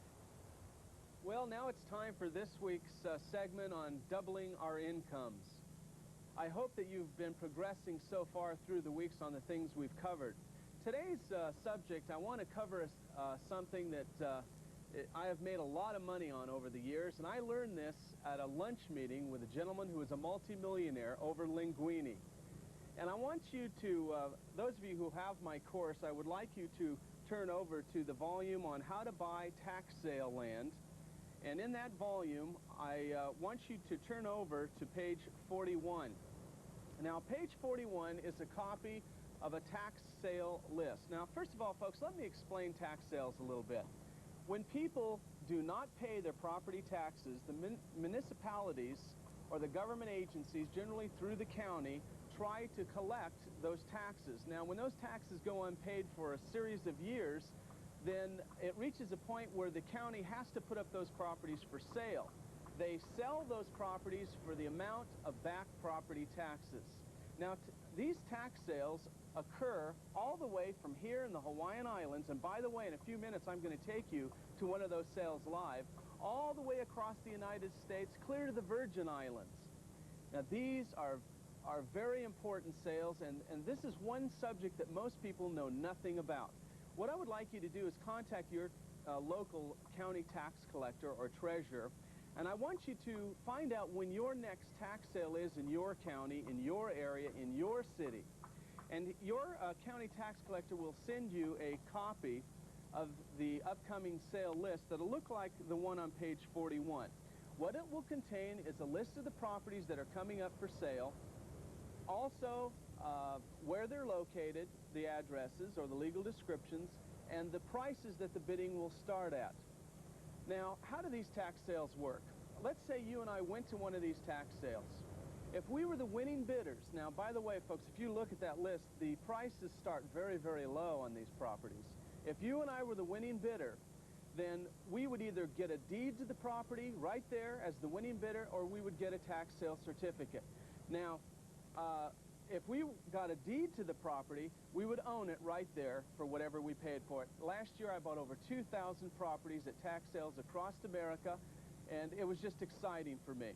But another exciting thing is those of you who live in certificate states, which means that if you're the winning bidder, you don't get the property, but you get a certificate, you would get an interest rate during the period of redemption of anywhere from 18% in Florida, 25% in Texas, 36% in Illinois, and 50% in the state of Michigan.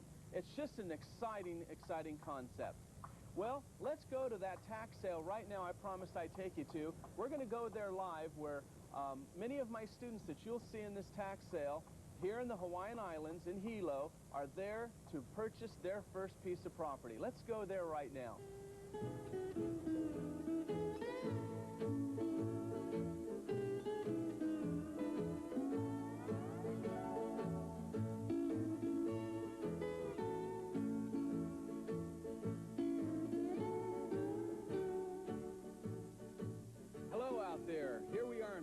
Sunny Hawaii. We're in Hilo, Hawaii today, and it is a gorgeous day like just about every day here in Hawaii.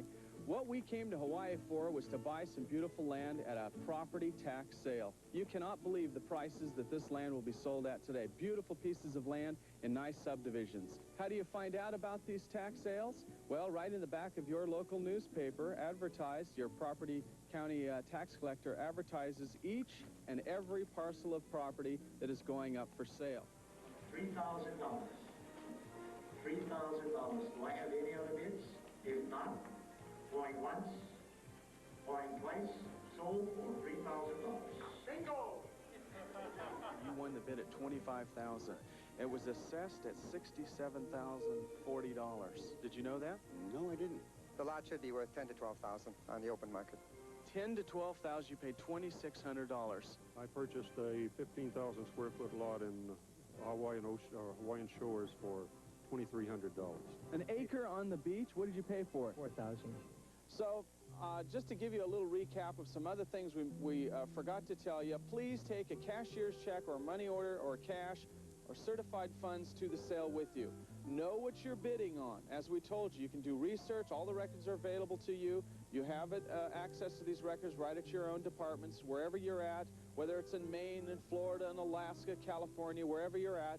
You have all those records available. You know what you're bidding on. And please, set a price in your head what you want to bid on. And don't be intimidated and don't go over that set price, okay? Because sometimes you may get a little bit carried away in the bidding. And as you could see today, average people, various occupations, various areas of knowledge came down to the sale today and made money. But they had a little knowledge before they went, so please study your materials, everything you can get on the subjects of tax sales or whatever in real estate. Learn everything you can before you go, and this will arm you so that you can get better buys. We hope you've really enjoyed yourself. I sure have. I got a nice tan here being here, and it's always beautiful. I love it. And we're just going to sign off and say aloha. We'll see you in the mainland. As you can see, we made a lot of money that day, and we also had a lot of fun. Some of those properties, by the way, were the first pieces of properties that some of my students were able to purchase.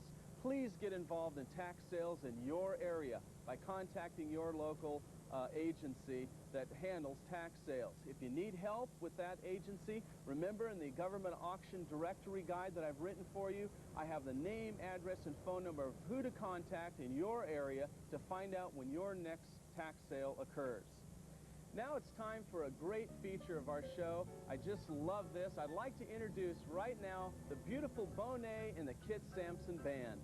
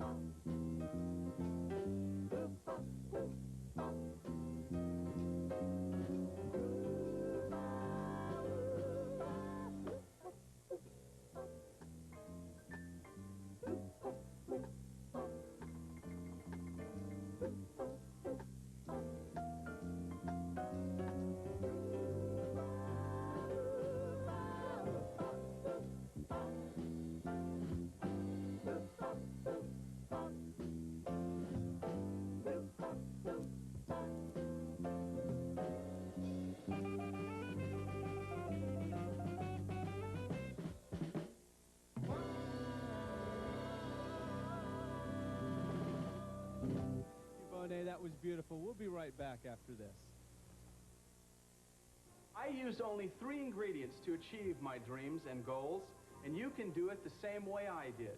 First, you need a proven cash flow system. Secondly, you need discipline. And the third ingredient is action.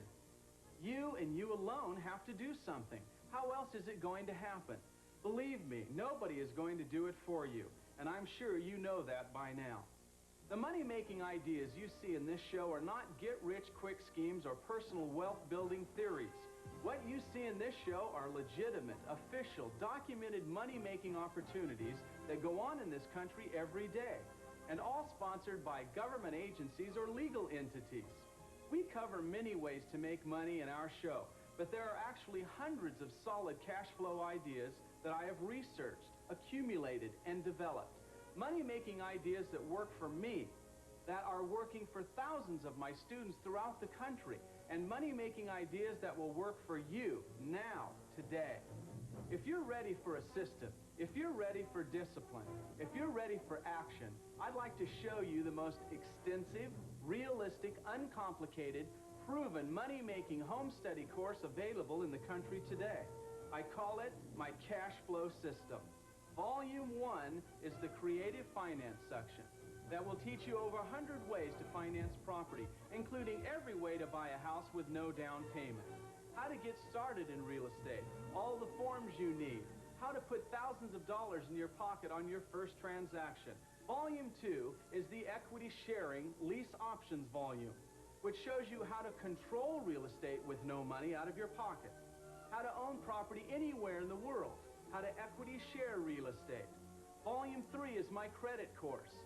This will teach you how to obtain a credit report, how to establish good credit, how to qualify for bank loans, how to co-mortgage with other people, how to apply for over $100,000 of unsecured credit for those of you that need credit cards.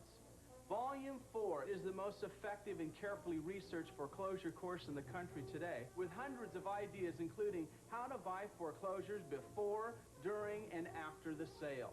35 ways to buy foreclosures with absolutely no money, and it has all the contracts, documents, and programs and forms you'll need. Volume 5 will teach you how to buy tax sale land, how to buy VA and FHA foreclosures, how to deal with sheriff sales, estate sales, tax sales, and countless more cash flow ideas, all in a step-by-step, easy-to-understand system. These volumes can make you thousands of dollars for the rest of your life. I can make this complete cash flow system, all 20 hours of audio cassettes, and 1,000 pages of workbook materials available to you for only $289. Ladies and gentlemen, the information in each one of these courses has been sold for as much as $295 for each subject. And during this television special, as a spectacular bonus, I'm going to give you absolutely free an additional set of exciting money-making volumes that will make this cash flow system the biggest, the most dynamic, money-making home study course ever offered in the history of television. The first bonus volume is called Creating Cash Flow Now, for those of you that need money right now. It will teach you how to bid and buy and profit from 17 different government auctions. The second bonus volume is the United States Directory of Government Auctions, showing you the names, addresses, and phone numbers of the major government agencies that hold auctions in cities across the United States. The third bonus volume is my government loan book, which teaches you all about government loans, how to get loans for as little as 3% interest, where to go to get government loans, how anybody that owns a home can go out and immediately get a government loan for $17,500, and countless more loan programs available to you right now. You've seen similar courses sold on TV for almost $300 that contain a small portion of just any one of these 8 volumes. Learning how to buy a house with no money down just isn't enough information to produce lasting cash flow. You also need to learn much more. My 8 volumes will provide a much wider scope of information. For only $289 for all 8 volumes means you can own this valuable material for only $36.12 per course. To show you how much confidence I have in this proven cash flow system, all you have to do is read the material, listen to the tapes, apply the rules I've set forth in my guarantee, and if you're not successful in 6 months, just return the material and I'll send you a refund. You know, contrary to popular belief, life is not a series of problems, but a series of solutions. Order this cash flow system, work with it, let it work for you, and be careful what you work hard for in life. You're just liable to get it. Operators are standing by. Call toll-free now, 1-800-554-8000. Major credit cards accepted. That's 1-800-554-8000. Or send check or money order to Cash Flow System, 1500 J Street, Modesto, California, 95354. That's Cash Flow System, 1500 J Street, Modesto, California. Don't wait. Start making money. Do it now. Ladies and gentlemen, as a special bonus for those of you who would like to make additional money part-time, we now have an exciting new distributor program that you will find inside each of your cash flow systems. This program will allow you to distribute my proven nationally claimed cash flow system, and it comes with a plan that will show you exactly step-by-step how to pay off your house mortgage in 3 to 5 years, buy and pay for a new car in 3 to 6 months, and make as much money as you're willing to work towards, even on a part-time basis. So get involved right away. Now I'd like to tell you about an exciting vacation bonus that I'm giving away to the first 200 people that order my cash flow system today. Because of my extensive travels to Hawaii, I now have a working relationship with a major travel agency. And so, in celebration of our Hawaii television series, for those of you that would like to come to Hawaii, in your cash flow system, you're going to find a certificate that will allow you to buy your airline tickets through our travel agency on a major airline at the best available price. And I'll see to it that you get 5 days and 4 nights at a quality hotel absolutely free.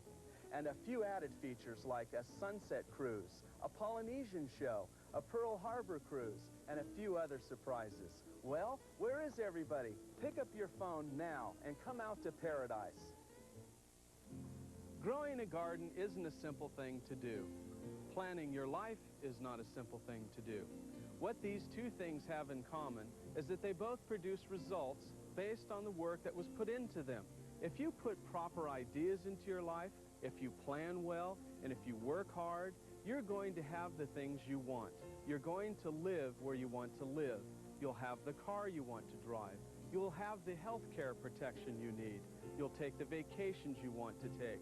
And when you reach the age of retirement, you'll have the means you need to have a rich, full, independent, comfortable life that will give you pleasure, peace of mind, and something you'll always be proud of. Up until 7 years ago, my garden didn't look too good. I was a drywall worker with the burden of unpaid bills, with no chance to save any money because of the high cost of living, with nothing to offer my family for their future, and with countless days and weeks of hard work and nothing to show for it. But I decided to do something about my problems, because to be honest with you, I was tired, fed up, and scared. I got into my garden, I removed the weeds and the dead flowers, I planted what I thought would make my garden better, and then I worked hard and cared for it, and now my garden is this. And your garden can be this too. Don't wait for things to happen on their own, because they won't. Don't expect things to grow in your garden that you didn't plant, because they won't. Put education into your garden. Put hard work into your garden. Put commitment into your garden. Put what I did into your garden. Put the cash flow system that I used for my success into your garden.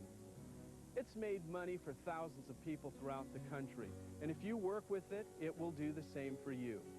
But it doesn't work for everybody, and if it doesn't work for you, you can return it because it's guaranteed. Then you can try something else. It's easy to get things to grow in the proper garden.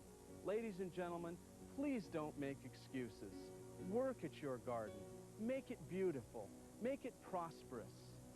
We'll be right back with our Let's Go to Hawaii contest. Dave Deldato's new cash flow system is the biggest, most dynamic money-making course ever offered in the history of television. This dynamic system, over $1,475 worth of information, can be yours now. Limited offer just $289. Operators are standing by. Call toll-free now, 1-800-554-8000.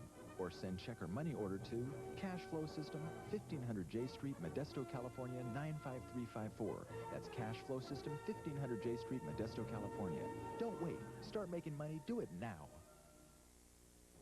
The question for our Let's Go to Hawaii contest is, what was the name of the city where the land auction was held in today's show? I'm going to repeat that. What was the name of the city where the land auction was held in today's show? I know a lot of you people are influenced very often by your relatives and friends. If you told your relatives and friends 10 years ago that you were going to buy real estate, I'll bet they would have told you not to do it because it was too risky. Well, I want you to understand that in that situation, if you hadn't have listened to them and bought real estate anyway, you'd actually be rich today. You know, there are people who still tell you the same thing today. And in 10 years from now, they will again say the same thing. And these people who give this negative advice are usually people who never have anything and never achieve anything. Ladies and gentlemen, the real estate business is better today than it's ever been. And it's getting better and better and better. My students and I are living proof of it. Think about your dreams. Close your eyes and imagine that those dreams have come true. Think about how good it feels. Then keep the feeling in your heart and in your mind. Look into your garden. Give it the attention that it needs. Pick up your telephone and order this cash flow system for your garden.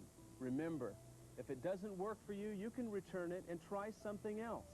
Just keep trying. Open your heart and your feelings. Open your dreams to your imagination. And remember that your mind is like an umbrella. It too works best when it's open. This is Dave Delgado from My Impossible Dream to Yours. We'll see you next week. Once I get up that mountain, I ain't ever coming down. I'm gonna stay right up there on the top with a heaven I found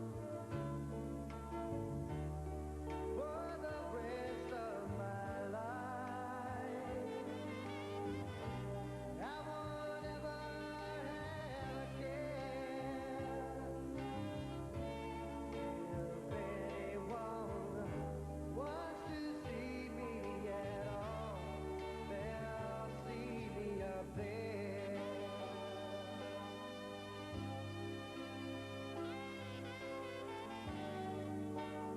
Look out, I'm coming.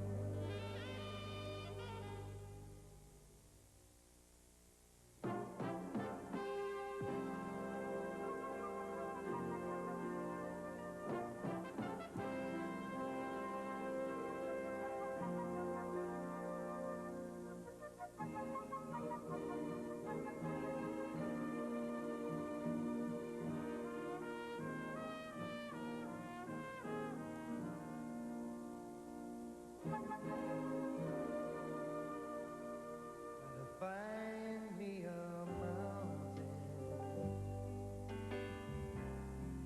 Need to find one that's high. Have to look for a rainbow, one that reaches the sky.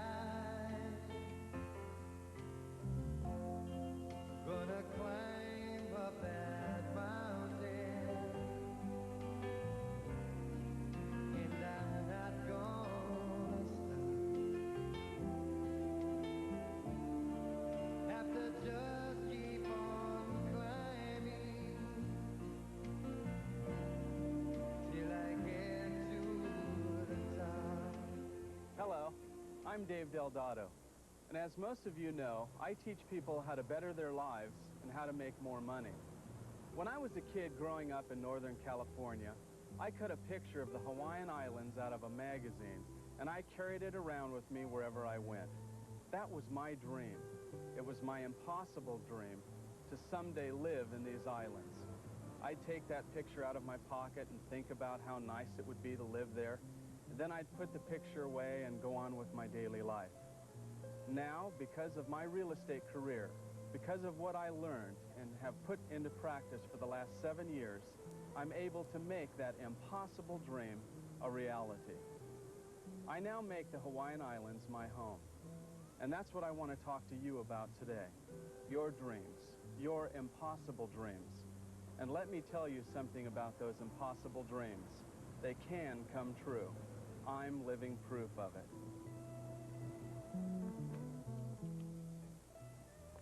If you saw our first cash flow show, you'll remember the story I told about my dad and how disappointed he was when he retired because he and my mom had only $1,000 in the bank and a Social Security benefit of $988 a month.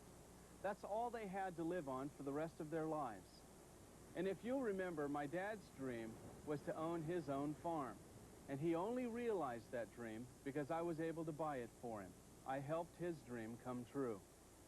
When people get older in life, they rarely regret the things they did, but they always regret the things they didn't do. Before I helped my dad and mom, they were very depressed to realize that they never properly pursued their dreams. My dad had told me, he said, son, don't make the same mistake I did. Go out and pursue your dreams. In this, the one life you have to live, he said, be what you want to be and have what you want to have and do the things that you want to do. And I want to share those thoughts with you today. You don't have to envy anybody else's success. You can have your own. You can achieve your dreams. You can wear nice clothes, have a nice home, be able to take fun vacations, own a luxury car, have a secure retirement plan, be able to send your children to the college of their choice, have money in the bank all the time, be able to help your friends and relatives, and just have the peace and freedom you need to have a good, healthy, happy life. When I was a young man, I looked for a way to be in business for myself so that I could be independent and know that all the hard work that I was doing was going to be for myself and not for somebody else. I wanted to be able to reap the rewards for the good work I knew I was capable of doing.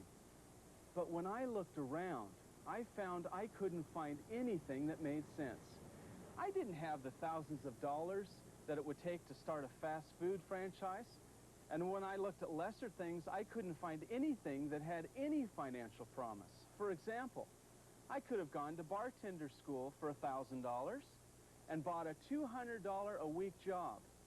And when I looked into other trade schools, I found similar meaningless opportunities. And besides, when you're in a dead-end job, as most jobs are, you never have a chance to make any more money at a faster rate because you're locked into a fixed salary or income. I wanted to find something to do independently that took little or no money because I didn't have any, that might help me to make substantial amounts of money. And I discovered real estate. It was the only thing that made sense to me. And I didn't need money to do it. And I could buy a piece of property and create a profit of 1 or 2 years' wages immediately. Ladies and gentlemen, think about it. Everybody needs a place to live all the time. And if you were to examine the assets of the Forbes 400, you'd find that most of them are in real estate. I struggled and worked hard through my real estate education and went on to develop an educational system that I'm proud of, that I use to make a lot of money in real estate, to realize my dreams. Knowing what it did for me and what it has done for thousands of my students throughout the United States. As a matter of fact, I get letters, hundreds of letters each day in my office. I'm so proud of these letters of successful students.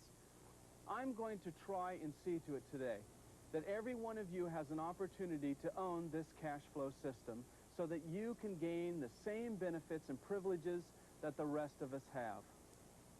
I'm going to ask you to buy this today.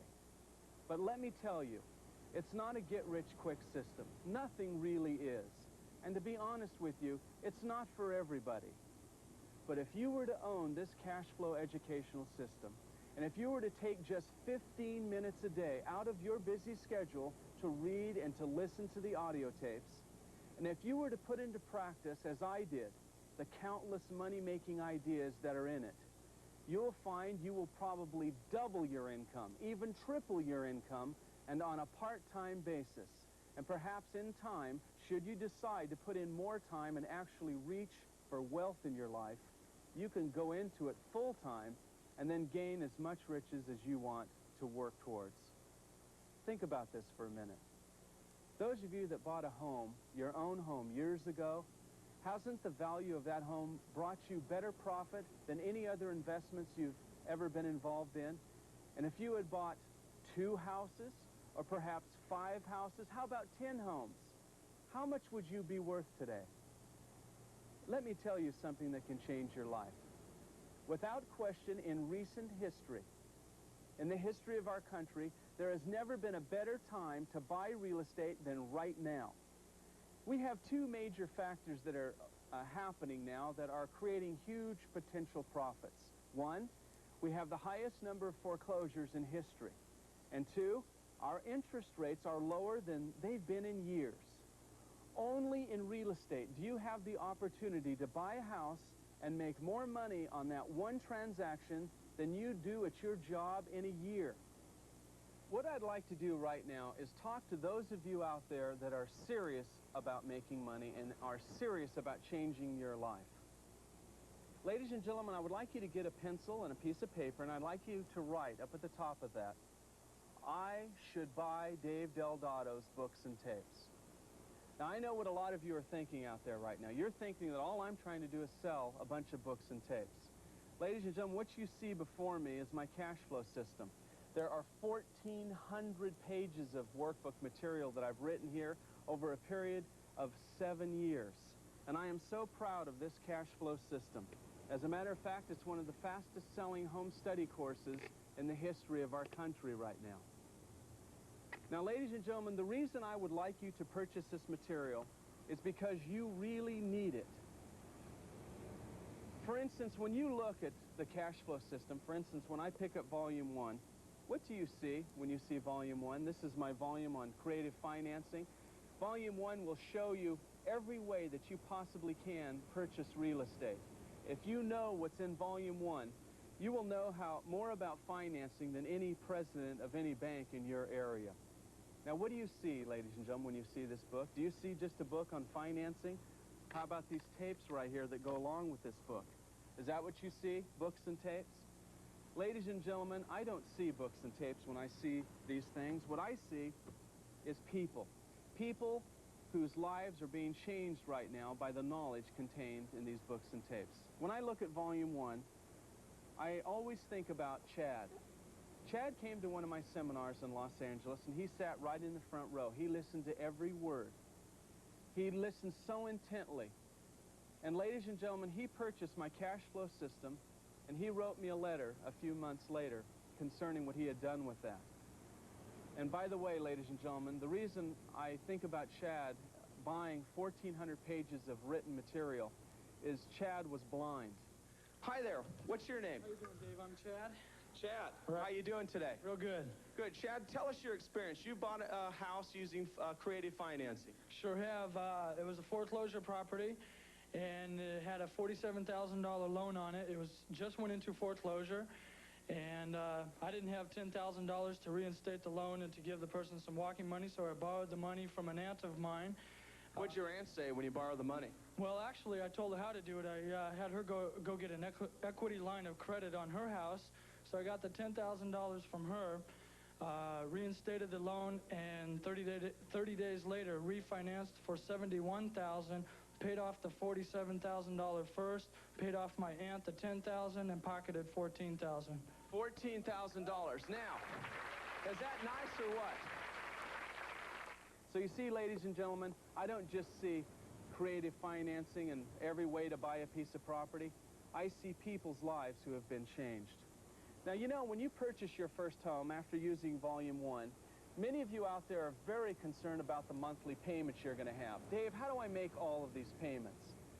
Well, that's where Volume 2 comes in. Volume 2 is equity sharing. Now, Volume 2 will show you how to get the needed partners that you need to start out with. You see, when I started out, I had no money, no credit, no nothing, as did Ron. When I look at this volume, I think of Ron in Minneapolis. He's 21 years old. He now owns 23 homes. By the way, the contracts, my equity share contracts that you'll find in here are very expensive. They cost me $1,500 a piece. So how much is this worth, ladies and gentlemen? Volume 2, to show you how to control real estate with absolutely no money. Volume 3 reminds me of Jim Bandy. Jim Bandy came to my seminar in San Diego. And Jim Bandy came up to me after my talk and he said, Dave, I would love to get started. This all sounds great, but I don't have any money. Where do I start? So I looked at Jim and I said, Jim, do you have a credit card right now? And he said, yes, I have a MasterCard. I said, Jim, why don't you go into my course back there? I want you to buy my course, and I want you to go to Volume 3 on your credit. And first of all, I want you to learn about your credit. I want you to get your credit report, look at it, see what shows up on it. Then I want you to turn to page 36, and I want you to go through there, and I want you to write all the banks and savings and loans that I have listed there, and I want you to apply for more credit cards. Jim got $176,000 of unsecured credit lines by applying for various Visas and MasterCards all over the country. And what Jim did was Jim went out into the market and he looked for foreclosure properties that he could go in there and say, I will give you cash tomorrow, 50 cents on the dollar. Now, what he did, ladies and gentlemen, is he found the properties, he went out, got his credit cards, got the credit lines from them, and he paid cash for the property. That was his start to financial freedom, ladies and gentlemen. Jim is doing very well financially right now. He owns millions of dollars worth of real estate, and he's using his credit lines very well. I want you to think about what I said about credit there. Volume 4, oh, I'll never forget this one. Volume 4 is Martha's volume. In fact, I think I'll dedicate this volume to Martha in Chicago. Martha is a little black lady who came up to me after one of the seminars. She had 2 little children in the seminar, 3 and 2, and she said, Dave, I'm so excited. I'd love to get started in the real estate, and I know foreclosure is the best way to buy real estate, but Dave, to be honest with you, I don't have any time. Well, that was a real problem for Martha. I know a lot of you out there have a real problem with time. Perhaps you're busy working at your jobs. You know what I told Martha, folks? I want you to listen to this. I said, Martha, I want you to get my literature, and I want you to study it, and I want you to just take out 15 minutes a day. And ladies and gentlemen, I received a letter from Martha in my office that almost made me cry, because Martha, listen to this. Martha said, Dave, thank you very much for helping me with your literature. And she says, I had to make a change. So she says, what I did is the following day, I didn't go to lunch with all of my friends. I took a bag lunch down to the courthouse, and I researched all of the legal documents on all the people that were having problems making payments on their homes. She said, to be honest with you, Dave, it was very hard for me. I didn't understand everything. But as I got familiar with the files and all of the paperwork, it became easier and easier. She said, Dave, I want to tell you that I worked hard for 30 days. And every night as I would go home, I had a lot of responsibility to cook dinner for my children. She said, what I did is I took 15 minutes a night, as you told me, and I called up 5 people that were in foreclosure, and I asked them if I could help them with their back payments on their property. And on my first deal, within the first 30 days, I bought my first home, and I found a buyer for it very quickly. And I made $18,000. Thank you very much, Dave. Now, ladies and gentlemen, I want you to think about that. Martha made $18,000, and she was only making $900 a month. It only took her 30 days, but she wanted it, ladies and gentlemen. She wanted to get out of the rut she was in. This foreclosure volume is the finest in the United States today. It took me a long time to put this material together. I have every book, I have every form, legal form that you'll need to go through a transaction step by step. I have 35 ways of buying foreclosures with absolutely no money out of your pocket. This information is worth thousands of dollars. Please use it. What I'd like to do right now is talk to some of my students that I have right here in the Hawaiian Islands. It's so nice to travel all over America in every state and to see people that are successful. Folks, I'd like to introduce you to Ed Reagan, one of my students from Honolulu, Hawaii. How are you today, Ed? Fine, Dave. Glad to be here. It's nice to have you here today. Ed, what I'd like to do is relate to the folks at home just a little bit about your background. What do you do? Well, I've got an appliance servicing business on the north shore of the island of Oahu. I've been there for about 3 years now. I've been into this business 30 years altogether. 30 years. Right.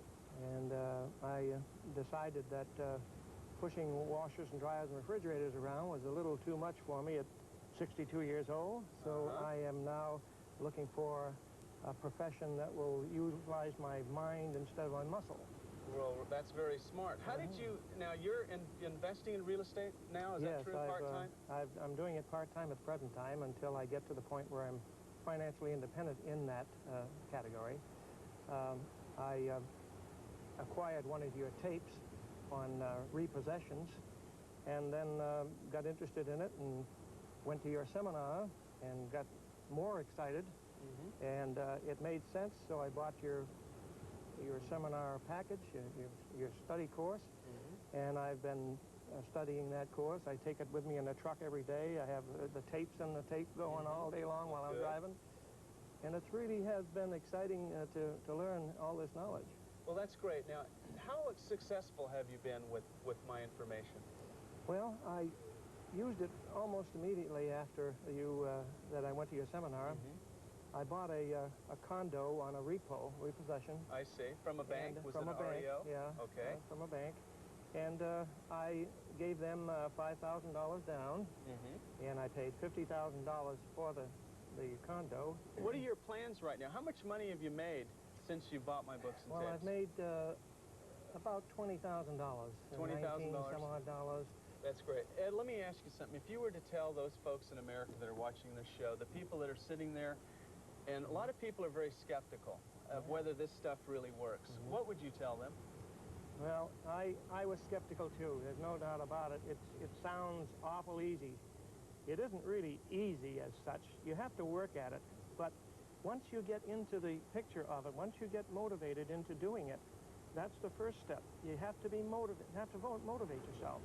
But then once you get into the picture, everything seems to slide into place.